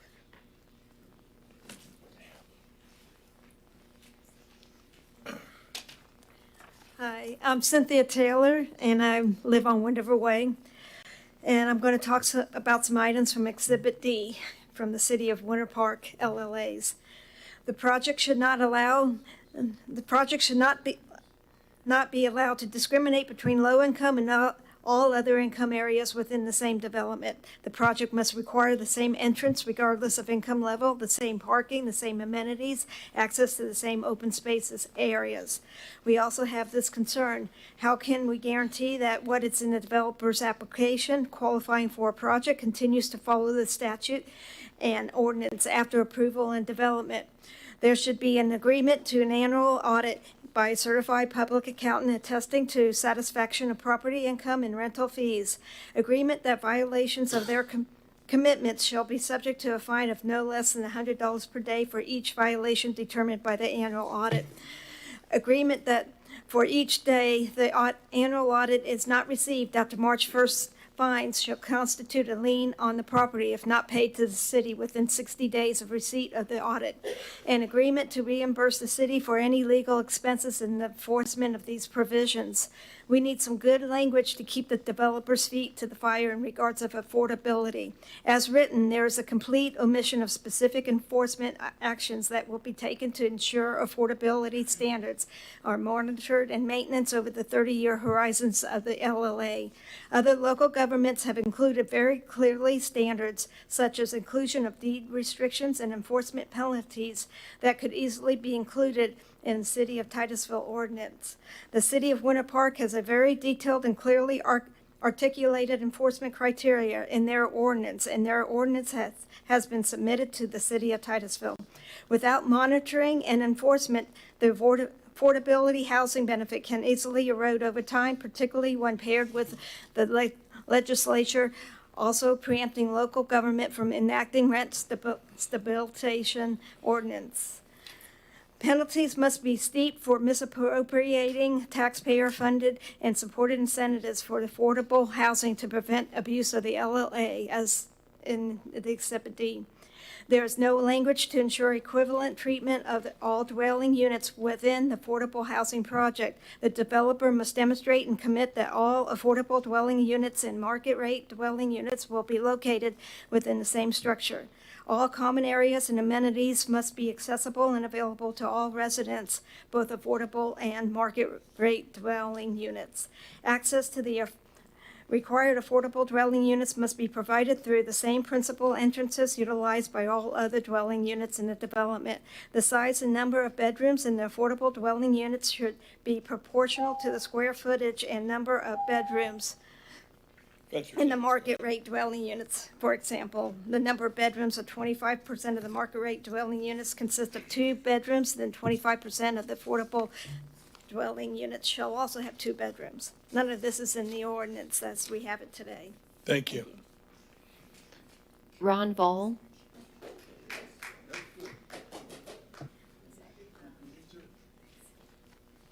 Okay, so I don't want to repeat what's been repeated, but I do have some things I want to emphasize. So first of all, I'm very disappointed that this team concept, which I thought was a great idea, never went to fruition. And I know Connie reached out, never got a response, but Connie, Sandy, and Lindsay have a wealth of information that could have been used to develop a good ordinance, a workable ordinance that would protect you from losing control of projects. Under administrative authority only, it bypasses you, it bypasses planning and zoning, and it bypasses the people's ability to give input and present to you information that you may not think of. So I think that was a big loss. But it may not be too late. I know there's an emphasis on doing something. We've got to pass something. Why not pass the alternate that Connie has provided?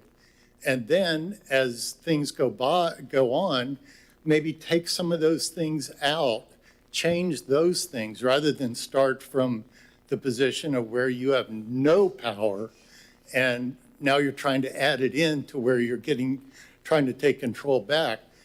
Get all the power you can right off the bat, and then maybe if you don't want it, don't need it, can't legally do it, then prune some of that away. I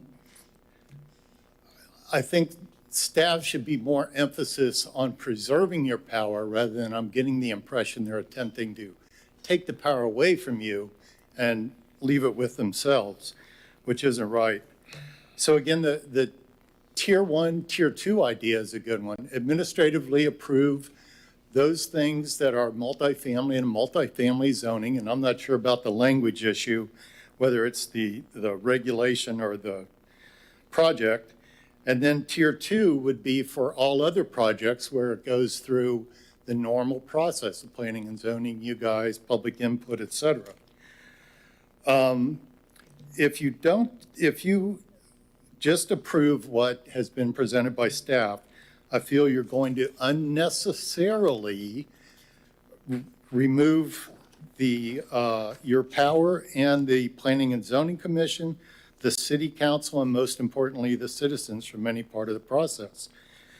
And except that it's required by statute, the public should be given notice and have the opportunity to participate and provide input. It shouldn't be trusted to a non-transparent, closed-door approval process, which it seems like that's the way we're going. Alex Nutting. Alex Nutting.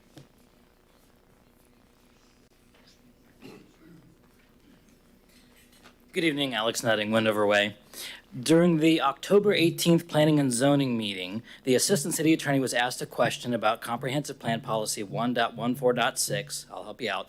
It says high-density residential uses shall be located adjacent to at least a collector or arterial street, which is Highway 50, not Wendover Way. The question was specifically in relation to whether a Live Local Act project would be given a variance to that policy that would allow access from the subdivision onto a local road, i.e. Wendover Way. It's also important to note that the Land Development Regulation Code, Section 33.5, states a planned development shall be so located with respect to arterial streets, collector streets, and other transportation facilities as to provide direct access to the planned development without creating or generating traffic along local streets in residential areas or clusters outside the planned development. City planning team and assistant city attorney said that, well, since access is related to density, and density is related to the statute, this automatically would make access points subject to exemption under the Live Local Law, just like density and land use. I don't get it. What? What a clear, blaring example right in front of us, how a behind closed doors approval process with no public insight, no scrutiny from the City Council can lead to misrepresentations of the city comprehensive plan and land development regulations and lead to developments all over Titusville that are in direct violation. You could have 1,000 or more potential cars a day coming out of a development, let's say of a 26-acre property, onto a neighborhood way instead of a required arterial road. There goes the comp plan, there goes the density residential access requirements, and the land development regulation code. So what's the point? Okay, if a proposed multifamily development project under the Live Local Act cannot meet multifamily LDR comp plan requirements outright without needing variances, waivers, or conditional use permit, with the exceptions of density, height, required land use or zoning changes, it does not qualify for approval as an LLA project and must go through the traditional process. There are cities in Florida that have denied Live Local Act applications for that reason. We urge you to approve the alternate wording in the resolution instead of the staff provided draft documents. Thanks.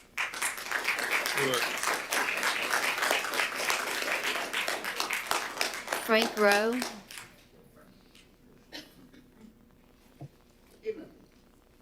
Hey. I live right here, next door to this development that's going in. My first point, it scares me to think there is not a process written into the draft ordinance that would transparently let the citizens of Titusville know that they could potentially be expecting over 1,000 new next-door neighbors. The property is 26 acres with an allowable density of 40 units per acre. The only reason I am privy to Bristol's Live Local application is because of their previous application to rezone commercial to residential PUD and the requirement of hosting a community engagement meeting, which I attended. Other city residents will be completely blindsided by neighboring LLA applications. Even though by a fluke I feel fortunate I can now speak about the Live Local application submitted to the property next to me, a lot of others in the city will not have that opportunity. Please consider the two-tier approval process that we have proposed. My second point, by not clearly stating that only use height and density are affected by the law, it leaves all other parts of your comprehensive plan vulnerable to be exploited by developers, including access points. Other city ordinances say all other state and local laws still apply. This includes setbacks, parking, environmental, and concurrency.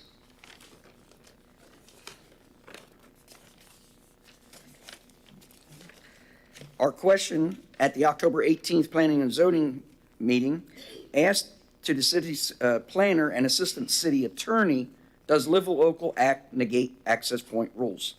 The city planning department could not give a straight answer, and the assistant city attorney alluded that since access points are related to density, again, then the Live Local Act would negate the comprehensive plan in this case. So wait, density is negated by Live Local law, and access points are related to density. Therefore, access points are negated by the Live Local law too? Yeah. How many other rules related to density are going to be superseded by this association? This is a known gray area, even to your own planning department, that you have the ability to require clarification. Mayor, you said the document will never be perfect, which is true. However, ensure that the document at least covers current issues. Our ordinance language should include, this includes setbacks, parking, environmental, concurrency, access points, and other state and local laws.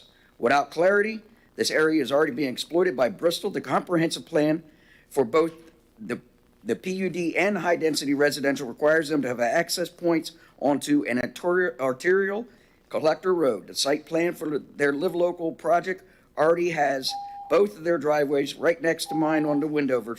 Hundreds of cars are going onto a way, a public neighborhood road, which the Titusville Comprehensive Code would have never allowed. Thank you. Michael Myjack.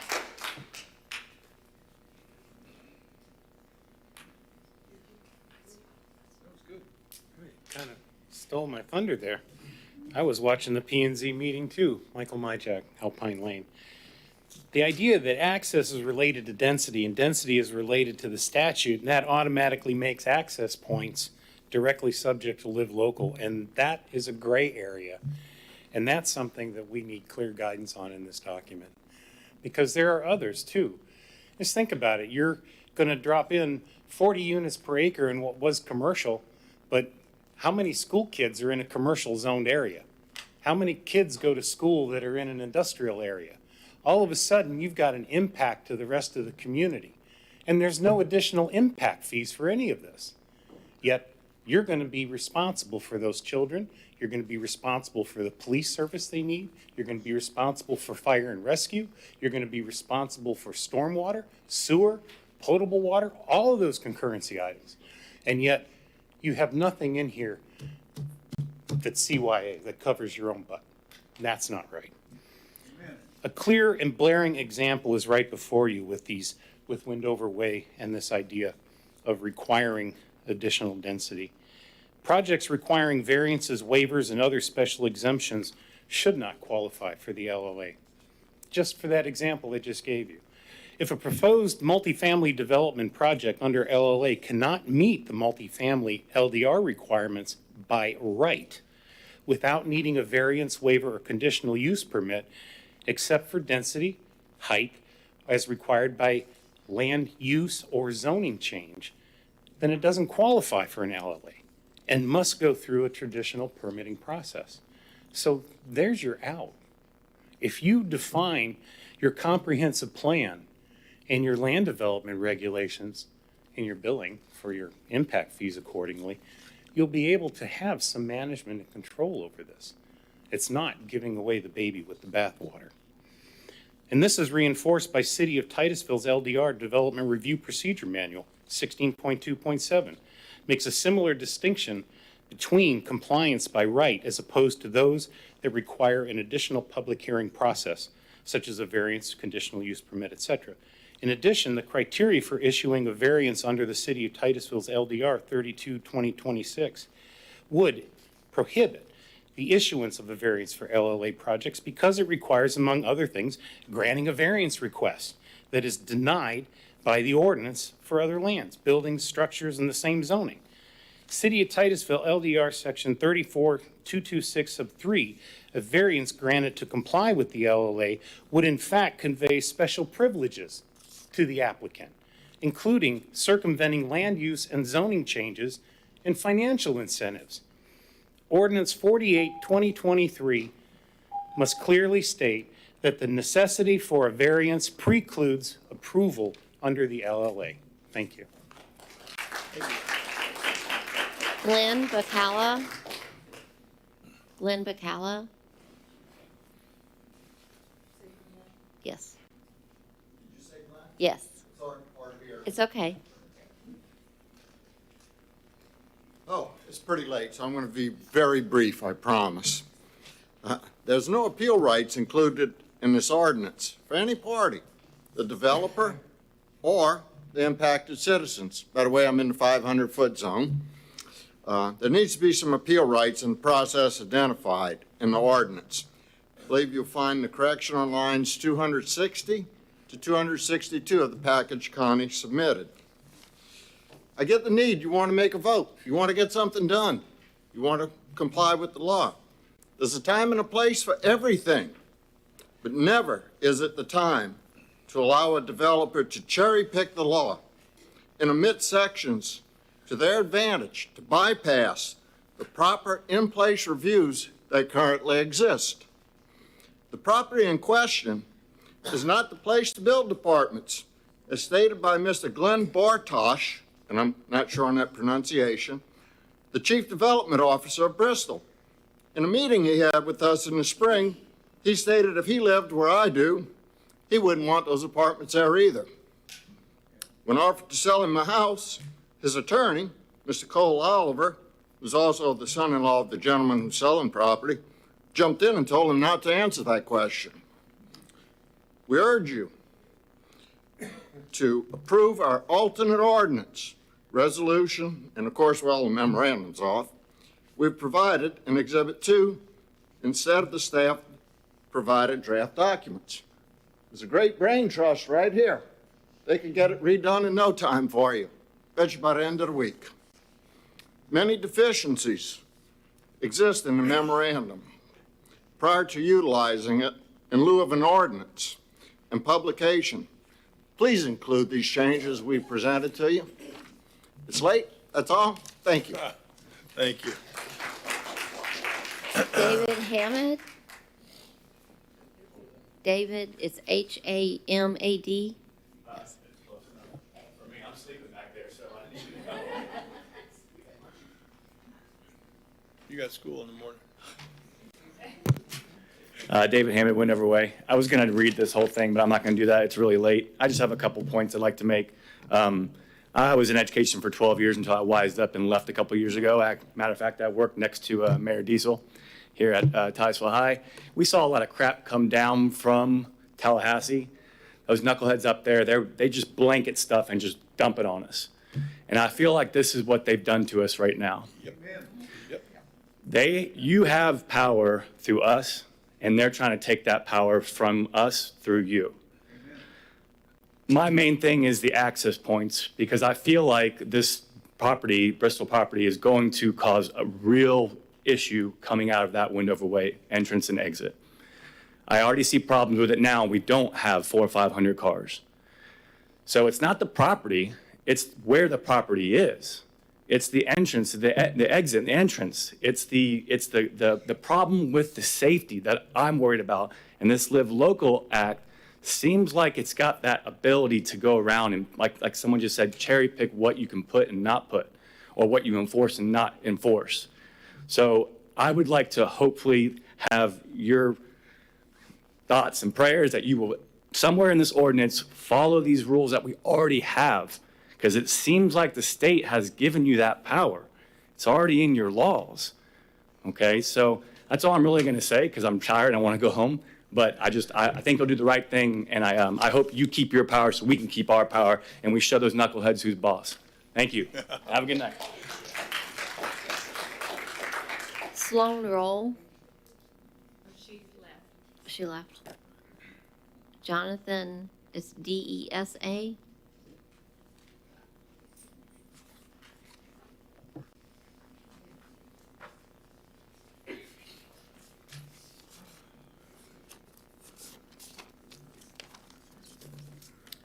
All right. Good evening, everybody. My name is Jonathan Disa. I reside at 2136 Canal Ridge Drive.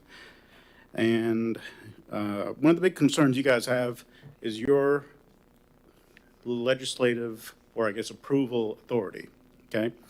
And you guys feel Tallahassee has taken that from you, and rightfully so. In some ways it has. But your biggest concern to your approval authority, because the buck stops with you guys for Titusville, is the staff draft. The staff draft is the biggest threat to your authority. We'll prove it right now if you don't believe me. We'll go through this Exhibit 3, line by line. We'll have a little count here. Mayor can keep score too. I'm sure he's run up the score a few times. So the one with the highest score is the more powerful amendment, right? Staff versus city council. So this is draft for staff, and city council is the two-tier, we'll call it the greater Titusville area, approved ordinance or whatever. All right, so let's pretend I'm an honest developer. I'm going to live in Titusville forever. I'm never going to change the policies, whatever. And we'll do this thing. 7A, municipality must authorize multifamily and mixed use as an allowable use. Okay? As an allowable use. So I want to build a pond, right? I didn't say what a development I'm doing, right? I want to build a pond, best bass fishing pond in the country, in Titusville, right? 25-pound bass, every 5 casts if you can do it. So world record numbers, all right? So if you do that, and I want to build a pond in a commercial or industrial area, you're going to flat out deny me. Okay, that's fine. Now, what if I say I want to build a pond with a multifamily housing in a commercial or industrial area? Curious. Well, this doesn't say you are authorizing me to build that pond and a multifamily zoning in that zoning, right? It just says you have to flip the card over and say, this is commercial. Well, he's got the special case, LLA. I'm going to allow him to submit an application because the LLA is saying it's an authorized use. That's all it's saying, folks. It doesn't say you're approving the project. It doesn't say anything else. It's not stripping you of your power. Do you understand that? Is that very clear? Okay? It's authorized land use. It doesn't say authorized build. It doesn't say anything else. Okay? So let's go through this. This will be pretty quick. All right, so if you go with the staff plan, A, they'll get a point, right? if they administratively take away your power to approve things. Okay? Do your quickest summary, but go ahead. All right, so B, no change, right? C, no change. D, they'll get a administrative approval for multifamily in a multifamily zone, and if it complies with the comprehensive plan, right? So if I need a variance to build my pond, and maybe I want to put a deer thing or something else up there, you guys would have to, the staff would have to deny that because that's a variance to the property, okay? But even, let's pretend the staff draft is there, so we're gonna give them a point. That is what the LLA says. If it's administrative, it goes directly to them, it bypasses you guys, it fast tracks it, right? Tier 1 of the plan. So, reduced parking E, 1. They'll have full say if you do it their way. F1, G1, let's add it up. 1, 2, 3, 4, 5. 5 for them. If you go with the 2-tier plan, and I want to do this, well. Do it quickly. Okay, P and Z. We're in overtime. You got, yeah, we got to win, you know. We'll 1, see. you got 0 for B, 0 for C, 0 for D. They'll still get 1. I have no And idea what this. you'll get E, F, and G. Right? So it's 1, 2, 3, 4, and they still get 1. Right? So originally, it was 5-0. If you go with their plan, you got nothing. All approval goes to the administrative staff. They're usurping your power when they should not do that. The LLA does not let them usurp your power. If you go with the 2-tier system, you maintain everything except the fast track, which is track 1 of track. I think I get it. We don't sir. do well with that one. 0 to 5 or something like that. But anyway, the scoreboard's rolling. Yep. Thank you. Go for 2. Elizabeth Parker. I like that. Elizabeth Parker.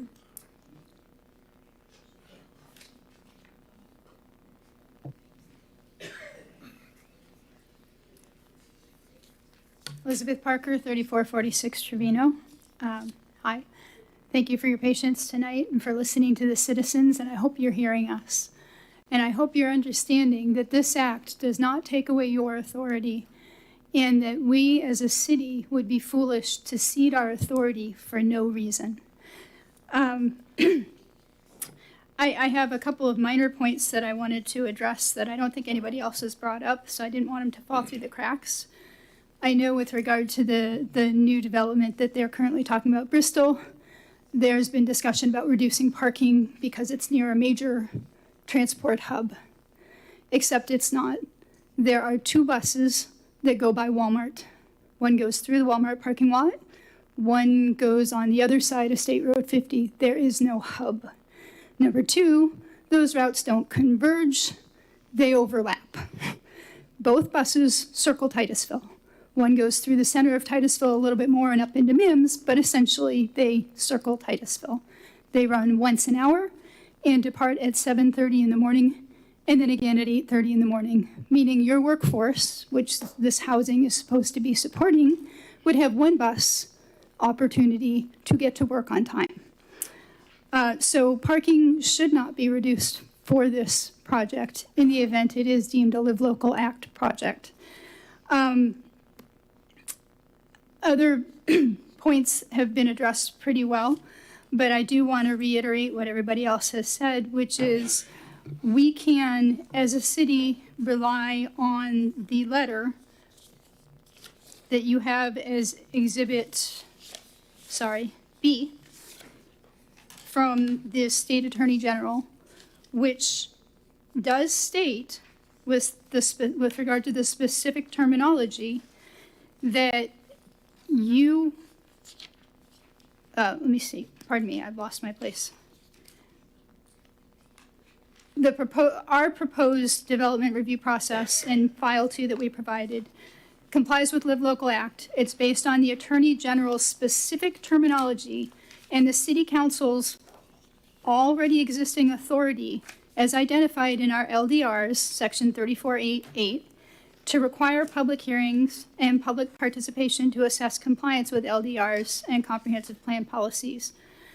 Our proposed review process will ensure the Live Local Act offers compliant multifamily developments in mixed-use commercial and industrial classifications, accepting density and height zoning. Looking at the Attorney General's letter dated the 20th of July, as you already know, the legal meaning of the terminology in the Live Local Act, sorry, if I may just complete my last paragraph. In this letter, the AG concluded that when the Live Local Act used the terminology zone for industrial, commercial, or mixed use, it specifically meant land located in districts, and I am quoting, having those specific zoning classifications, and continues, this interpretation is consistent with judicial recognition that a description of the use of a parcel is zoned for is synonymous with the area's zoning classification. And you can see Rinker Materials Corp. Versus City of North Miami with regard to that. It just makes sense that we should pass the ordinance as proposed by the people. Our ordinance offers a stricter interpretation of the law and gives you the opportunity with a project on your books already to hold the line. It can always be released. You can always lessen the ordinance, but it's much harder when you already have projects underway under Live Local Act to tighten the ordinance. The final point, if I may, is that we should, as a city, hold our authority as closely as we can, because we haven't got a second shot. And I know you want to approve tonight, but according to what I heard earlier today, we have 120 days to approve that current application from Bristol, and I don't believe it's even past 30. So if there's a rush to approve because we have an LLA application on the decks, maybe we should take a step back and consider how desperate we are to pass something tonight. Thank you for your time and your patience. Luke Parsons? He left. Kevin Harrington?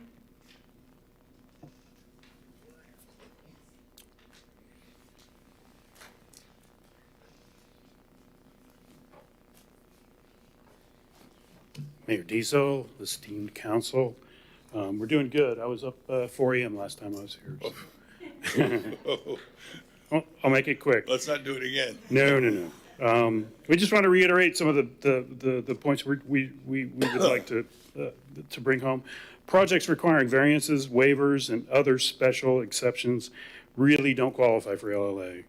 And, if it's multifamily, it does, we've gone over this, it's a rubber stamp, it's perfectly fine.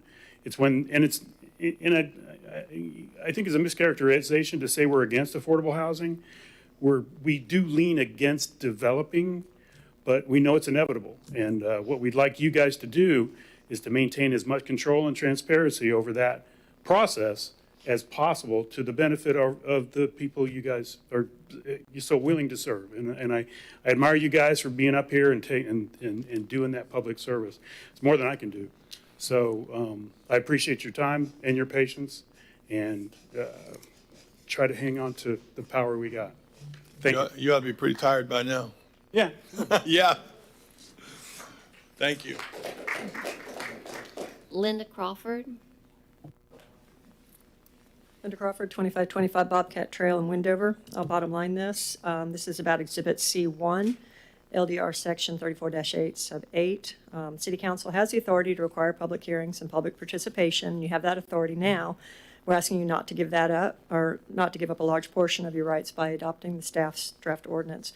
The new statute and law does not negate your right to require public hearings and public participation.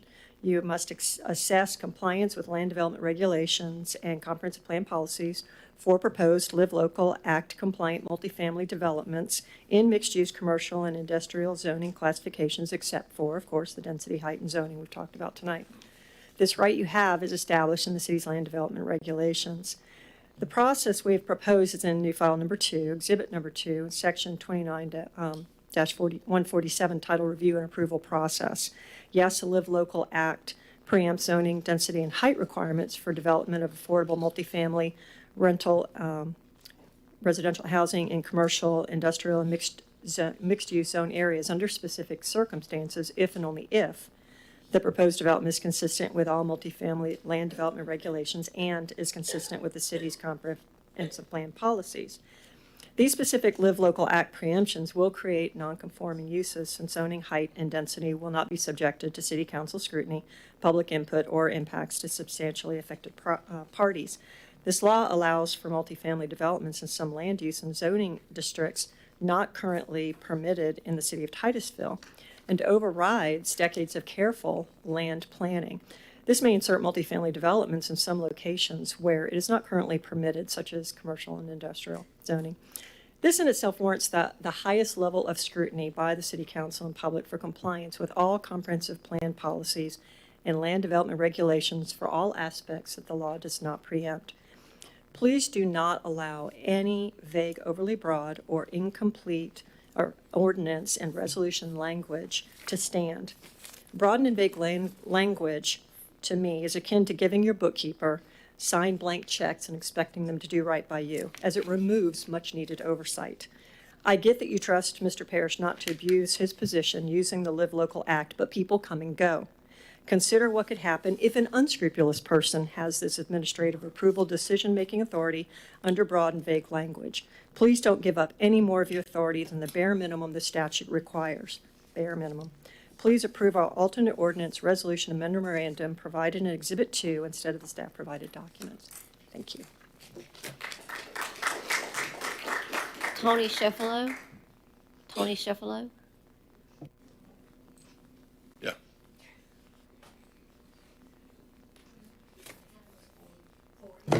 Tony Sheffalo, Tropic Street. These wonderful Wendover people are doing this great thing and giving you all kinds of great advice and everything. And I'm going to be like our former president. I'm going to make this all about me and Tropic Street and the neighborhood that I live in that is being really threatened by this Live Local Act. And I totally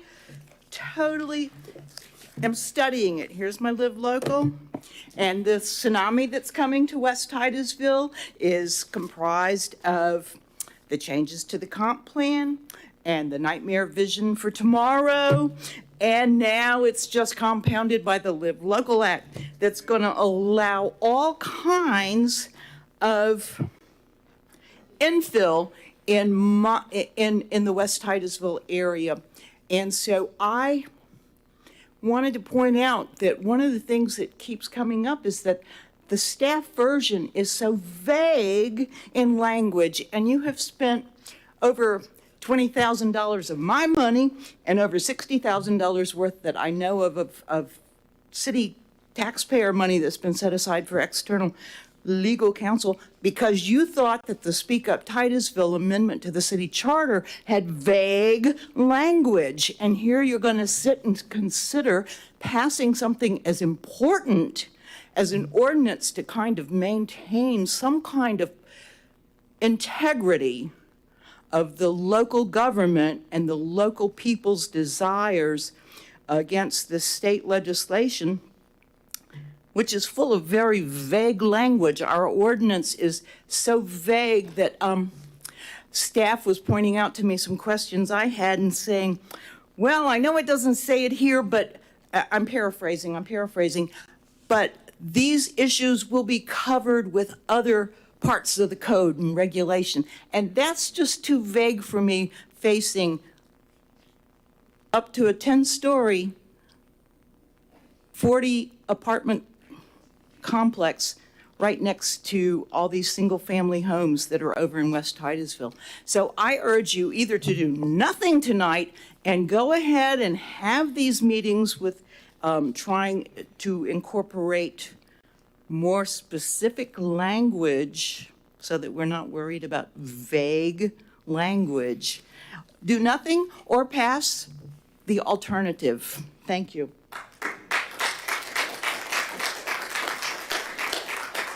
Stan Johnston? Stan Johnston?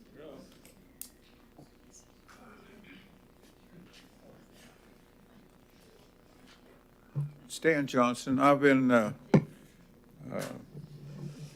got 5 generations of my family here. My wife has 5 generations of my family in Titusville also. And it's a good time to leave when I'm talking. Listen, how do I say this to you? But I don't know what happened because there was supposed to be a team effort, and now there's two proposals. There's two proposals. There's a Wendover proposal and there's a city proposal. And there's supposed to have been a team effort. That's what you guys said. It didn't happen. The team effort, what happened? Where is it? It didn't happen. That's not my fault, but here I am. Look how late it is, and now you're listening to me, of all things? People, you don't want to listen to me about this. I don't even want to listen to a football coach about this. I think that's a good point. I don't want to listen to a football coach about this either. That's a good point anyway. And so what's this? I want Connie, specialist this, is that I want Mr. Broom to answer this question. A waiver should not qualify or will not qualify for an LLA. Now, I would think that a waiver has nothing to do with the qualification for LLA. It seems like a waiver is just almost like an automatic thing. Your comment, in other words, will a waiver be required for a project eliminated from an LLA? Can you answer that question? No, this is a legal question. Okay, can you ask them to do that? Ask them to answer that question, because you answered for other people. If you wish to answer it, you certainly may do so, if you're not opposed to it. To be honest, I'm not sure what he's asking. However, I wasn't either. But I Well, get your answer. she's been saying all along, she says as far as she can see, it's a waiver will eliminate. you have to meet your codes. That being said, on the issue of variants and waivers, if you get an application and it doesn't meet the code, then it doesn't qualify. That does not prevent anyone from getting a variance through our variance board and public hearing processes, because if they do get a variance, by definition, now they are consistent with our code. See? So yes, you can proceed. You're not knocked out because you take advantage of a process in the law to get a variance. You're not kicked out. So you cannot, in my opinion, say, we will not allow you to participate under the law and live local because you have to get a variance. You're entitled to take advantage of those public hearing processes. And those variances aren't staff variants. That is a variance. If we're talking about variance, you go to BAA. Public hearing process, apply for a variance. If it's denied, then you don't meet the code. Then there are certain things you're not going to qualify because you don't meet the code. But if you get a variance, by definition, you are now consistent with the code. Good question. Okay. All right, may I have a minute, because he used my time. Well, you ask a question, though. You asked me to. You ask him for the question. Okay, well, You all can right, okay. Anyhow, y'all should understand that consequences, y'all don't know what the consequences are. And I No, we think don't. You guys did that either. We won't. What the consequences, what you're talking about. Ready? Mm-hmm. Cole Oliver, Okay, I'm against it.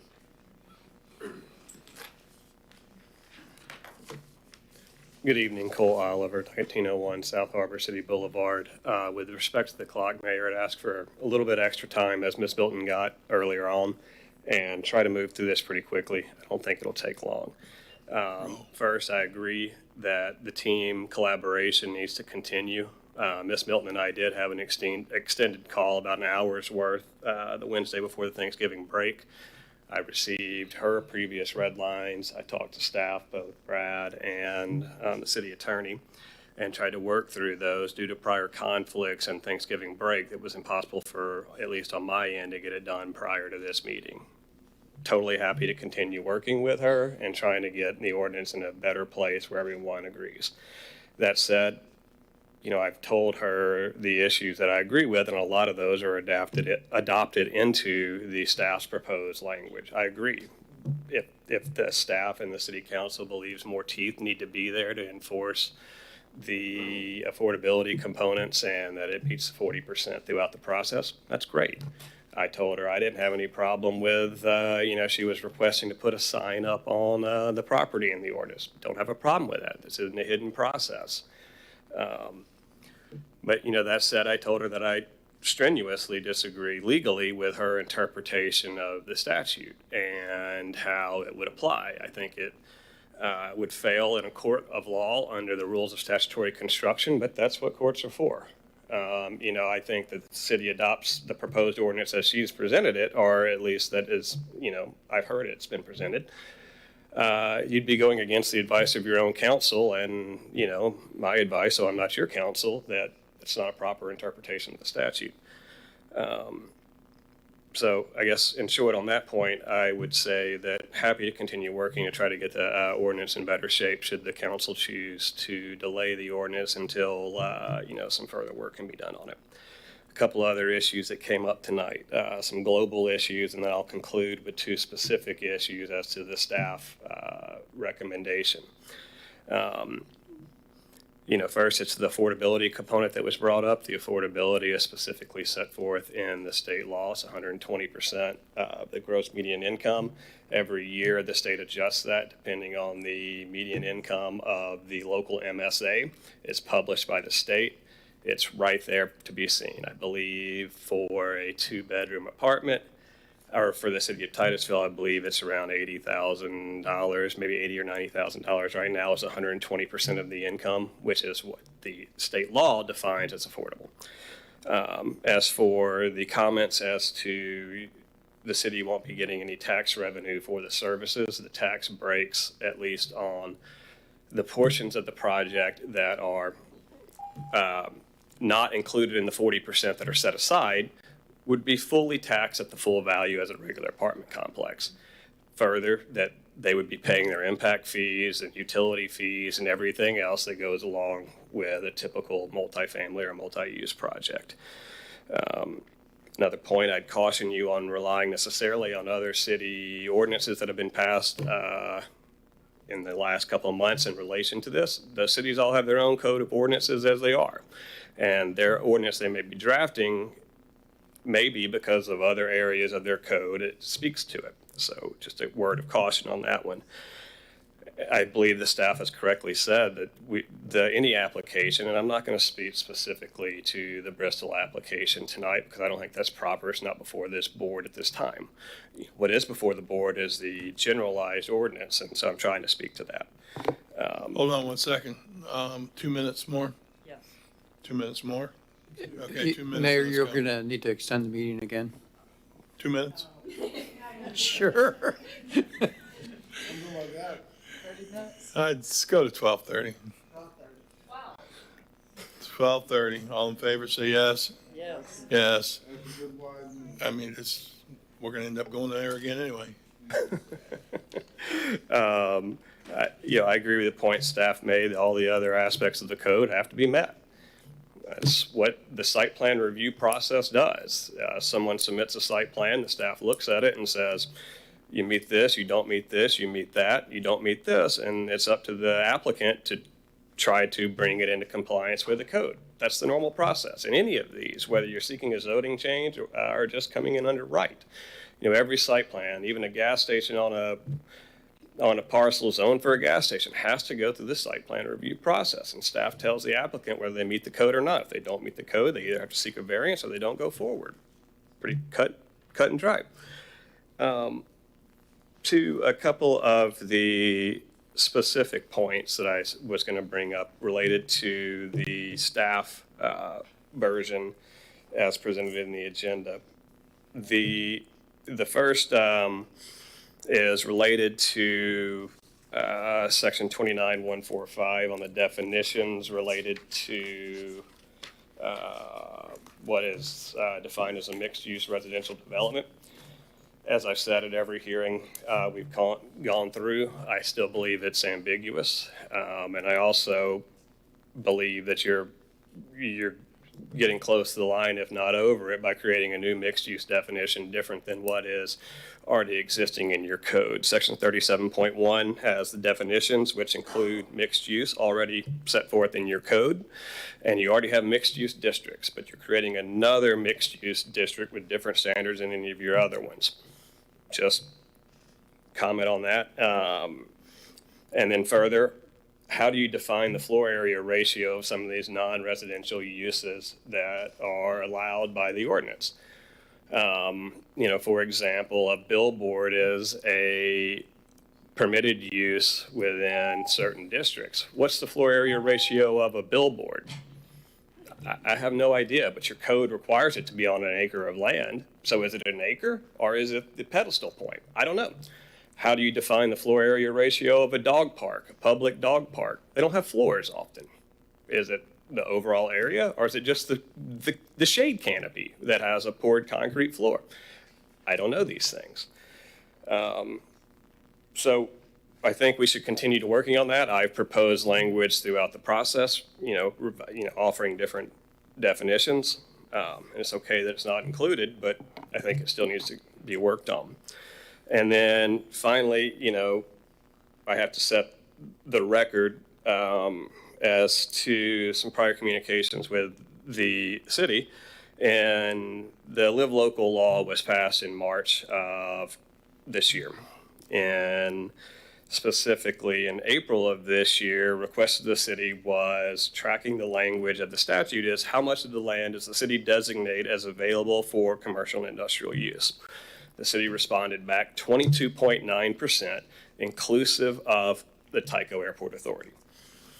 When the statute or the proposed ordinance comes before this board, now the city is saying it's actually less, and they're not including the Tyco Airport Authority land, because that land is zoned, and I don't dispute it is zoned public, but it does not allow any of the commercial uses as set forth in oh man, I got too many pages here. In hit me with the grand finale. Let's go. Yep, I'm there. Chapter 28, Article 5, Division 3 of your code, which sets out commercial uses. Division 4 sets out industrial uses. None of those are set forth as allowable on the Tyco property or other properties zoned with the P.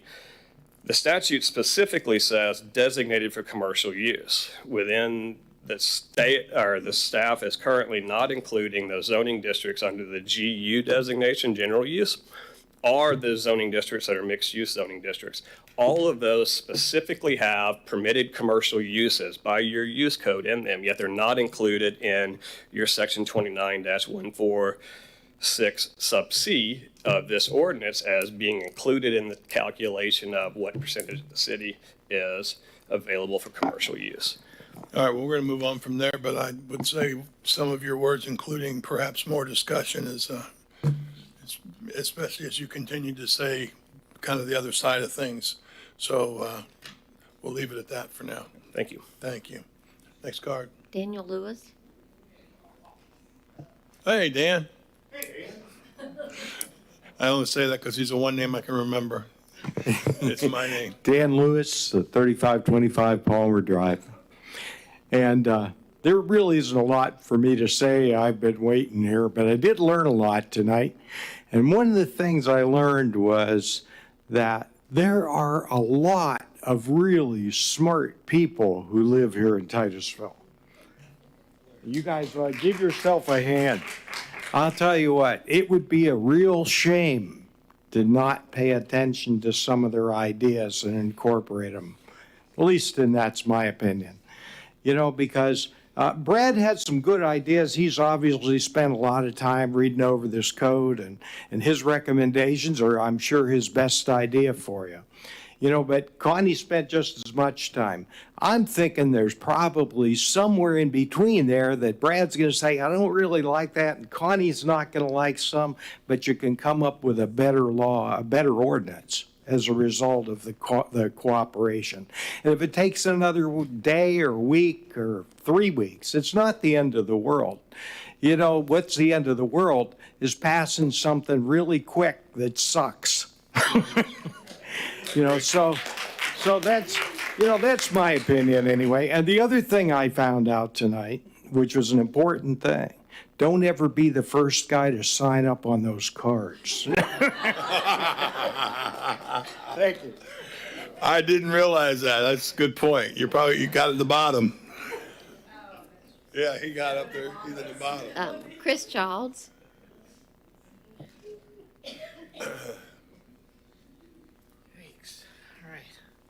Christopher Childs, Chandler Avenue. As a member of the Planning and Zoning Commission, I just wanted to reiterate that they voted to have a subcommittee created so we can work through, as you can see, all the different intricacies of this ordinance. And I also, it's not low income too. It's, 120% of a four person home is 89,000 is a median income in Brevard. So 120% is $106,000 for income of a household. So it's really not affordable either, but at least it's in the law. So, but I think doing a subcommittee would be great to get all these ideas together, and I don't think anything that's important or complex should be passed in the middle of the night. Thank you. Thank you. Okay, the last card is Mary Torres. No, there's got to be more. Mary Torres?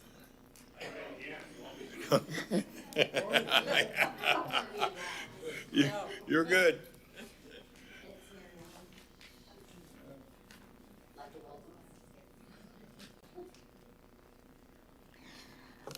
We've had a lot of I'm sorry, I'm Mary Ellen Torres, 7546 Wendover Way.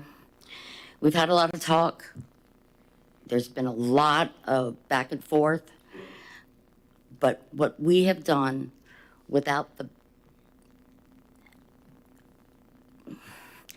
aspect of having an attorney work with us, Connie has done, Lindsay has done, the residents of Wendover have done, to give to you a revised ordinance and a memorandum that the residents, through Connie, have submitted. Please take a look. Please go over it. Just don't glance. They've worked hard, and they're working hard for us, not just Wendover, but all of Titusville. Thank you. Thank you.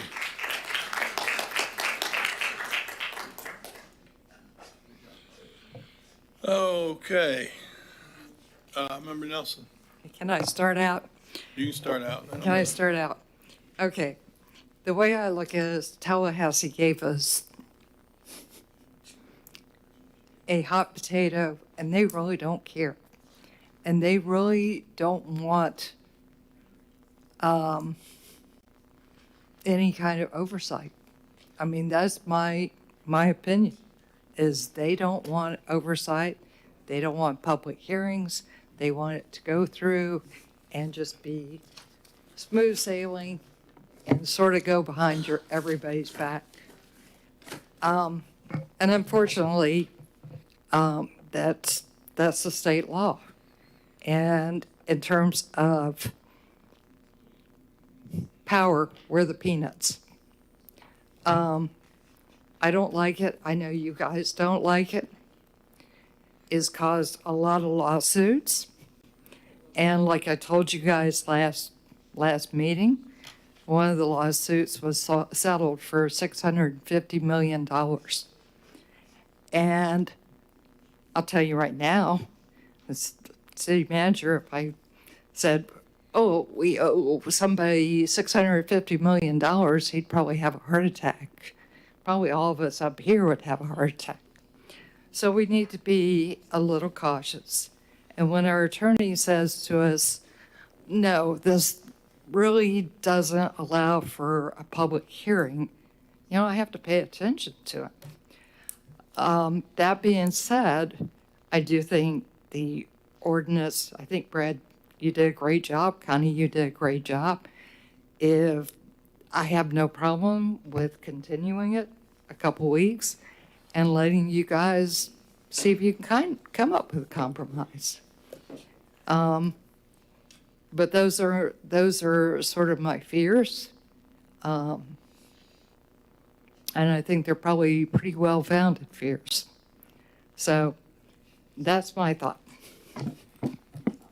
Well, I'm going to play off of you. I was going to wait till the end, but I'm going to go ahead and throw it out there. I had hoped for, from the very beginning, but certainly I agreed with the PNZ, and we thought we were going to do that, a more collaborative product, the ordinance.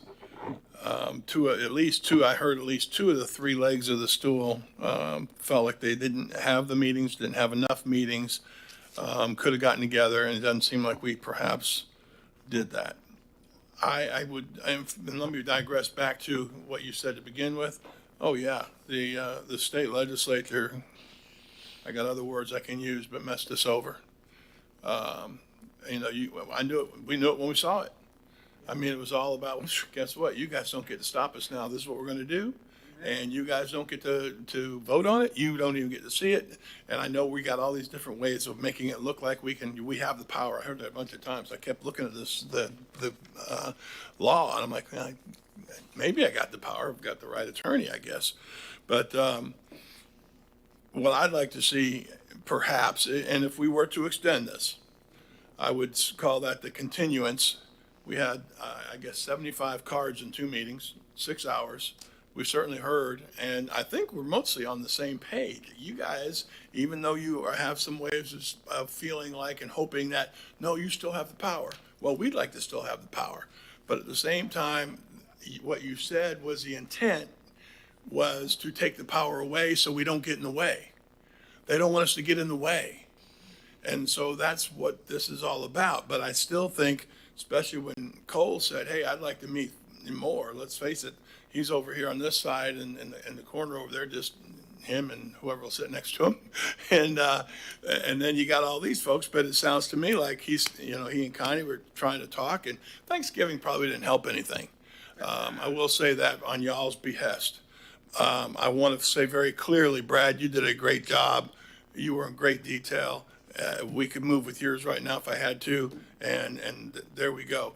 At first, you may remember the last meeting, I started off saying, they don't have an ordinance, Rockledge didn't have an ordinance code. Why do we need an ordinance?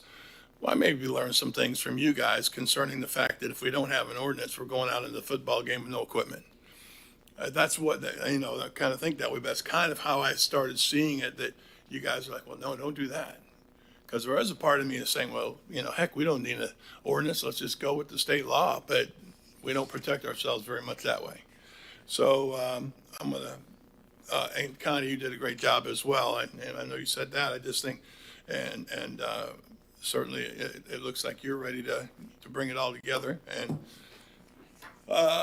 Member Stokel. Yep. I had a couple questions for staff. Can somebody explain to me this access points and it relating to density that got brought up at the P&Z meeting, and how, I guess with this specific project that we do have an application on file for, how you can bypass, I guess, the access requirements because of the density? You asked what was discussed at P&Z? Yes. There was a policy that was asked of staff to read at P&Z meeting. I think it was related to a residential land use category. So, okay, what I was hearing, and I could be wrong because it is late, was if a project was submitted and it's not meeting our LDRs right now as far as access points are concerned, they could make an argument that it's because of this density, because we're allowed to be lenient on zoning density and height. Is that not happening? I'm not sure I follow. What I can say is that we will review the project, and if it qualifies, then it has to meet, provided the exceptions, the preemptions. Outside of those preemptions, it'll have to meet all the other code requirements, including access requirements, number of driveways, where they're supposed to be located, anything else is supposed to be there. The preemptions, if you remember, is height and density. Right. But not access. Now, I think that's why I'm confused, because that was specifically brought up, and as if we would not enforce the access rules that we have in place already. The law only preempts Okay, I just want to density be and height clear on that. and That's correct. zoning. You have to comply with the code. Okay, which leads to my second point. That's correct. I'm on the fence with the variance, that in so much that it was brought up several times where I could see an argument saying that if you do need to have a waiver, a variance, or a CUP, you don't fall under the Live Local Act because of it not meeting the other requirements that we have set forth, and therefore you can go through the other process. I would like your opinion on that. Sure. So our standard administrative site plan review process affords an applicant to seek a variance or waiver if there is a bona fide hardship. And this criteria, and some of it was actually mentioned today, that there has to be some kind of unusual circumstance on the property that's keeping you from meeting the letter of the law. There's some condition, there's a topography issue, there's a shape of the lot issue, there is some kind of environmental constraint that's preventing you from being able to have real beneficial use of your property. And that would be true of a gas station on a commercially zoned piece of property, and they can't meet the certain standards that might be. Setbacks is a typical one, but there are many other standards that come into play as well, such as driveway widths, number of parking spaces, height, the location of the building, the landscaping requirements, buffers, all that can come into play. And then there are things in our code that allow you to be able to seek certain waivers, administrative level waivers, if you can justify them through that similar hardship criteria, but also because of the low impact development ordinance. That when that was adopted, that included some ability for applicants to seek administrative level waivers on certain things if they incorporate low impact development techniques. It helps justify some of the things. So, for example, reduction of parking spaces. So our normal process affords someone to be able to utilize those existing processes if there is a bona fide hardship. And as the city attorney has already mentioned, if the hardship or the variance or the waiver is denied, they don't meet the code. But if it is, they can demonstrate that hardship to the board or to the committee, and if it's approved, then they meet the criteria. Wouldn't it be fair to say that they can only apply for a variance if they are trying to develop like a multifamily on an already zoned multifamily, though? Like, it's, so we're creating a barrier for them in essence, that it's zoned a certain way and then they're having trouble developing it or doing what they need to do with the certain requirements. So that's where hardship would come into play. In my opinion, I feel like this would be zoned commercial or industrial. And if you're having a hardship developing a commercial or industrial project, then you could apply for a variance. But if you have a hardship because you're trying to do a multifamily on commercial, I feel like you would need to go through the land use change, the rezoning, and then you would apply for a variance because now you officially have that land use. I understand, but that's not what the law says. Can you?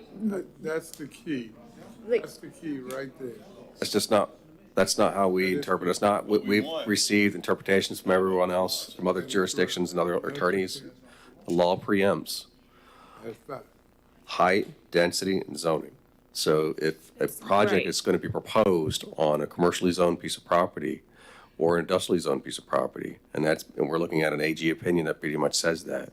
What is industrial commercial as what is titled zoned. And that's that July 20th AG opinion that was mentioned. There's another opinion that I can also quote from the League of Cities, the guide, that says you have to approve it through the administrative process, as long as it meets all the other code requirements.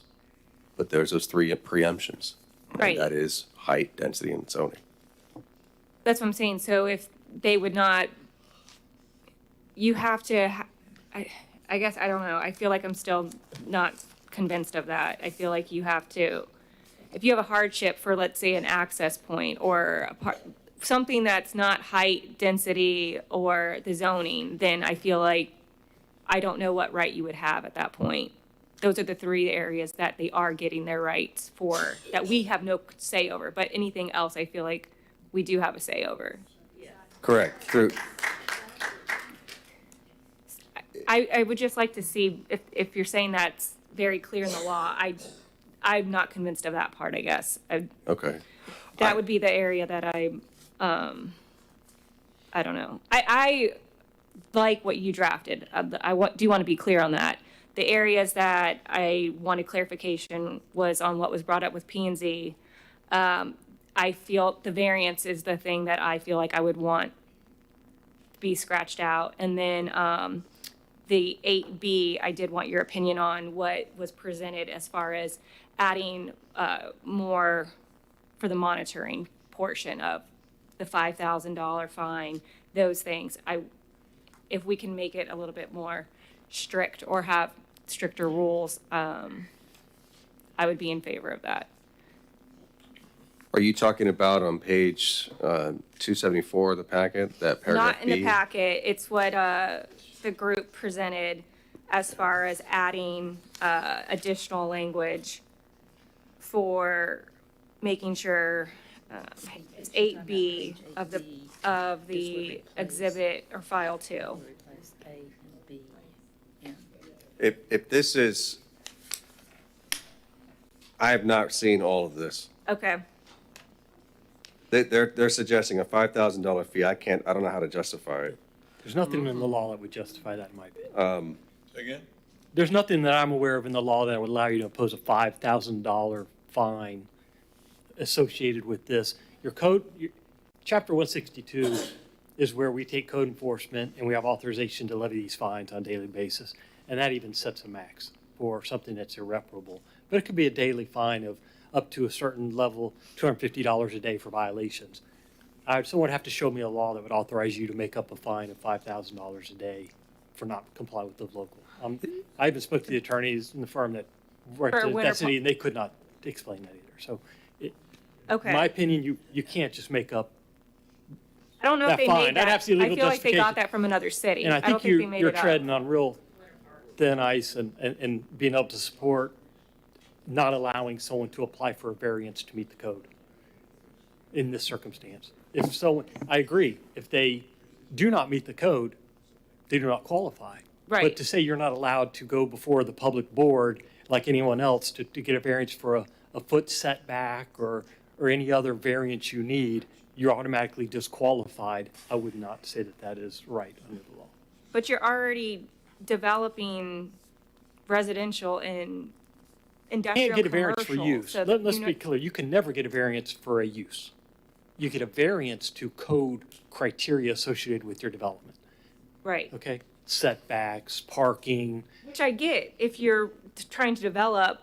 no, a whatever certain- property you own, if you want to get a variance. Some people get a variance hoping to develop a project on their property, and they can only get a variance to the code that is on their property. So I'm not Cor- sure. Yes. So if I want to do something in a residential home and I'm not meeting a setback or whatnot, I could apply for a variance. But We'll if apply I'm for not a trying variance to the I'm code not that trying applies to to your put property. a commercial use and going to try to apply for a variance for Because you that. can't get a variance for use. Correct. You can get a variance to the code that we apply to your property. So this tells you those uses are now allowable. And you apply your multifamily. As long as you you're apply your meeting the other multifamily. criteria set forth. So I feel like you'd automatically would be denied if you're not meeting that to begin Correct, with. if you're not meeting it, but that doesn't give you a right to apply for a variance to meet the code. Okay.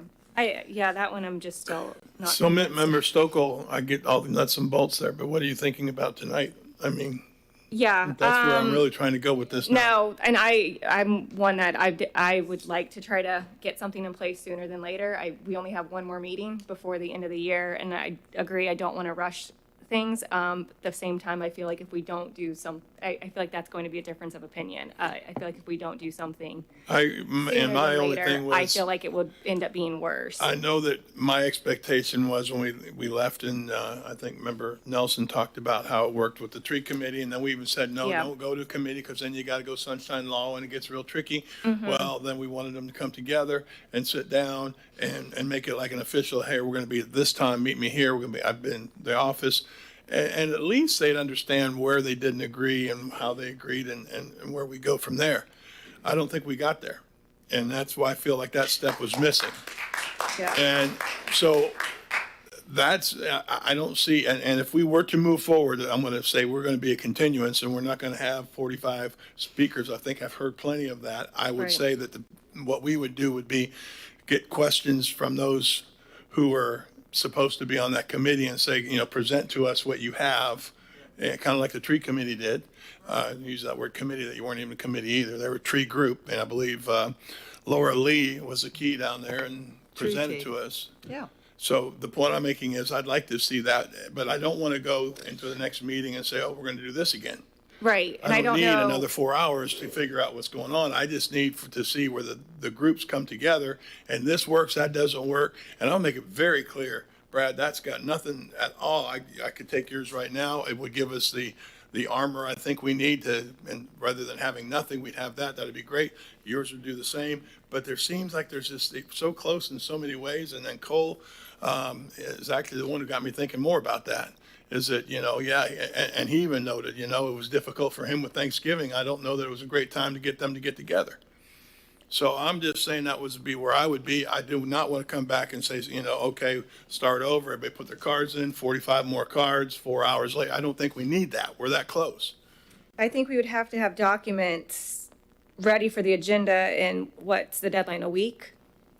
Or I feel like we publish the agenda on Thursday prior, is normally when I get it, which would be December 7th, which is a week. Agenda deadline's this Friday. This Friday? This Friday. That's what I was concerned about. So in order to do proper notification, so then we won't have anything by this Friday, I don't feel. And so that would mean, I don't know what we would do at our December. Yeah, we'd be going into January. That's why I wish we would have gotten together last time. Yeah, so.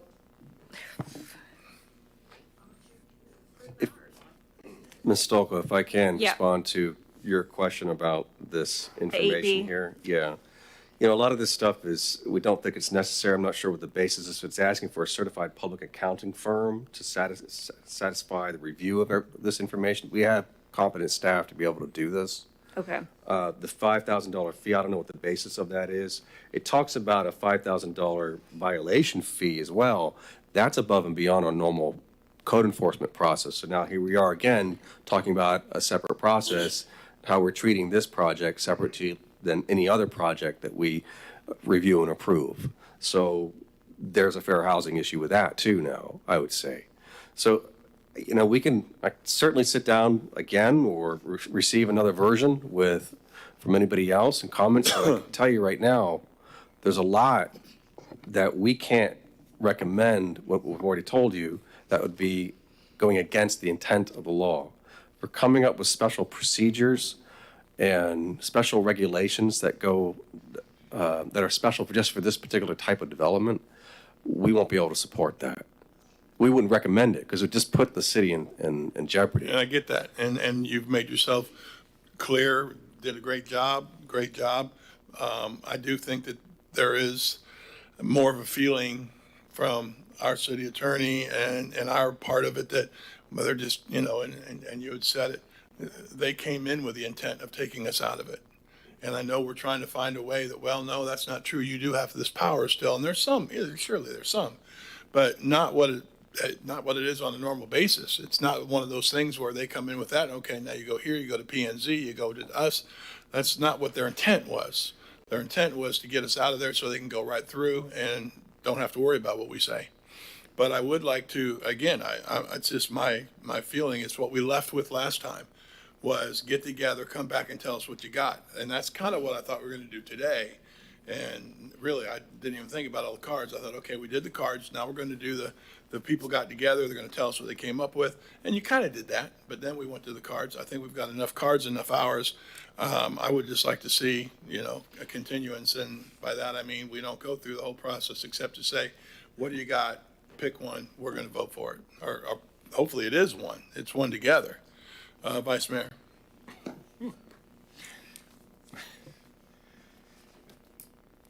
One of the greatest triads I've ever seen is what has been created here. I listened to the residents and they are giving input as if nothing has already been put in place.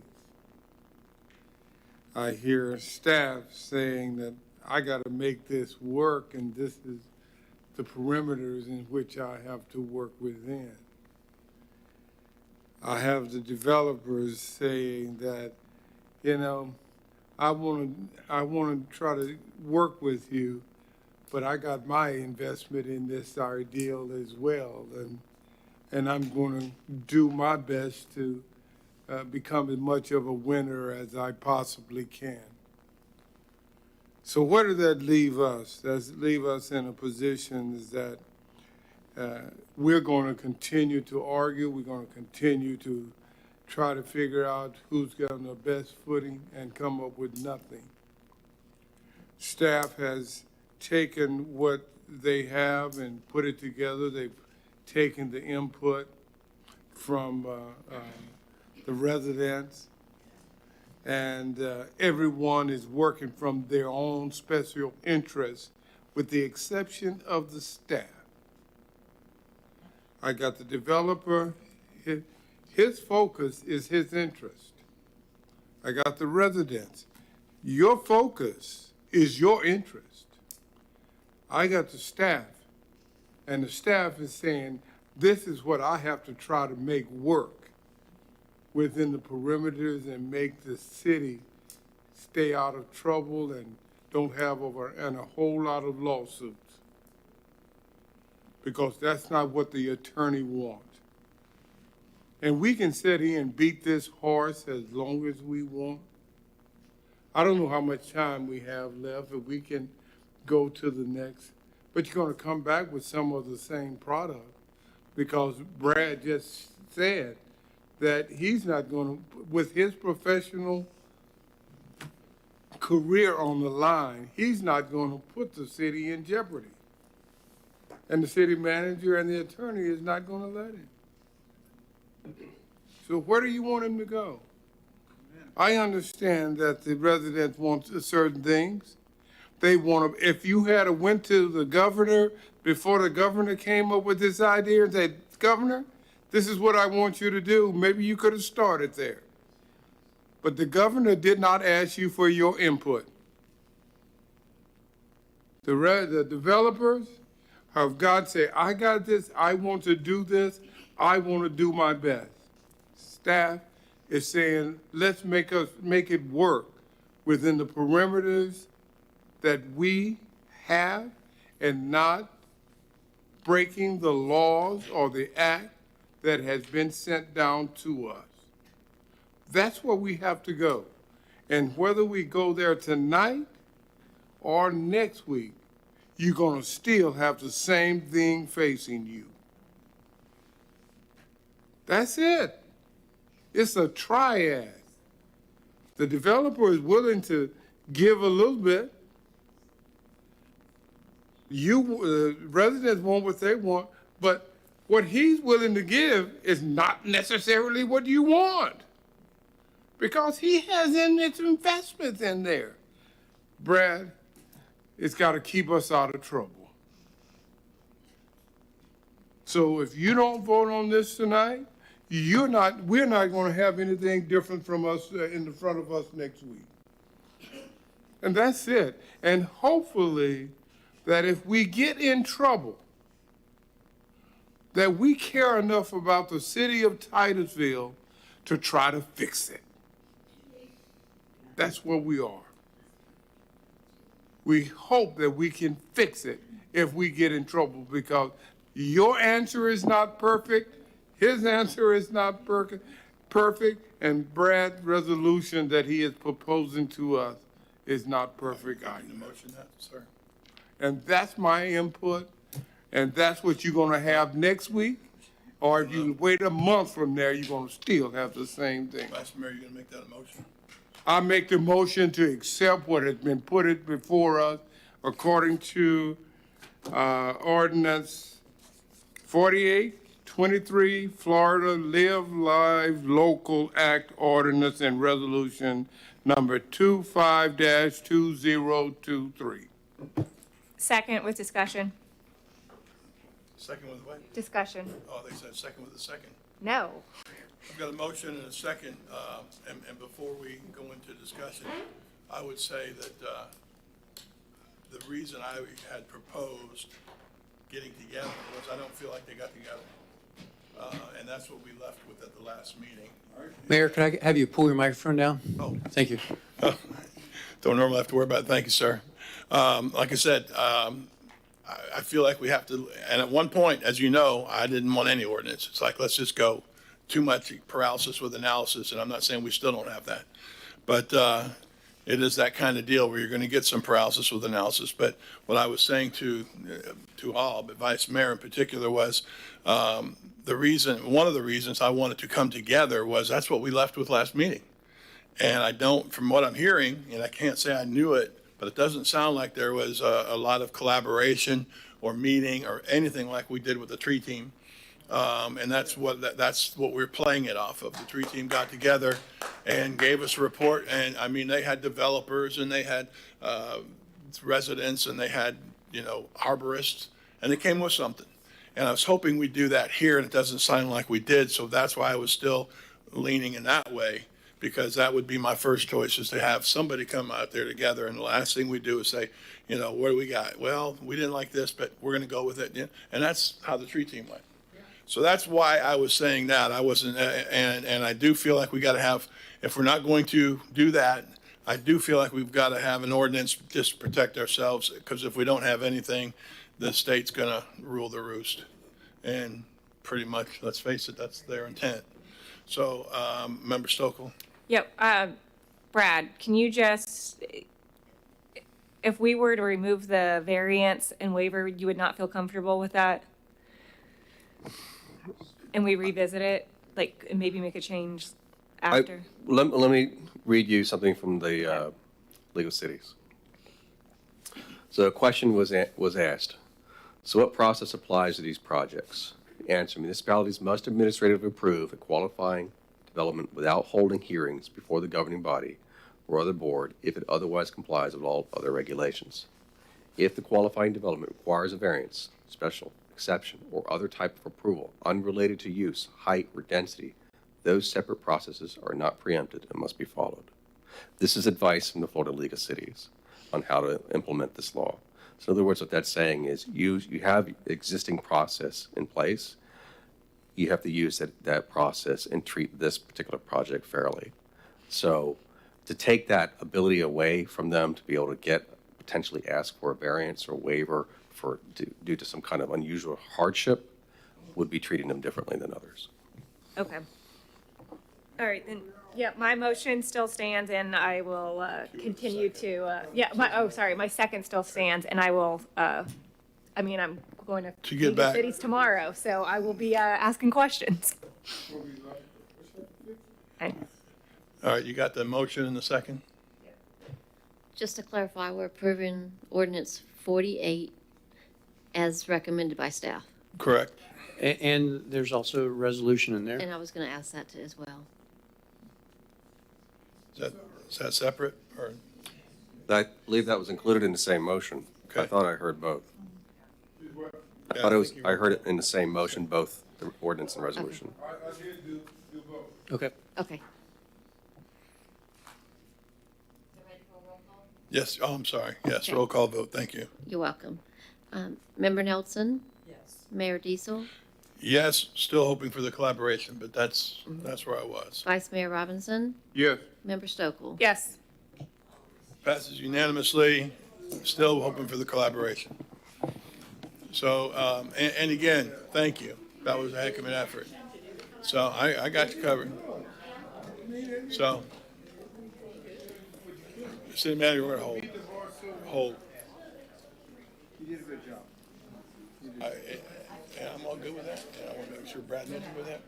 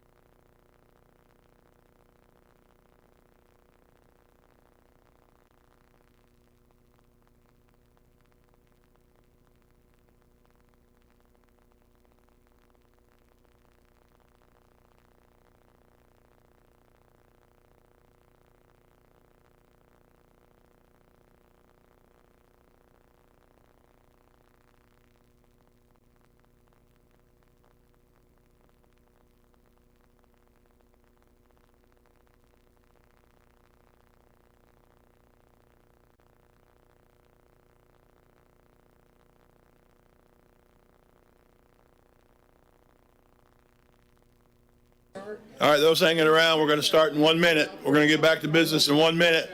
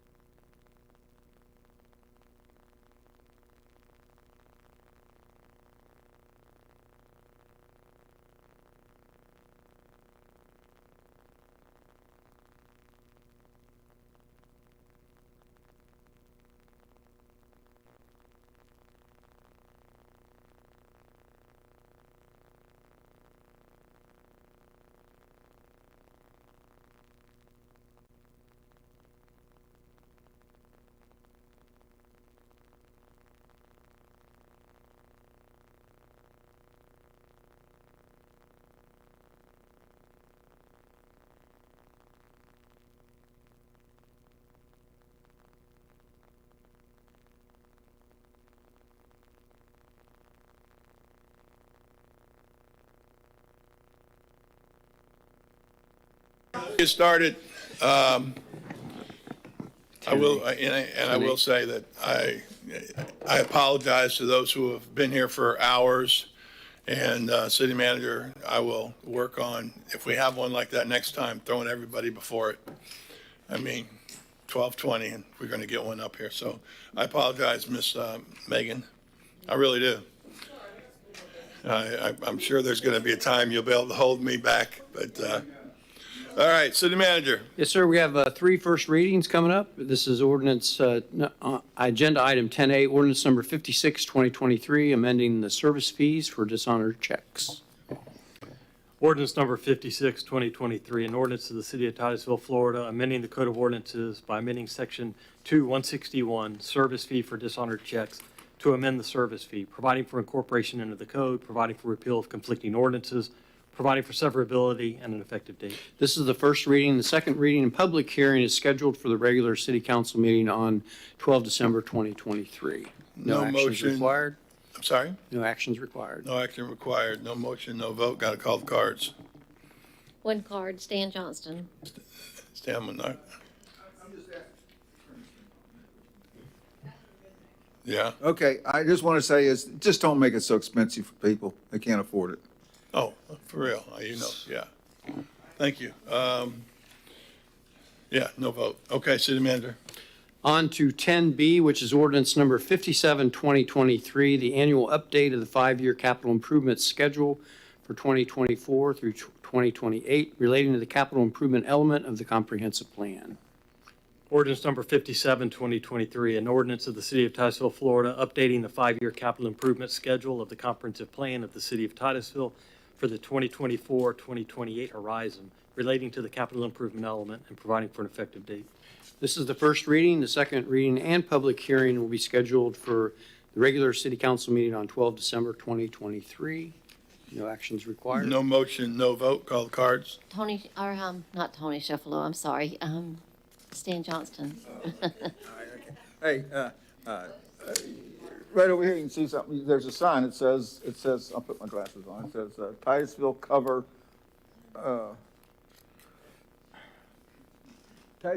up barbaric crime spilling millions of gallons of raw seeds. Clock, please. Clock, yeah, clock, first of all. Into Indian River and spraying people, cars, babies with park fountains of piss and poop. Okay, that's something you're doing illegally. And here you are talking about this capital, and you're ignoring these things. This is a serious violation of the law. This is serious. This is public health and safety. And you guys keep ignoring it. And it's not funny. It's illegal. It's illegal. I'm a professional engineer. A doctor should be able to tell you the same thing. I think anybody should be able to tell you that you don't put piss and poop on people. All right, that's good. All right, okay. So spend some money and get a professional. There's no professional engineer who will disagree with me. I mean, anybody comes up here and disagrees with me, it's got a PE license, I send them to the board. They can lose their license. So that's the reason why I'm here, because I'm telling you, you're doing it wrong. Okay. Thank you. So spend money the right way. You're doing it wrong. You're still doing it wrong. Thank you. Every council meeting, you're doing it wrong. Bye. All right, city manager. On to item 10C, which is the comprehensive plan small-scale map amendment, SSA number 9, 2023, Windover Way and State Route 405, McLaughlin and Wright. This involves land use and a zoning ordinance. I'll read both ordinances at this time by title. Ordinance number 58, 2023, an ordinance of the City of Titusville, Florida, amending the Code of Ordinances by amending ordinance number 60, 1988, which adopted the comprehensive plan of the City of Titusville, by amending the future land use map, by changing the land use designations on approximately 0.449 plus minus acres of property located at the southwest quadrant of the intersection of Windover Way and South Route 405, having Brevard County parcel ID number 22 35 32 0012, from the commercial low-intensity future land use designation to the conservation future land use designation, providing for severability, repeal of conflicting ordinances, and providing for an effective date. Ordinance number 59, 2023.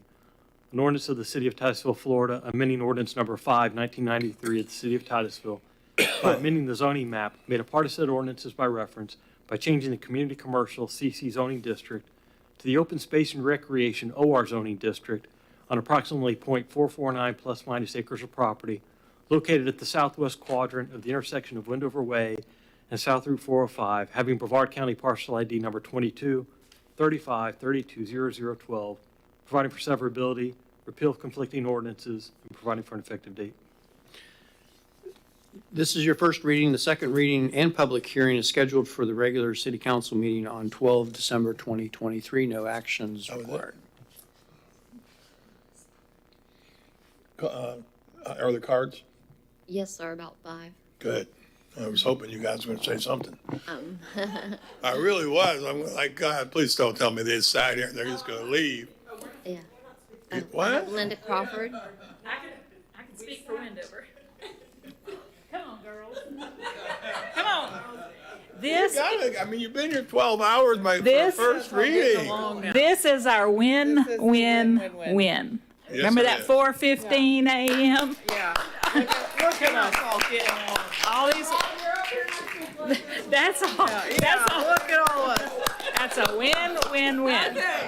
Please approve this. Yes, please approve. And we're not going to go to the P&Z, but we're terrible. for it. We're probably not going to come back through City Council for second reading. But please approve this. Please approve this. Please approve this. Please approve this. Well, You can approve it tonight. I'd approve it tonight if they let me, but yeah, But we're good. thank you so much. Thank you.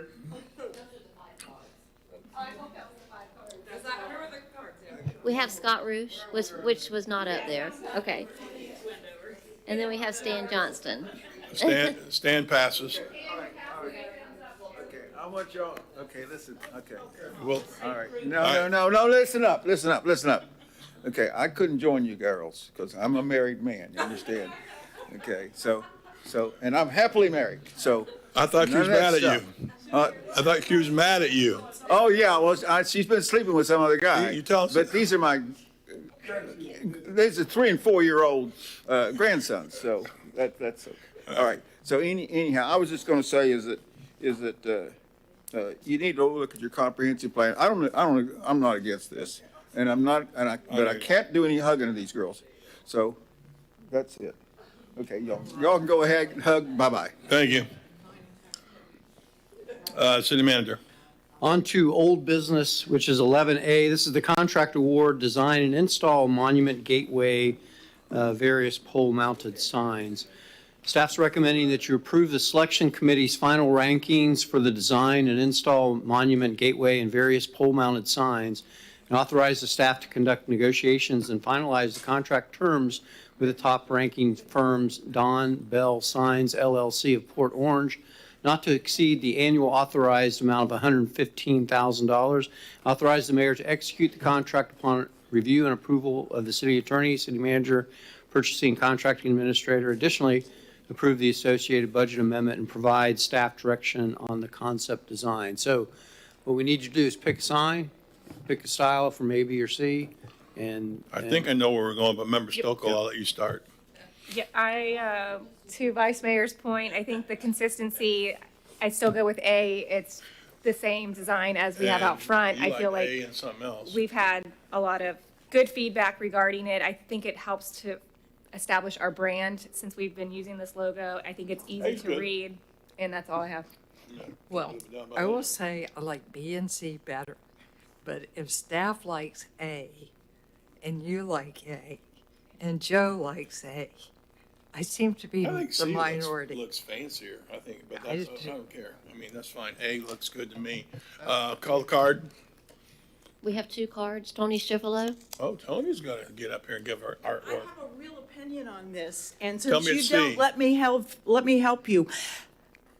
Member Stokel is absolutely correct. Consistency. It's a beautiful sign. I had it all written up and I forgot to print it out about how the font is fun and the wave action indicates nature and the beach and the Indian River when the wind is blowing.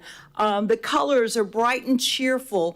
The sign shape, the square ones are very corporate. One is very much like the entrance to a subdivision. But this wavy action, and you see them now all over town. There's one down here. I saw one out there. There's one in front of the courthouse. I mean, in front of City Hall. Go with A. I like It's A. great. It's fun. It's functional, and it's readily identifiable. And it's not like anything anybody else has. You're right. The C is like the beginning of a subdivision. I still like it, but she's right. It's like going into Hickory Hill. You're right. Any other cards? Stan Johnston. I'm here, and I know you're here. You're sort of like here to help as far as picking the signs and so forth like that. But you know, the thing is that you're not servicing the people when you have this kind of stuff happening like on this side. No, we got you, but you tell me I A, know. B, or C. That's all we're going to talk about now. At Well, 12:30. well, the thing is, I want you to understand, there will be probably times that I'll be standing out there with a sign like this And I'll be saying to people, I'd say, listen, That's right. the city of Titusville is the only city in the world that sprays women, children, and babies with sewage. How about if I say sewage instead of piss and poop? Okay? There you go. All right.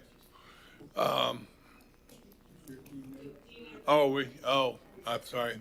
15 minutes? Why don't we just say till 1? We won't need it, but let's just say till 1, so we're gonna stop in 15 minutes.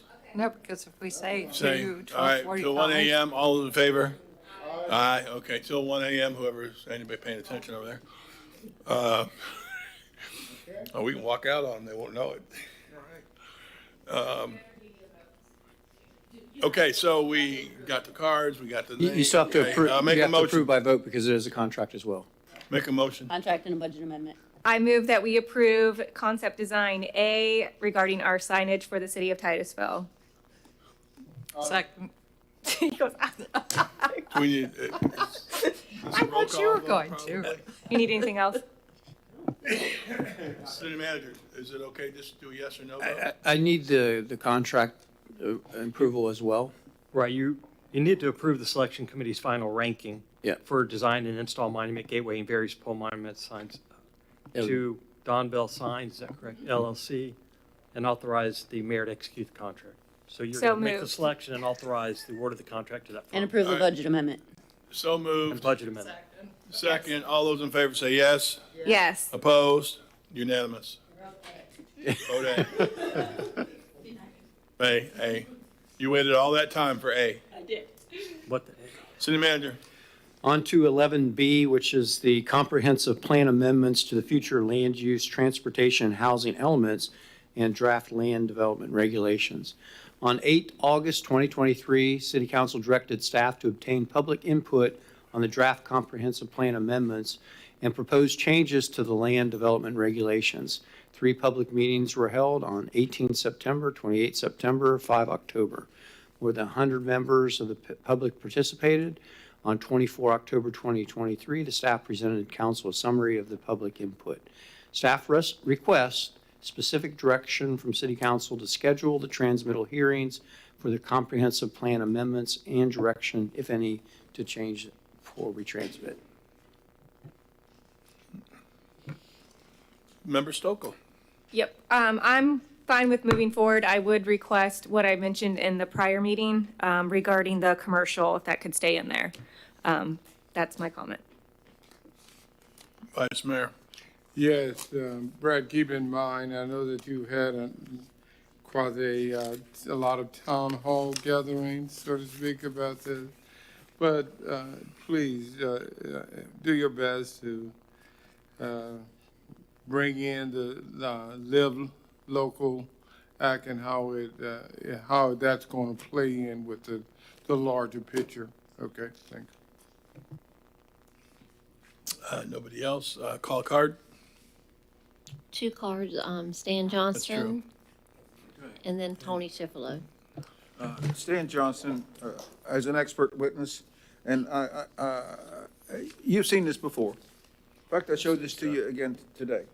And actually, this does affects transportation about what's going on. And it affects FEMA maps and everything else that you're violating. You're violating this, you're violating FEMA, you're violating your own regulations.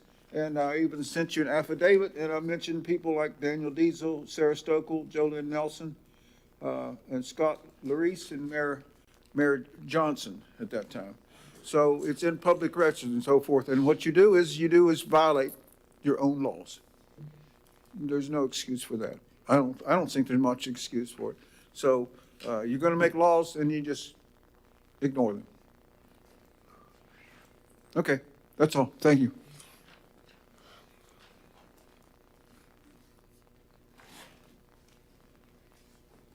Schifolo, Tropic Street. Speaking of violating laws, the comp plan, I've been studying it, and I said this before here, what a dream book, you know? There's a lot of things in here that we're not doing. There's a lot of things in here that we say we're doing that we're not. And I would urge us, now that it's going to the state and then it's going to come back to us, I had a long talk with, God, what a wonderful guy your chief planner is. He took time out of his busy schedule to meet with me and explain to me that the things that I'm really worried about that came out at the public meeting over at the Moore Center, and the comments for the Canaveral Heights neighborhood that he put in there in your packet, is that, you know, the neighbors over there are really concerned about the height. Building with 5 and 6 floors seems incompatible. Wait till they get that 10-story building on the old Boggs property. They're concerned about being priced out of their homes with the development. There's a lot of infill property in this neighborhood, and it's ripe for affordable. It's ripe for developers who claim to want to do affordable housing to come in and get all kinds of density and height and no setback requirements. So Brad explained to me that all the things that I'm worried about in this Vision for Tomorrow chapter 29, Article 10, that's the West Titusville neighborhood overlay, that those things are code, and that the comp plan that's going in is going to be one thing, and the code is where the stuff actually gets, you know, the 10-story building gets put on that lot across the street from the historic Norwood House. So I say go ahead and send it, although I'm not happy with everything that's in it, and I would really like for us in the coming I'd like to say years, but let's face it, we don't have that much time, that we would do a lot of the things, because scattered throughout this in just about every different special neighborhood or downtown or the mixed use or the commercial is plant trees, take care of the environment, nurse our water back to health. It's through the whole comp plan, and I don't think we follow that. Thank you. Good insight. No more cards, right? All right, motion? Move to direct the staff to schedule the transmittal hearings for amendments to the future land use, transportation, and housing elements of the comp plan. Second with my recommendation in there, please. Go ahead. Yep. With mine or what? With my recommendation that I mentioned earlier to Brad. Okay. Yes. I was waiting for yes. more discussion at Nope. 12:30. No. Okay. Do you need me to reiterate what those were, or? No, I think You you got guys know. I think we know. Okay. Yeah. Yep. So the motion I would got a include motion that. and a second. A roll call vote? Mayor Diesel? Yes. Vice Mayor Robinson? Yes. Member Stokel? Yes. Member Nelson? Passes unanimously. New business? On to new business. This is parking advisability. The city code describes the required number and dimensions of parking spaces. The Institute of Transportation Engineers recommends standard parking spaces be 9 feet wide and 18 feet long. The city code currently requires parking spaces to be a minimum of 10 feet by 20 feet. Variants and waivers to this requirement are routinely requested by almost always granted. The number of parking spaces is regulated based on use. Titusville has some of the highest parking requirements compared to other jurisdictions in Brevard County. Multifamily, as an example, multifamily rental developments are required to provide 2.5 parking spaces per residential unit. Several professional organizations have suggested reducing parking requirements where appropriate, including Urban Land Institute and the American Planning Association and the National League of Cities. Since 2013, the city's Board of Adjustment and Appeals and the Development Review Committee, or DRC, have processed 25 requests to adjust the number of parking spaces and 20 requests to reduce the dimensions. Reducing the number and size of the parking spaces can help reduce the amount of impervious surface coverage on a site and in turn the need for large stormwater treatment infrastructure. The most recent requests have been related to the city's low-impact development ordinance. And all we're asking is for you to direct staff to take a look at this, and we will come back with a proposed change or not. Okay. Any discussion? Member Stokel? Are those numbers, the 25 requests for the number and the 20 for reducing the dimensions, is that in a year time frame? Or that looks like it's since 2013, so is that within the past 10 years then? That's correct. Okay, I mean, I'm okay with looking at it. I probably am not in favor of it, but just to put it out there. I don't feel like that many requests in 10 years. I get it, but I just, I kind of like them having to go through the process if they need it. I'd want to hear more. Yeah. Yeah. I'd want to hear more. Member Nelson? Oh, I was going to say, I agree with Sarah, but I don't think it'd hurt us to look at it. Yeah, yeah, I don't know enough about it not to hear it. Yeah. Call card? Stan Johnston. Oh, do I get, this is just direct staff, you don't need a card, do you? I don't know. Come talk. No, I'll come anyways, all right, okay. I think it's a good idea, That's all. Sarah, Member Stokel says thank you. Motion, Do we need it as a motion or? advisability. I think it'd be easy, just do one. Okay. Move to direct staff to draft an ordinance to No. amend. Not or to provide. Direct staff to draft it, yeah. Provide advisability. Yeah. Regarding the parking requirements. Got a motion? Second. A second, all those in favor say yes. Wait. Yeah. I think Brad has. Yeah, I put in here, staff draft an ordinance, but if you don't want to go to that step, we can come back to you with research. Yes. Okay. Yeah, let's just do research. Let's get an idea. I think we're all kind of wanting to hear a little more before we do much more. Anyway, unanimous Yep. Yes. advisability. City manager. On to item 12B, which is the added two agenda items under new business. 12B is to nominate and elect a vice mayor. I would say that I would stay with Vice Mayor Robinson. From my point of view, he is a guy who, as a preacher, I know that if I'm not going to be there and don't speak, he'll be just fine. He's more than just fine. Outstanding vice mayor, and I would have no reason to move him on, so that would be my desire. I would agree. And I think he does Joe, you do a good job. Do a good job. He's not even looking at us. Except you got all this paper He's not all even over the looking at place. us. Well, Do we do a motion with that? Yes, sir. Okay, I need a motion. I have a card. Okay. Stan Johnston. Can we do all the motions in one, or do we have to do three separate or two? For like the.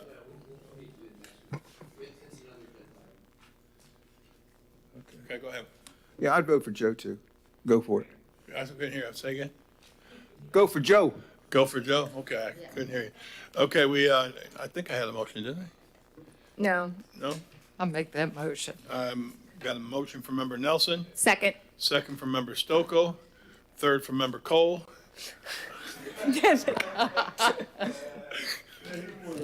All those in favor say yes. Yes. Opposed? Sir? Thank you very much. Bye, I'll do my best. All right, city manager. Now, normally, we have an acceptance speech. I didn't get to do an acceptance speech. They didn't want to hear me.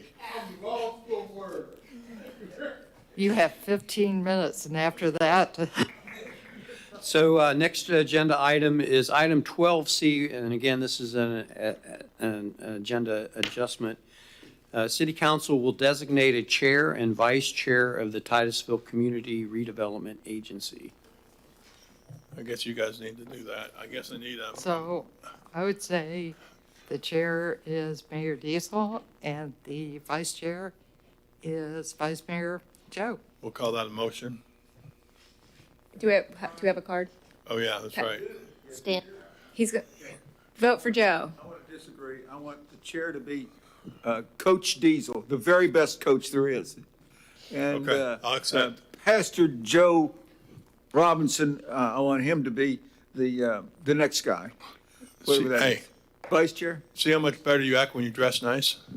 Yeah, yeah. And my purse matches my shoes too. I told him, hey, you got a haircut? Yeah, yeah. Looking good. Thank you, sir. I got a motion from Member Nelson, Second. a second from Member Stokoe. All those in favor say yes. Yes. Opposed? Passes.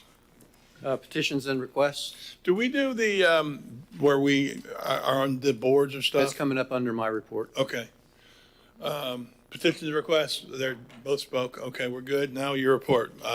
Mayor and council reports. Mine's gonna be real quick. I just want to say, I went to the Civic Center for Thanksgiving.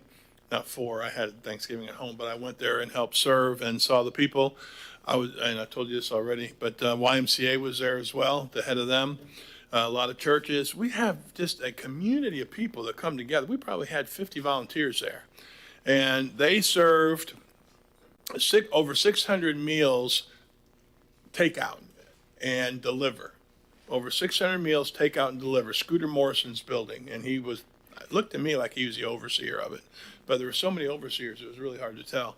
And then they had another 600 in the building. That's 1,200 meals. So I was very happy to be there. It made my Thanksgiving. I brought my grandkids. It was an eye opener. It was an eye opener. So that's my report. We'll go your way since you're by yourself, and we'll let Herman talk. Yeah, missing Herman tonight. Yeah. Yeah. Now, you should text him that.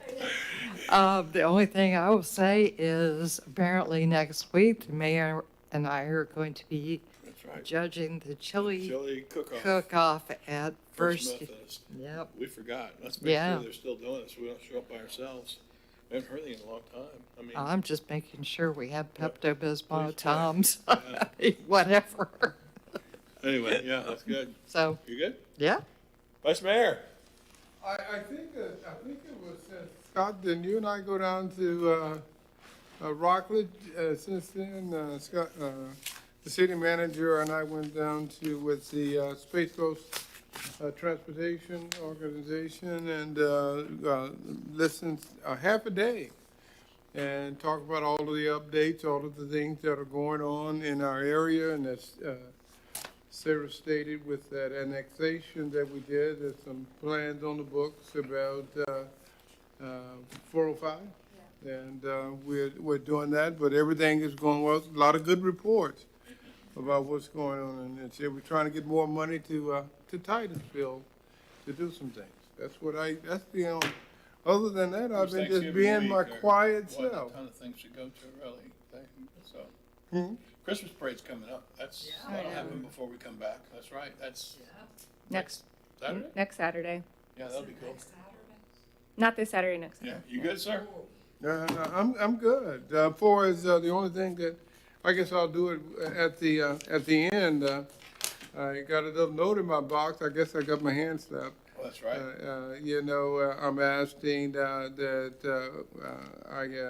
I attend along with Member Stokel the legislative conference over in Orlando the 29th through the 1st of December, 28th, 29th December.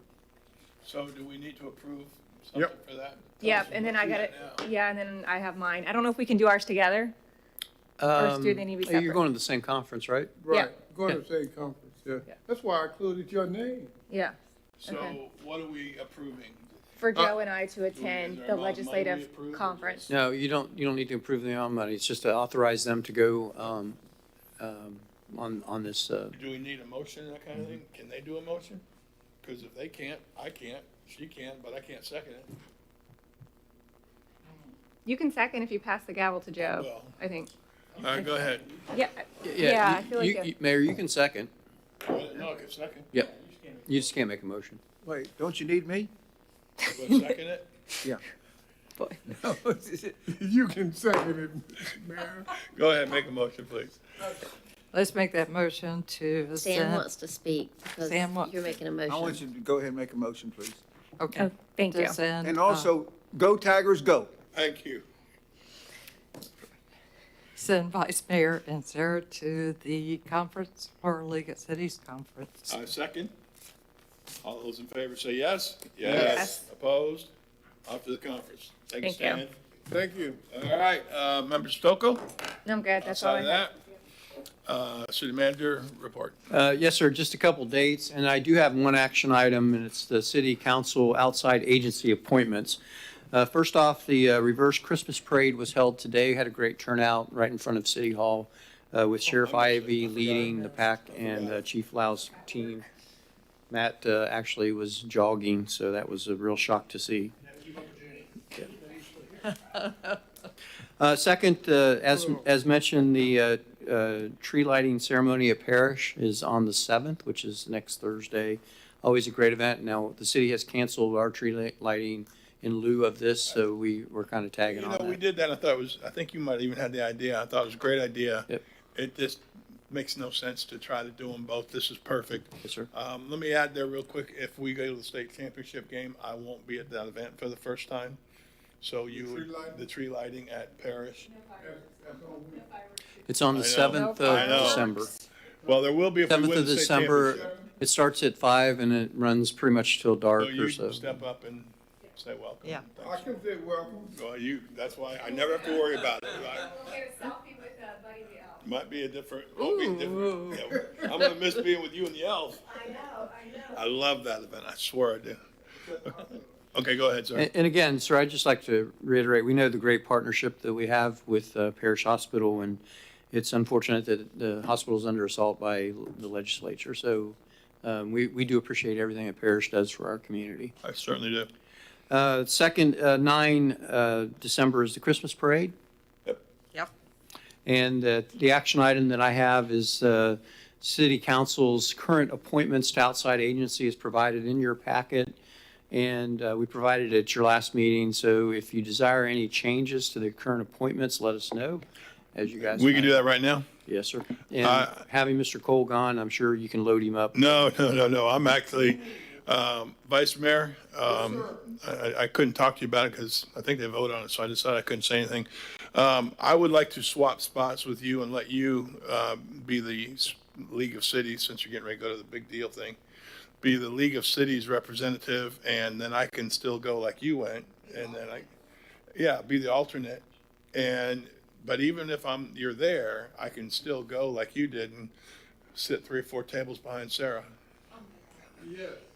So I guess what I'm saying is, if you're interested, I think that you like it. You're there. You go to the other events. It makes no sense to me. It's hard for me to get there sometimes. So I would think that it would be. I would be honored if you decided to be the League of Cities person. Make it so. Do we need to vote on that? We have a card if you're voting. Okay. Passes. Thank you, brother. I move for the mayor to be the alternate for the Space Coast League of Cities and for the vice mayor to be the voting regular member for Space Coast League of Cities. And is there any changes? Because you could just make the motion. That's the only change you would like to make. That's the only change I have. Does anybody I'm else? staying Parks and Rec, and Yeah, Yeah. I like I mine. think we're all in good places, and we got a relationship now. So second.